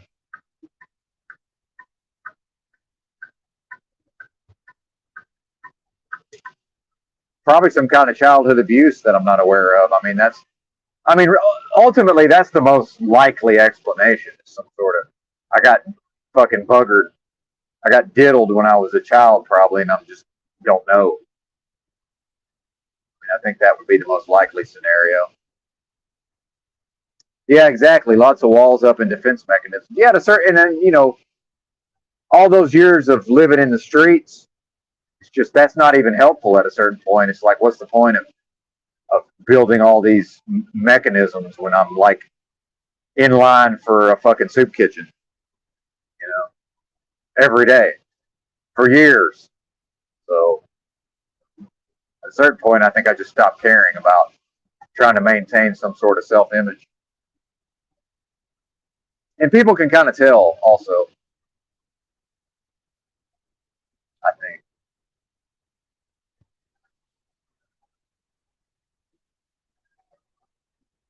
So it's almost like a community service at a certain point. Let's just let everybody know so they don't have to wonder. But then I think some people like play it off like it's a joke, but they're not. They're kind of joking, but they're kind of not joking. I get a lot of that over at Paul's whatever we're calling that over there. It's like, yeah, it's all fun and games and jokes, but it's kind of not a joke at the same time. I detect a lot of that.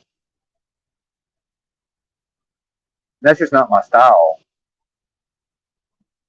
More of a straight shooter.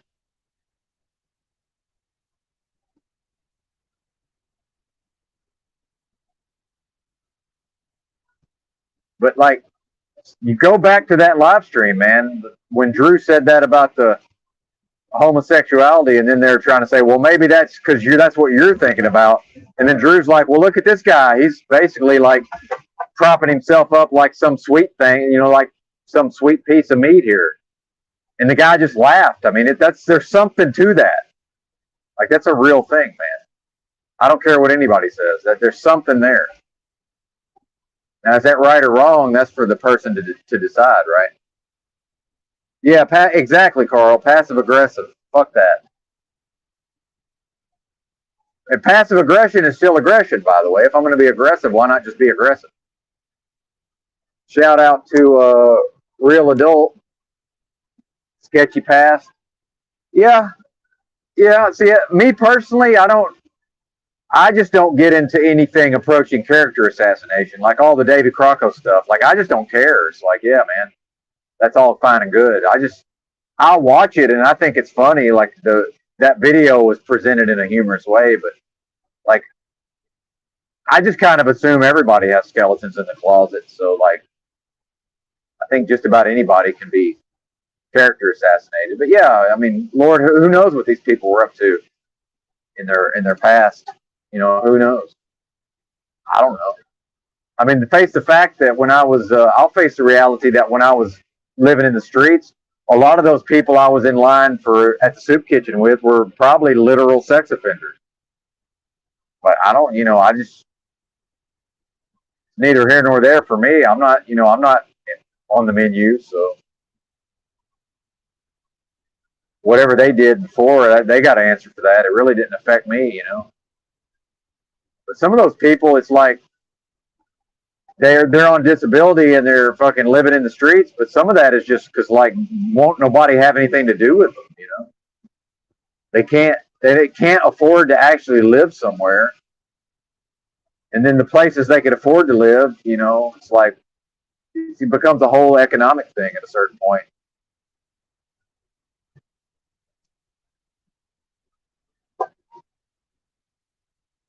Bunch of weirdo sex offenders.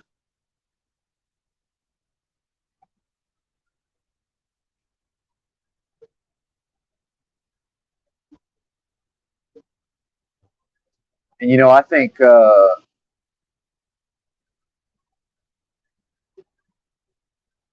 feel like whoever victimizes other people in that way, they're going to be dealt with.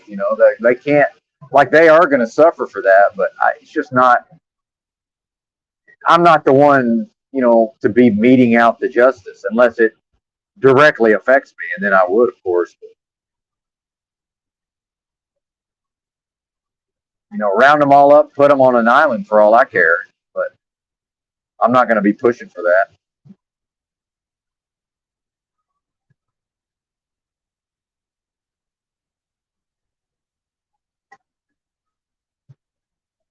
Yeah, exactly, Carl. See, Carl, and this is kind of, by the way, Carl, this is how we've gotten into these topics with yours truly. Yeah, it's just, I think it's more effective to just own it. And Crocco is starting to do that, by the way. And I think I helped him with that because, and again, I will, dude, I will narcissistically tie things to myself a lot of the time. But dude, when it was all whispered about, like, I'd be in Crocco's lives and there's people posting in the live chat about him, maybe taking pain pills and falling, passing out on the stream or whatever. And I talked to him on his live stream, or I talked to him in the Discord and maybe on his live stream. And I was like, look, dude, I don't care what drugs people do. I was like, do whatever the fuck you want. Like, why would anybody care about somebody's drug use? Like, who cares? Like, like, if I want to do a drug, I'm going to do it.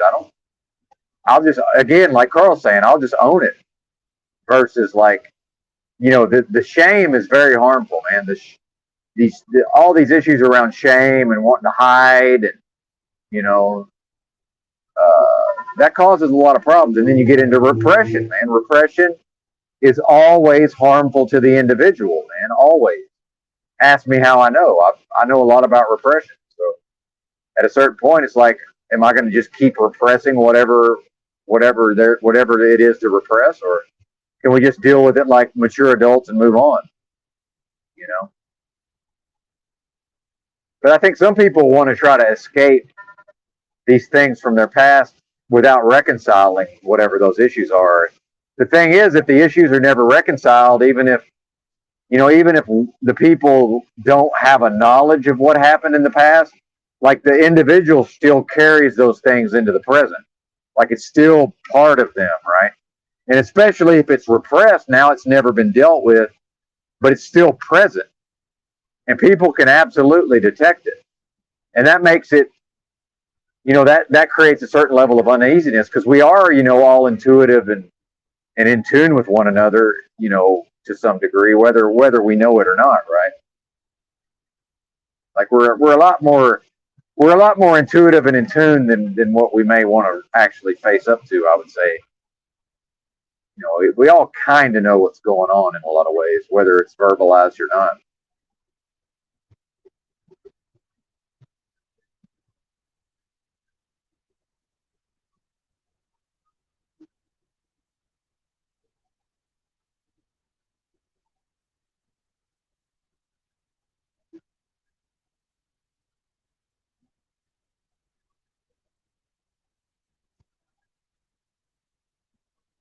Oh, well, that's very possible.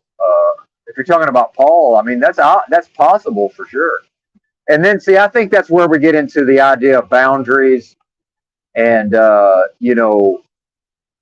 always keeping an eye out for what might, like, it's my job to protect me, right? So, I feel like I can interface with certain material and certain personalities, but I'm always, and I've said this to Yurt, and I think Yurt was kind of taken aback when I said this, because, Yurt went from attacking Paul to, like, now kind of having a love fest with Paul on a certain level because they made up or whatever.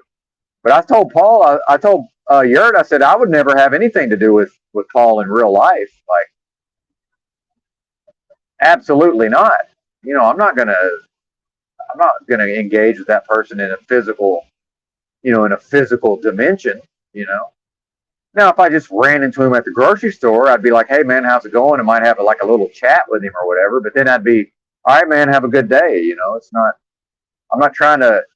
And I can tell you this: whatever he does, because I was this way to some extent in the past. Like, and this is where I think Drew was trying to accuse me of being a control freak, because I do have certain elements of my personality where, like, I was kind of the center of my own universe in real life, where, like, a lot of the people that I had relationships with, they all kind of orbited around me, and I sort of had my hand in a lot of what was going on, right? And there are people who gravitate towards somebody with a strong personality, and then the people with the weaker personalities can sort of play off of that strong personality. But, like, I've got my own strong personality, so if I run into Paul at the grocery store, I can just shake his hand and be like, "Hey man, what's up? You know, I see you working," and have a small little combo, and then, "All right, man, we'll see you later." Like, I'm gonna keep it moving, right? I'm not trying to join the fucking compound. But I might be the type who could just show up and hang out for a week and then fuck off, right? But, like, now that I'm at a certain level, I know I'm never gonna be, you know, I'm not gonna insert myself into that matrix, whatever that is, you know. Because nobody's ever going to go. Now, you will have people try to go into that and think they can defeat him over time and kind of take over his own thing. You will see that happen. And I think maybe even somebody like Jeffrey, that's probably where Jeffrey was coming from initially.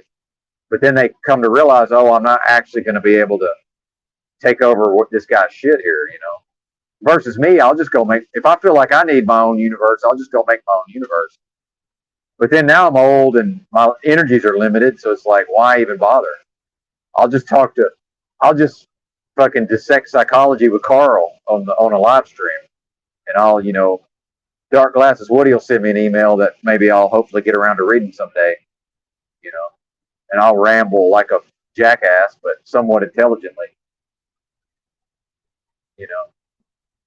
I just feel like I'm over this part of life where I feel like I need to.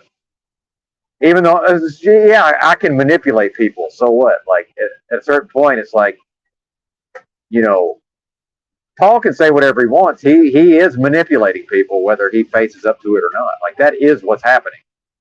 But then you get down to that Eurythmics song. Like, some of them want to use you. Some of them want to be used by you. Some of them want to abuse you. Some of them want to be abused. Like, that's a real thing, you know. It's like, I don't have to participate in any of that.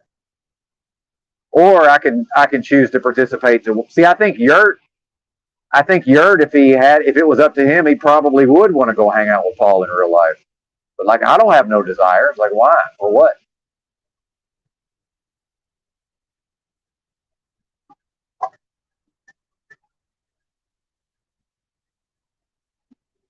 Yeah.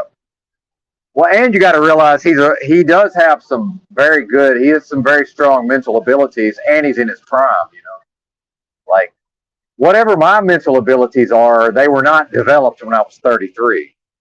So he's absolutely ahead of the game. And I do think that was a good point he made with somebody at a certain point. He was like, basically like, yeah, but, like, you're older, and Paul's like, you know, I'm 33. And then I think it might have been Kim before the storm. He's like, yeah, you're right. You know, Kim was like, more or less like, if I look at where I was at 33, like, you know, whatever I attained at the level of my mental abilities, that was not there when I was 33 years old. It just wasn't.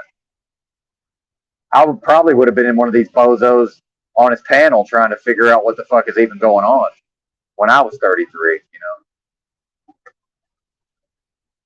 I didn't really start to figure it out. I was 35 when I began trying to figure all that out. And I would say you're probably only within the last several years have I been like, okay, I feel like I have a pretty good handle on just what in the fuck is actually happening, to where I feel like I can at least intelligently speak to it and not sound like some jackass who is clearly, like, projecting, or, you know, even though I'm sure I do sometimes, or who's clearly, like, got these blind spots that he doesn't see, although I'm sure I do at times. But, you know, I would like to think I've limited a lot of that, versus when I was 35 and just starting to delve into this, I was just like everybody else. The human tendency is, okay, I see these things I need to learn, but human nature is to try to externalize and try to act that out in the external realm, versus, oh, I actually need to go inside. So I do think that's what you see with a lot of these people on Paul's panels is people who've reached some level of awareness to where they realize that there's things that they need to work on, and they probably have a spirit of wanting to transform and transcend, but then human nature is, okay, let me go out and connect externally. And that just doesn't work. But it does possibly place someone in the path of a sphere of some sort of sphere of influence. And I had the great gift of growing up in a cult, so an actual cult. So I realized, okay, I don't have the option of going off into some sphere of influence. So what I did was read a whole bunch of books, and then it was like, okay, well, I finally get to Krishnamurti, and he's basically like, hey, man, you're not going to be able to follow anybody's man-made system. That shit's never going to work. You're going to have to make your own shit. Okay. Well, I don't know how to do that, Krishnamurti, but I guess I'll figure it out, Padna, which is, I'd like to think I've done. But, the thing about this is I don't get credit for that in the real world. That's another thing I realized at a certain point. It's like, yeah, I'm going to do all this work, and I'm more or less going to be like an ascetic monk and like a fucking yogi, but I'm not ever going to get credit for this. Like, nobody's ever just going to recognize it. Like, it almost never is somebody just like, wow, you've made a lot of progress. Like, I don't get fucking lauded or patted on the back. People it's just neither here nor there, in the real world. So it's at a certain point I recognized, okay, if something's worth doing, it's worth doing of its own merits. Like, the reward is contained within the thing itself, right? So I was able to trust, okay, I'm just going to do all this painful work, and I'm just going to trust that the reward will be contained within the attainment itself, versus I think human nature is the externalization. And that's also, okay, if I go out here and join a church and become an actual preacher, and that will be a way through my own fucking self-image and how people view me. That's a way to sort of, but that actually inhibits my growth. Not only do I not grow in the way I need to grow, I also now I'm able to claim credit for growth that actually never occurred, which is worse. That's just worse than staying the same. I'd be better off and now you get back to the Bible account of, the guy who reforms and the demon comes out of him, and then, but at the end of the story, the guy ends up with more demons. He'd have been better off just with the one demon, staying like he was.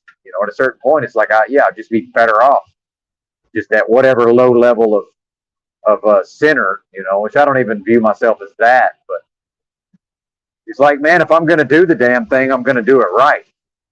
We're not here to pussyfoot. I'm not here for that. Like, if I'm going to do it, I'm going all the way, or I'll just not do it at all. And I think, some of what we see is just people with an intention of wanting to grow and transform and transcend their limitations and to have some sort of spiritual rebirth. But then these missteps. And then I think a lot of people, they never escape the missteps because they're just not everybody is a fucking hermit. INTJ, autistic person who also has social skills, right? Like, I have advantages because I don't really have to worry about my stupid fucking feeling. I don't really have to worry about how others view me. And I was desensitized from a young age to be a kind of a weirdo. Why I can just talk about all this without feeling some type of way about it. The Jehovah's Witnesses created this. But at a certain point, that's what I told my parents, and that's what I used to tell the Jehovah's Witnesses. When the JWs would come around trying to preach to me, they didn't know I was a former Jehovah's Witness, and I would just be like, look, man, at a certain point, it's Frankenstein's monster, and you're Frankenstein. Like, I even told my parents that. It's like, you created this thing, meaning me. It's like, at a certain point, you're Frankenstein, and, you're Dr. Frankenstein, and I'm the monster. Like, you made this, so you have to deal with it on some level. Like, don't blame me. I'm Frankenstein. Why are you blaming Frankenstein? You're Dr. Frankenstein. How does Dr. Frankenstein don't get to blame Frankenstein, does he? Like, that's not how that works.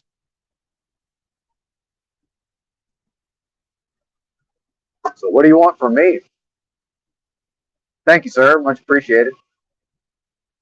Carl agrees. But, I understood years ago, I don't get to climb into other people's brains and like put all of this knowledge in their head. And I used to actually try to tell people, I don't tell these people anything out here, man. I come on here and tell you guys. I'm not out here in the world telling people about all this stuff. Who cares? I know they don't, even if they have a brain to even understand what I'm saying, like, dude, it's to no effect. Like it cannot penetrate. And ultimately, I would say under free will and if I'm created in the image and likeness of the Most High, free will and creative force, then it's really not appropriate for me to go out here and try to intervene at the level of whatever these people are going through. That's really none of my business. So, in some way, I'm stuck in this limbo between stasis and anti-stasis. Shout out to one of my favorite movies, Schenectady, New York, which actually I've seen enough times, it kind of doesn't hold up. It's sort of just a trick that actually, it's like a J trick, actually, that movie, I think. It's full of J tricks, but which I actually don't use that terminology very often, but Charlie Kaufman wrote it and directed it. He's about as J as you get as far as I can tell, but that was a point that was made in there. It's like, at a certain point, one of the characters realizes that the protagonist of the movies is existing in this state of between stasis and anti-stasis. He's therefore like unable to move forward in some ways. Like I've made it to this point, but I'm just sort of stuck here, and I'm not really able to move beyond this. So not yet, anyway. But it's like maybe this is as far as I can get in this life, and now I'm just waiting around. Beam me up, Scotty. Let me get up out of here. But I'm not spiritually. I don't think I'm able to just, cut to the end of the movie, as it were. So I don't know. And it's still, this is still an interesting experience on some level. Like I do wake up, I enjoy my morning routine, and I enjoy running my yap on the internet, and I enjoy fucking, using my brain, and I enjoy the truck driving. So, it's whatever. But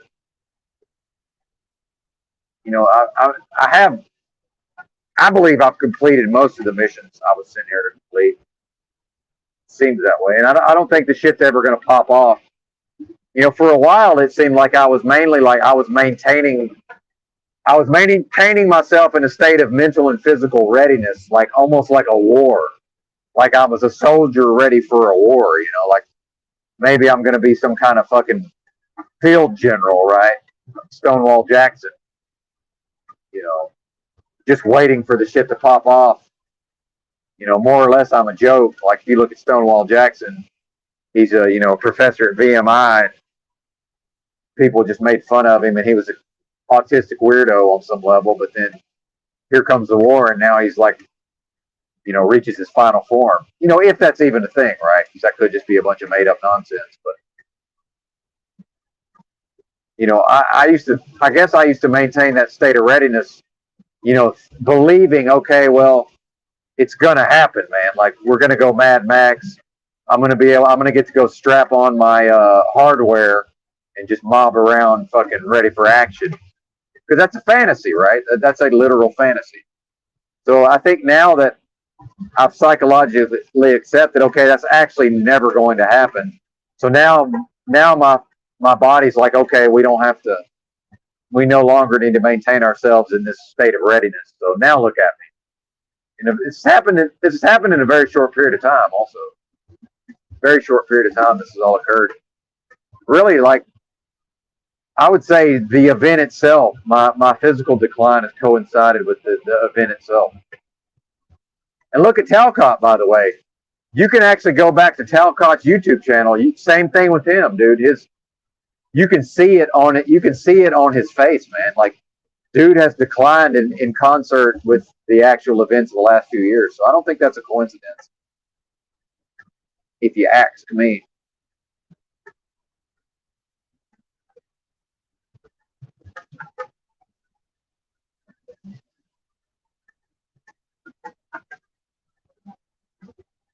But I accept all of these things, and thank God I got to have fun as a kid, and I got to be good at sports, and fucking some women liked me, And, I mean, really, what else does a man need? Halfway decent looking. Some women found me attractive, and I was good at sports as a young person. I got to be competitive and, all of that, and win, and, do well in a competitive sense. And I never got to fully go off to war or whatever, but, and then I guess that's, the fact that it just wasn't in the cards for me to have a wife, to have a family as far as, what Drew's doing or what ABT's doing. And I do think Drew's right on the money when he talks about a lot of these crazy people don't have kids, and why me and Drew have never really had issues based around me not having kids, because I don't have any sort of weirdness around. It never occurred to me that I would ever have children. Like, it's not a thing. Whatever that is, I just don't have it. So I can easily see, oh yeah, Drew's got a family, and I respect it, and it's a great thing, and he's probably a good dad. All of this, that has nothing to do with me, right? I think some of these folks that never made children, I think maybe they're have never fully accepted. It's hard to say, but because I know like Razvan seems to really, he probably wants kids, right? I just never, whatever that is, I don't have that. I don't have that wiring, so I'm not missing anything.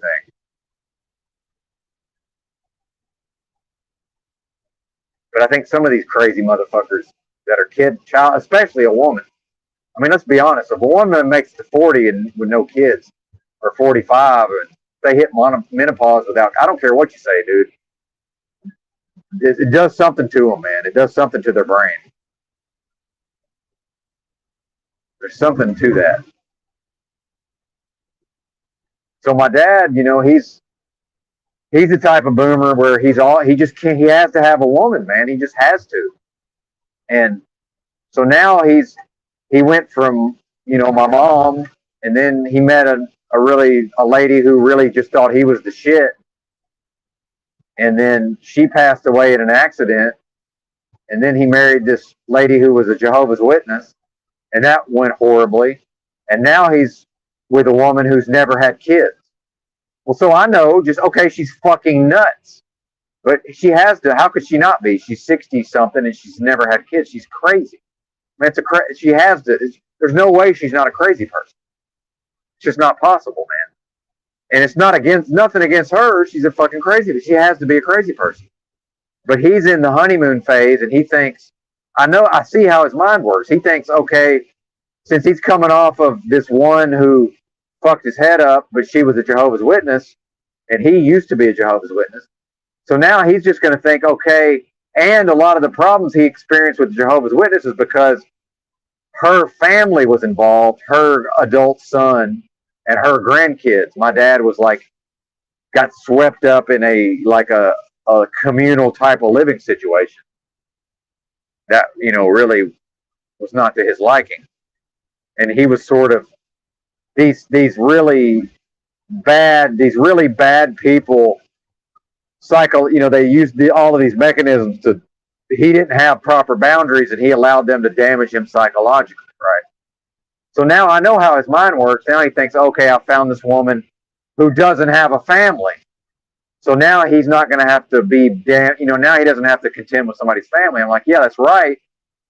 However, she's fucking nuts, man. She has to be. Versus when I met ex-wife number 2, I was so full of myself. I was so in love with my ego that I just said, well, I don't want to have anything to do with her family.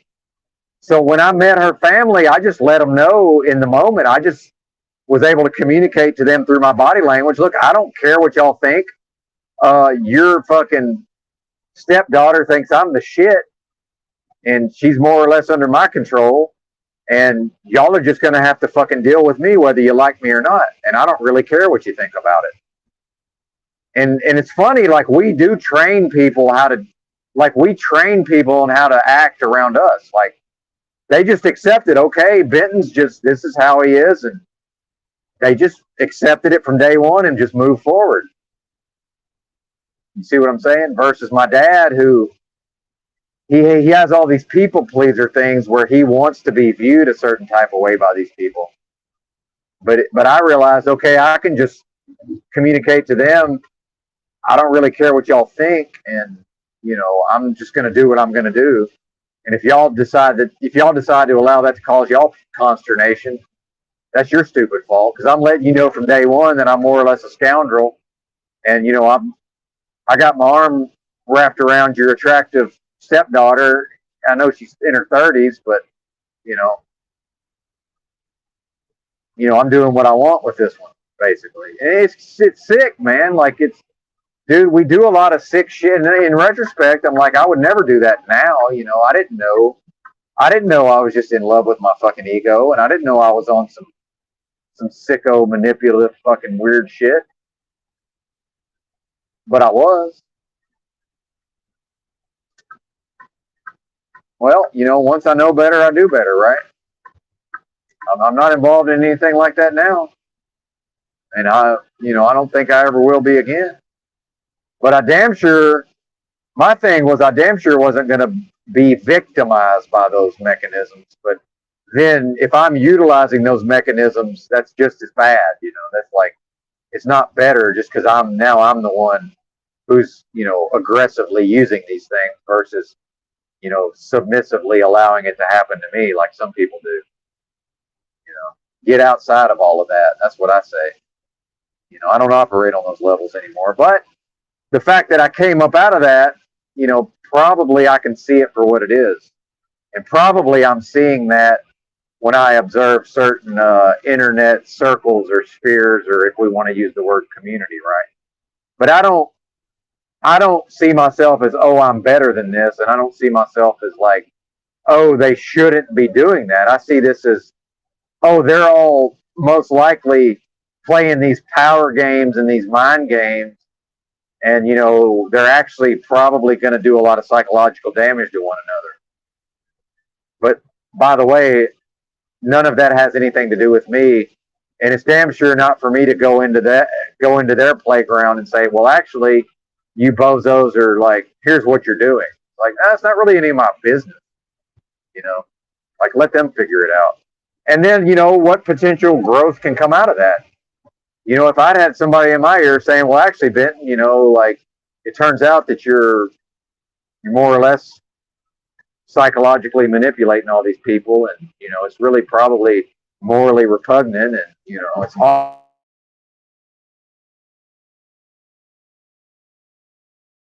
to learn those lessons. I would say people have to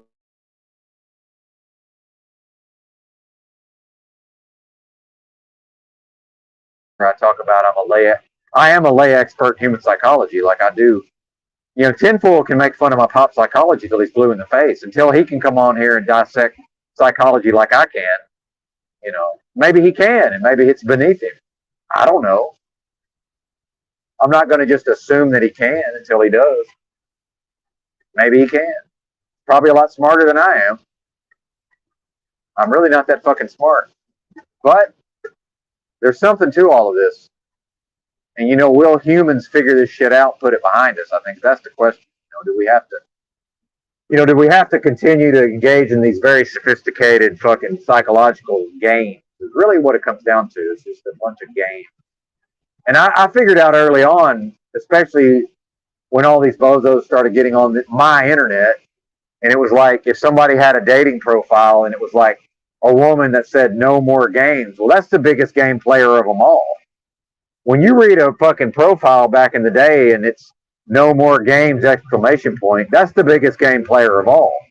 When somebody posts something about that they're drama free, that's the biggest drama person there is. Like, of course, right? Because if I'm actually drama free, that means I'm not experiencing drama. So why would I be referencing drama in my profile if it's not an issue for me? Like the mere fact that I'm talking about drama, saying no drama, that's like, no, I am the drama. I am the drama at that level.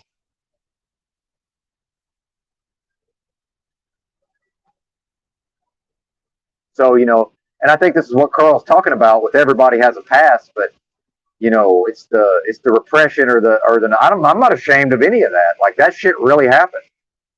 And I was very egoic in that I really viewed myself as if I was better than other men because I could psychologically dominate an attractive female. But in retrospect, it's like, who cares, man? Like, it's really not that impressive. But then when Drew talks about, you know, like running his own shit, and you know, Paul's trying to say that that's really not that admirable, but it kind of is, because I think the feminine spirit, it does need, you know, if that's rooted in chaos, and I believe it is, that it does need the orderly form of the, you know, the masculine energy to order the chaos. The woman does need the man to put him in check to some degree. But that's not like, okay, now, you know, it's the man dominating the woman in all aspects, you know. That's not what it is. But it is like I think a woman who understands her own nature will recognize, yeah, she does need him to rein her in at times. Of course, absolutely. That is a thing, man. But now we're in a culture, you know, now we're in a cultural context with intersectionality and all this leftist communism where that's more or less seen as oppressive abuse for me to even say that. You know, you're saying that, you know, women this and that. Yeah, I am saying that because that's what I'm observing. I didn't make it. By the way, I didn't make it that way. These lefties want to act like men chose for things to be this way and then enforced it to people's detriment. Like, that's not what happened.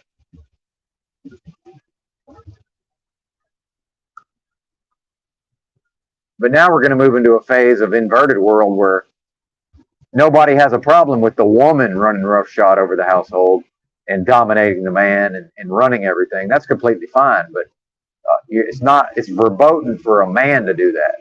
Solely, by the way, which is sexism because it's solely based on the physical composition of his genitals, which I personally am lefty enough to think is really not that important overall. But why shouldn't the thing that hopefully is making testosterone, why shouldn't that be the protector, you know? And I've said it before, back in the old days when I was in bed with my woman, if we hear a window break downstairs at 3 a.m, she stays in bed and dials 911. I go downstairs to face my potential demise, and I want to. Like, part of me wants to go down there and get into it. Oh, you think you're going to invade my home? Good luck, buddy. Good luck on that one. I feel pretty well equipped to win that battle.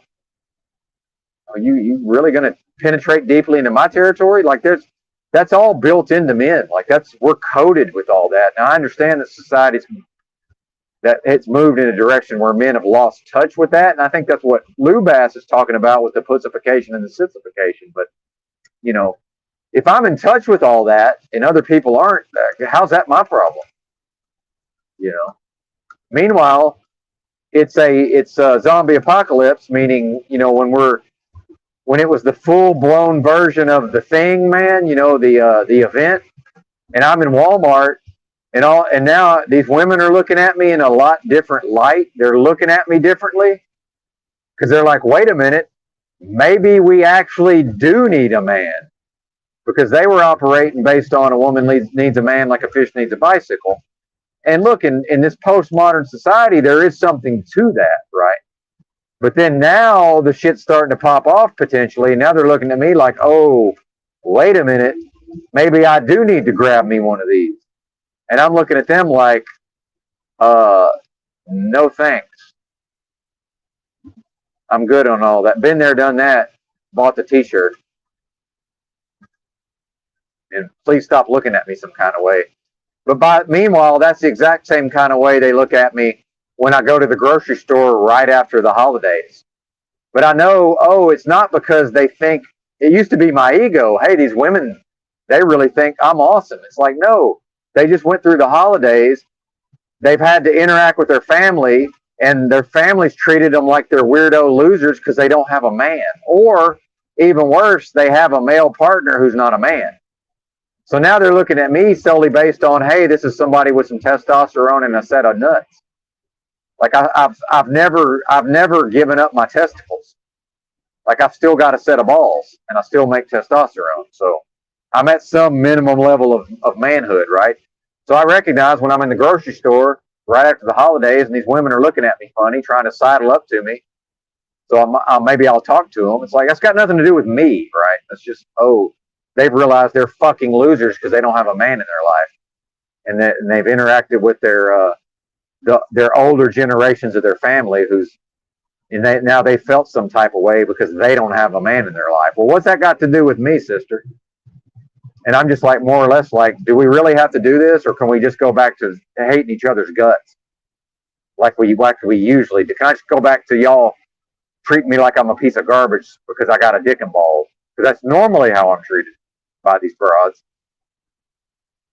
Or God forbid they're not, if they're premenopausal and they're not on if they're not on birth control, they just happen to be in a certain part of their cycle. And now they're looking at me some kind of way. It's like, yeah, okay, I understand that it's the end of the month and you're about to be ovulating or whatever, and you're looking at me some type of way, but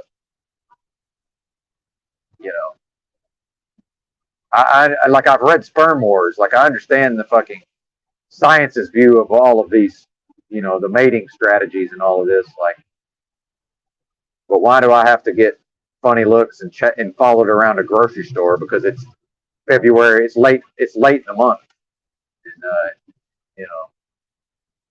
the women who aren't on birth control are, generally it's a specific part of their cycle that I'm aware of.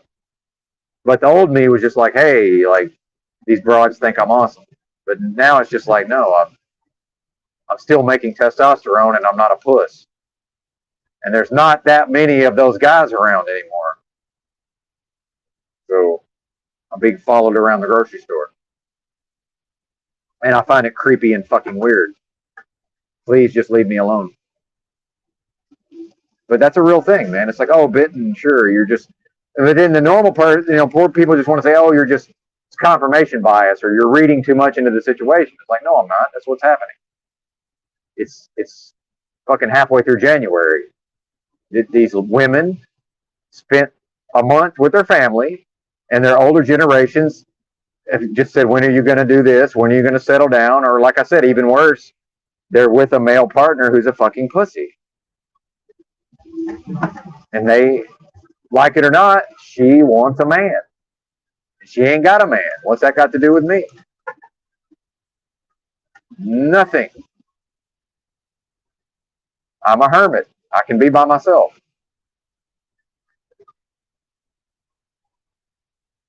Ha ha ha. Yeah, I don't though.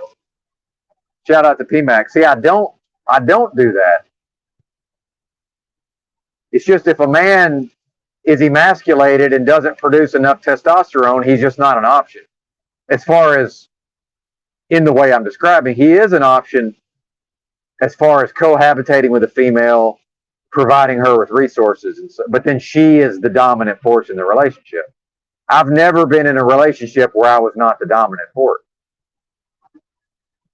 But so what? But society no longer accepts that. I don't think it's a coincidence that I've, had a long stretch of many years of always having a wife or a girlfriend, and then now here I am in 2023, and I've been by myself for several years. I don't think that's a coincidence. Meanwhile, I'm from Arkansas. I can absolutely go to the trailer park and have a girlfriend within a week, like no fucking problem.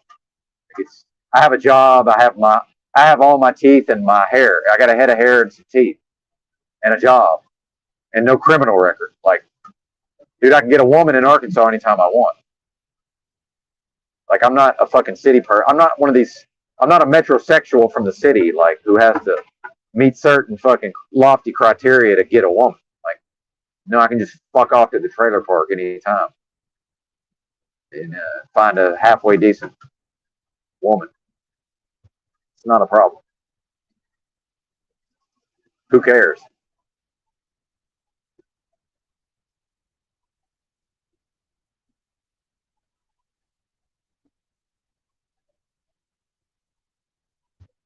Well, I mean, that's an interesting point, PMAC. And what I would say is that, and in some way, this is the plight of the female because, I don't think, I don't think they choose to be this way.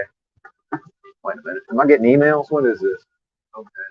Just want to make sure that's not the battery dying. Yeah, we're at 100%. Somebody sent me an email, which I will read here shortly, but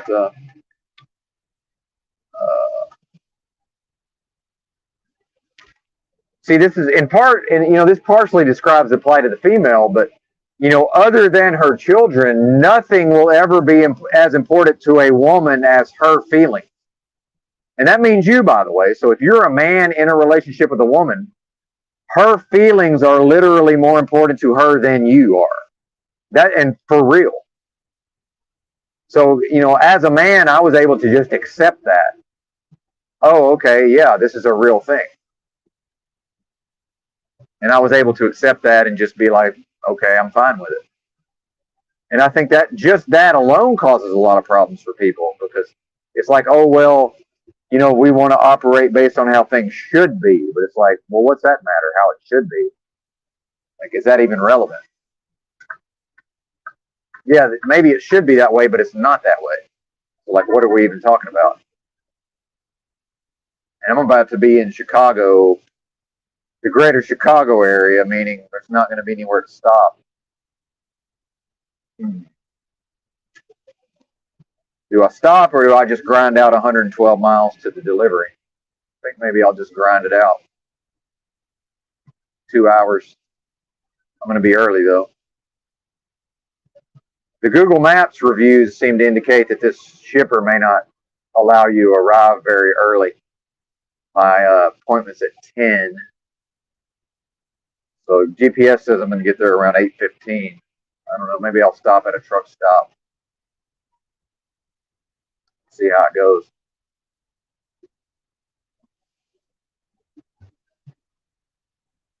So yeah, I don't think women control that part, but then women increasingly are behaving like men, meaning, they have developed these intellectual parts of their minds, where they're able to go to college, get a degree, they're able to go into the corporate world and have a career.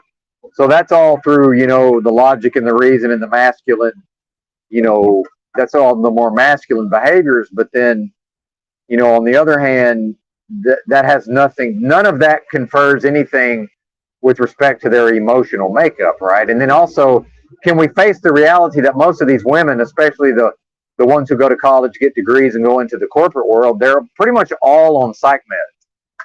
Like almost effectively 100% of these career women are on psych meds. So like really, you're not even dealing with somebody who's emotionally stable in the first place, right? I guess I will go ahead and try to stop. Oh yeah, this is pretty good. I might actually be able to find a parking spot over here, take a break. Although we are going to start running into actual rush hour. I probably need to try to squeak through south side of Chicago before the traffic gets too bad. So I might just cruise in, use the restroom, and get out. Get in and get out.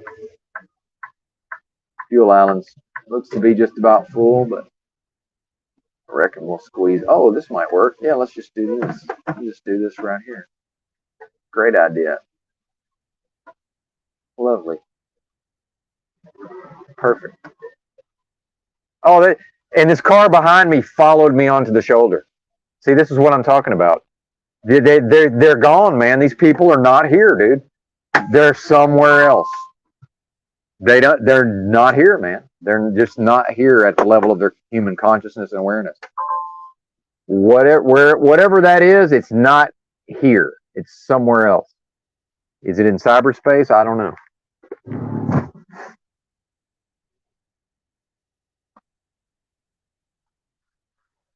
Something is happening.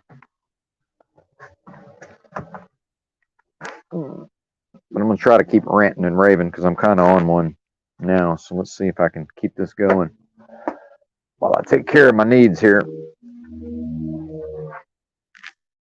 But, and I think, so society we've gone into this place where men are no longer men, but women are still women, by the way.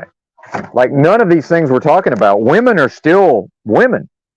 It's men that aren't men anymore because why? What do I say? A woman's a woman because she's got the parts. A man is a man through his actions. And these younger generations, the rites of passage are gone. They're not being socialized. They're being socialized to not behave in a masculine way, but the women are socialized to be very aggressive and to behave in a masculine fashion. So the males aren't becoming men because that's a status that's attained through action. And there's all kinds of things I can do to be viewed as less of a man. There's effectively nothing a woman can do and she'll be viewed as less of a woman. That's just not a thing, right? So that's an inherent, that's you can't have equality between men and women because it's never going to be equal solely based on what I just verbalized. But the reality is that women are still women, but they're increasingly taking on the traditional male role. But then a lot of these men, even before the events of the last few years, are just lost. They're just adrift at sea, right? But women are kicking men's asses. By the way, I don't know if you've noticed this. As far as by what society considers, by what the present society glorifies, women are beating the fuck out of men. I mean, it's not even close. Men are getting their ass kicked, and I don't mean actual men, but males. If you compare females to males, they say, oh, it's a gender wage gap. Dude, unmarried women in their 20s make more money than their male counterpart because they have higher levels of education. And they're incarcerated at a lower rate also. Like, I don't know that people are aware of all this. One moment, be right back.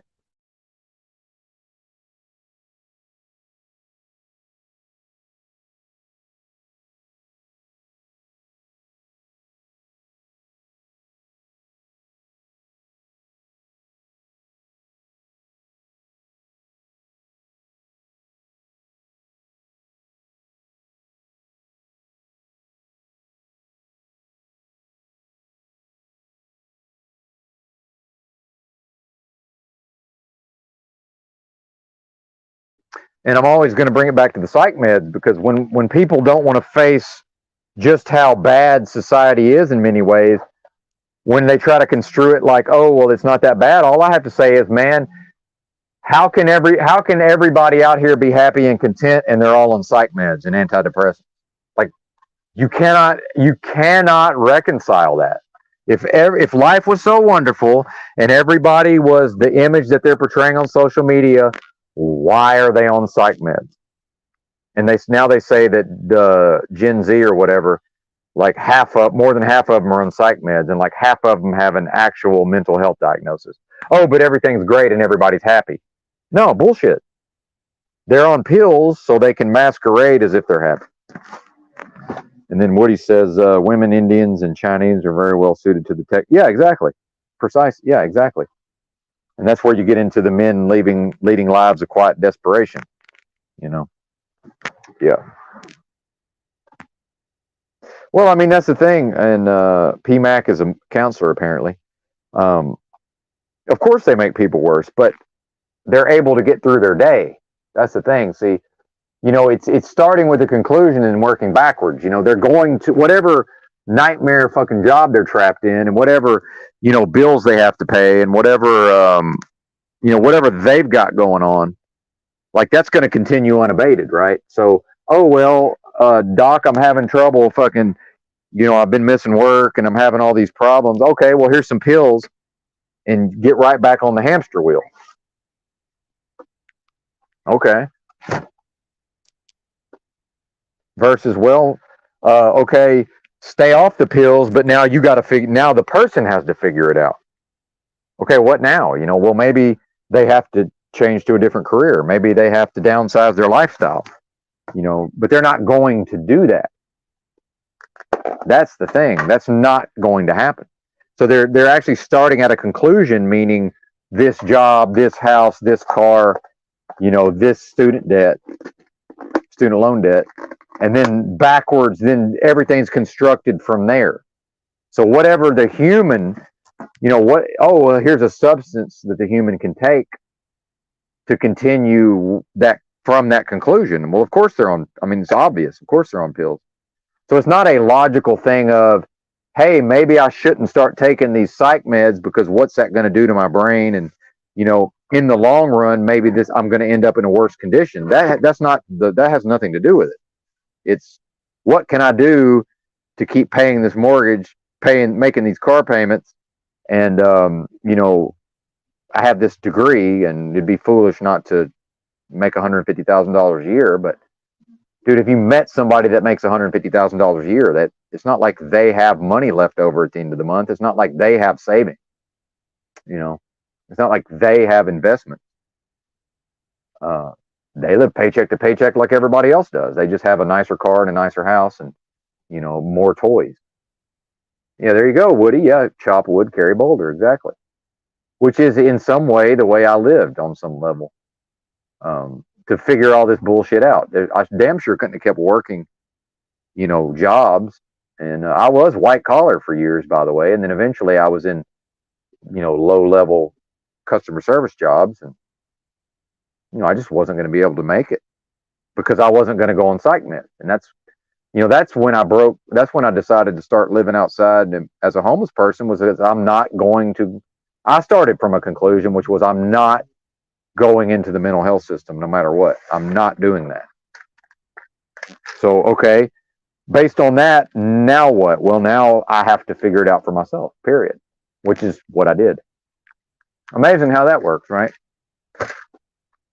And I think anybody can do that, but it's like not without prioritizing that. That has to be the priority. And society's never going to participate. Society doesn't society doesn't support such endeavors. As much as it claims to, it doesn't. Mm-hmm. Yeah, you're right, Jimbo. Spiritual sickness. Yep, you're right. Oh, and the kids, man, that's the worst part of all this. It's bad enough when this is what adults are doing, but good Lord, these poor kids.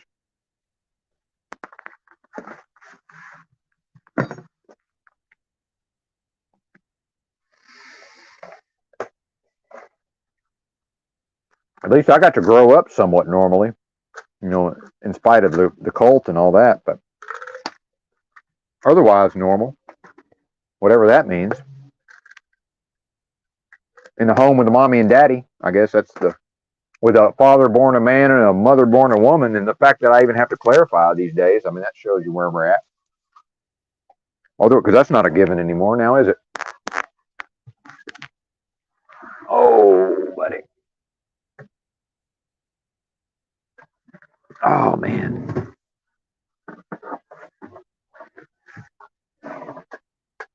But it's not for me to solve all this. And that's one of the main criticisms I have of some of these. Because like Dick over at Paul's panels, he understands a lot of things, man. But he always loops into problem solving. And I'm like, bro, why don't you realize that we're talking philosophy and psychology? Like, why are you looping into problem solving? Like, this ain't problem solving. We're not the solvers of these problems. Not individually, sure, but not at the level of society. So yeah, you can figure out societal solutions. You have no ability to put them into practice. So like, what are we even talking about? Which I guess is okay if the person realizes that it's a non-starter, but they seem to talk as if, Dick and some of those other folks seem to talk as if these are things that could actually be implemented. It's like, what are you talking about? This cannot happen. Not unless humans, collectively raise their level of consciousness, which if they did, that would solve the problems, I would say. They just would knock it the fuck off. We wouldn't be doing these things collectively if we were at a higher level of consciousness, right? Isn't that how that works?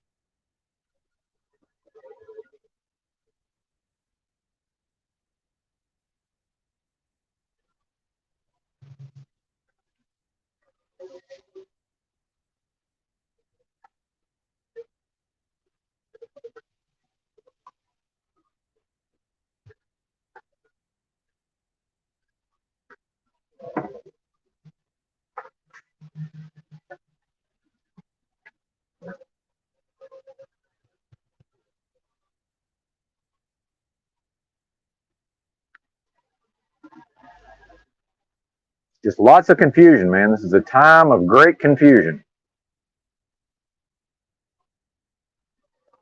And it's not for me to solve. The fact is, the fact that I can even talk about all this, I have absolutely evolved my consciousness, and I have transcended the limitations I was born into.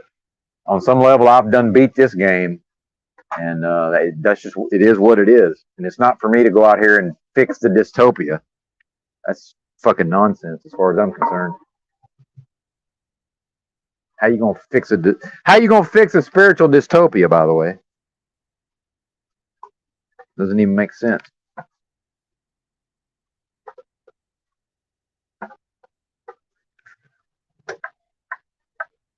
And that's more or less what my podcast was about.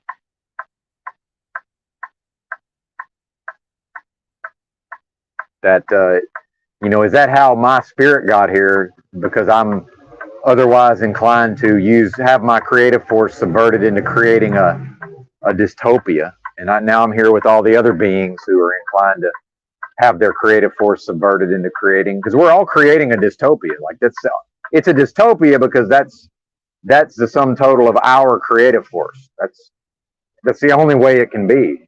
This is not, you can say it's, these people schemed and people were fooled and tricked. Yeah, that's fine. But at the end of the day, this is the sum total of humans' creative output is a dystopia, and we live in. And I don't think that's debatable. So, I don't see that there's anything to be done about that. And I certainly don't have the power or the authority to go out here and intervene as some sort of fucking teacher. It's ridiculous. Like, nobody taught me. I figured the shit out, man. Now, certain writings and certain people help me here and there, but it's all inside of us. It's inside of each of us individually. I'm very optimistic individually. I'm very optimistic. I am a huge believer in the transcendent potential of the individual. I'm very pessimistic when you lump all these people together. There's not going to be a kumbaya, come to Jesus, let's just vibrate out of here. Like, it's just not a thing, man. I don't believe. Maybe I'm wrong, but I don't see it.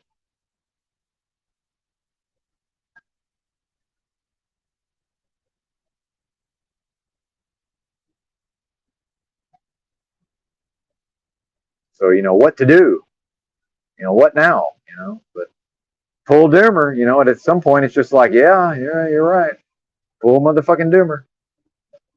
I'd like to read these comments. Unfortunately, I'm going to be in traffic. Probably won't be able to. Now, do we speed or do we go slow? That's the question. So I'm in Illinois with their artificially low speed limits. This would be 70 if I was in Texas. It's 60. It'd be 70 or maybe 75 in Texas. All right, I guess we'll go slow. I'm not really feeling like fighting all this traffic.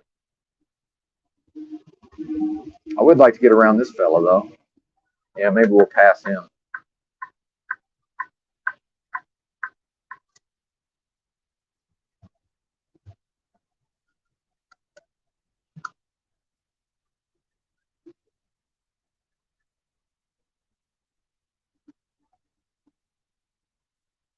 $55 for trucks. No wonder. No wonder he's going that speed.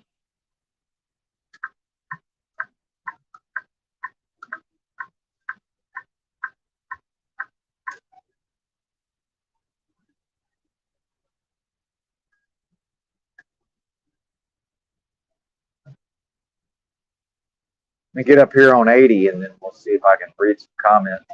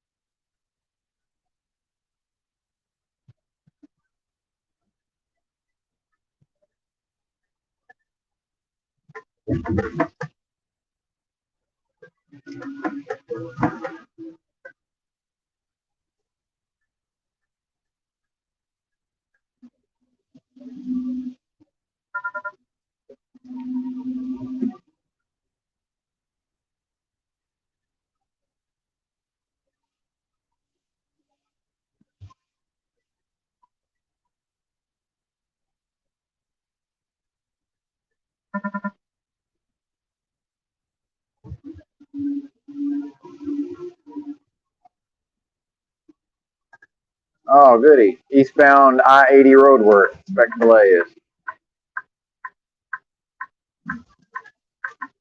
I think there's a way station up here somewhere.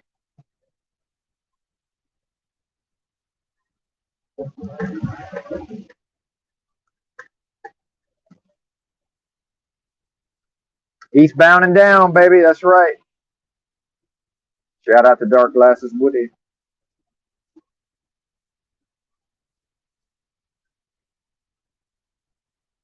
Yeah, put in a complaint with the big man. That's right. And meanwhile, this is the book of Job as far as I'm concerned. We done been offered up to the enemy as far as I can tell. So I don't know if the big man would even care at this point. I can't speak for him or it. I guess him is probably not even a, but yeah, you know, that's just our way, I guess, to put things in our own context.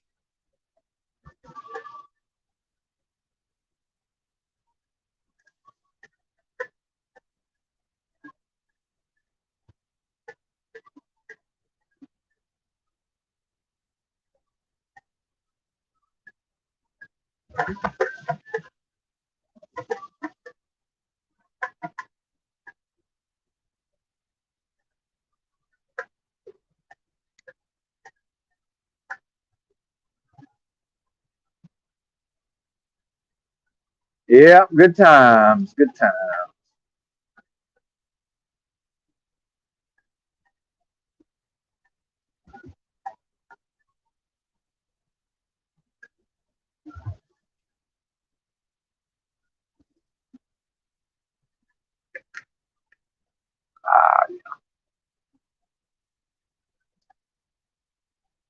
Well, I guess that's enough out of me. I'm gonna get this load delivered, and I reckon I'll be back at the Amish furniture manufacturer, and they'll probably keep me up past my bedtime loading the trailer. That's all right.